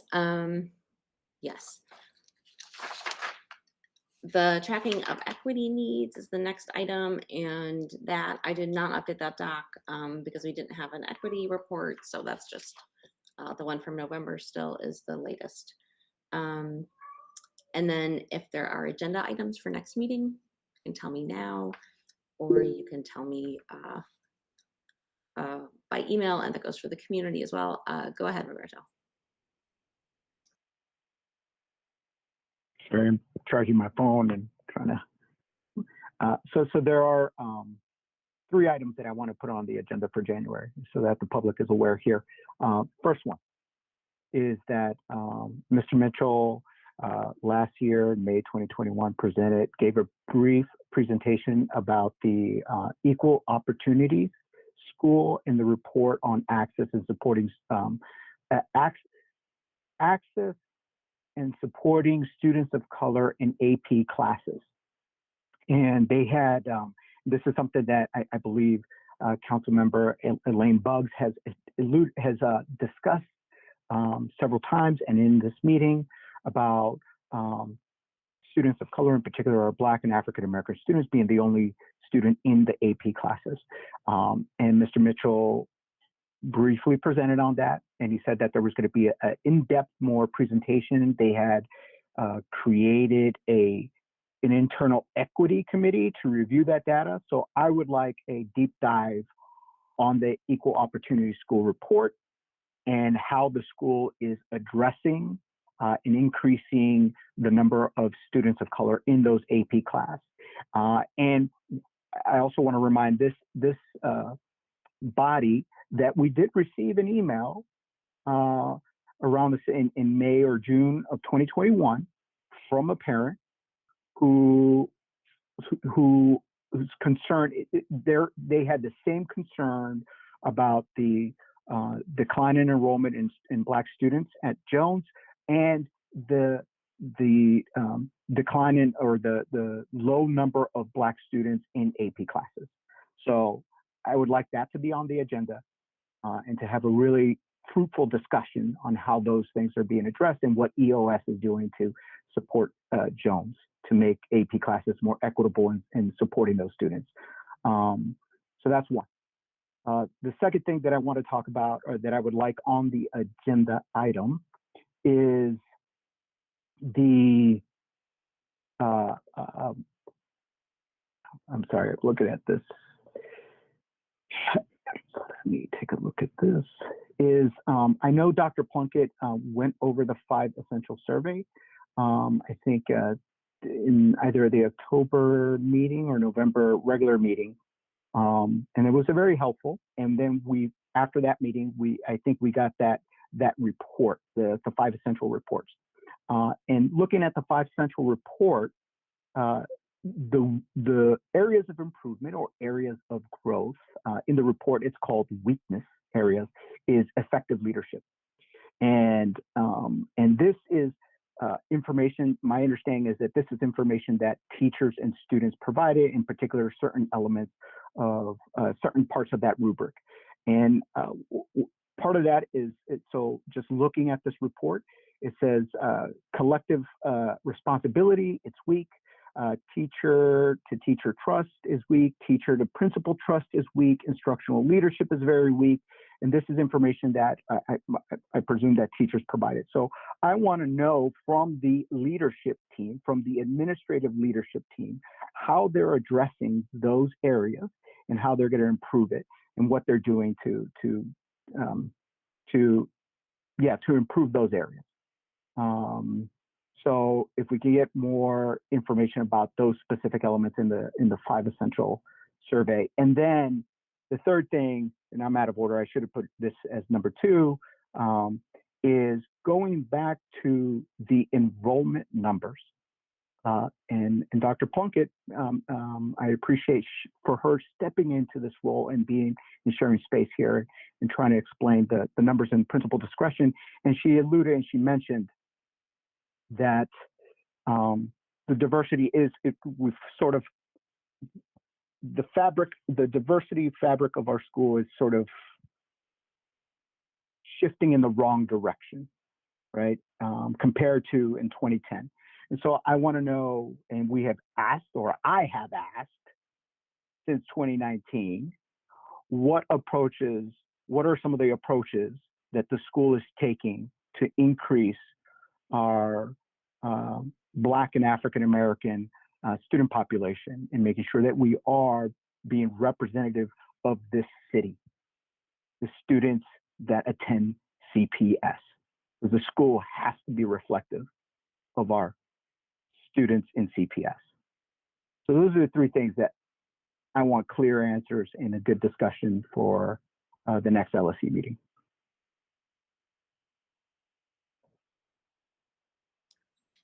Thanks, Roberto. Rachel also wants to put the translation of LSC minutes and other documents on the agenda. Elaine had a question in the chat about which parents are on the CIWP team. We do not have an updated list of the CIWP team, newer than spring 2020. And yes, so that is actually on that information request list, along with access to the CIWP dashboard to like read-only access. We'll have to look about what the CIWP meetings, if any, that took place this year, and can request that to be in the next month's update, all of that. Yes. Okay, and I do not believe we have any other public participation, second round. And so I I think we are at the end. And some of you will see later this week. And the rest we will see you next year in January.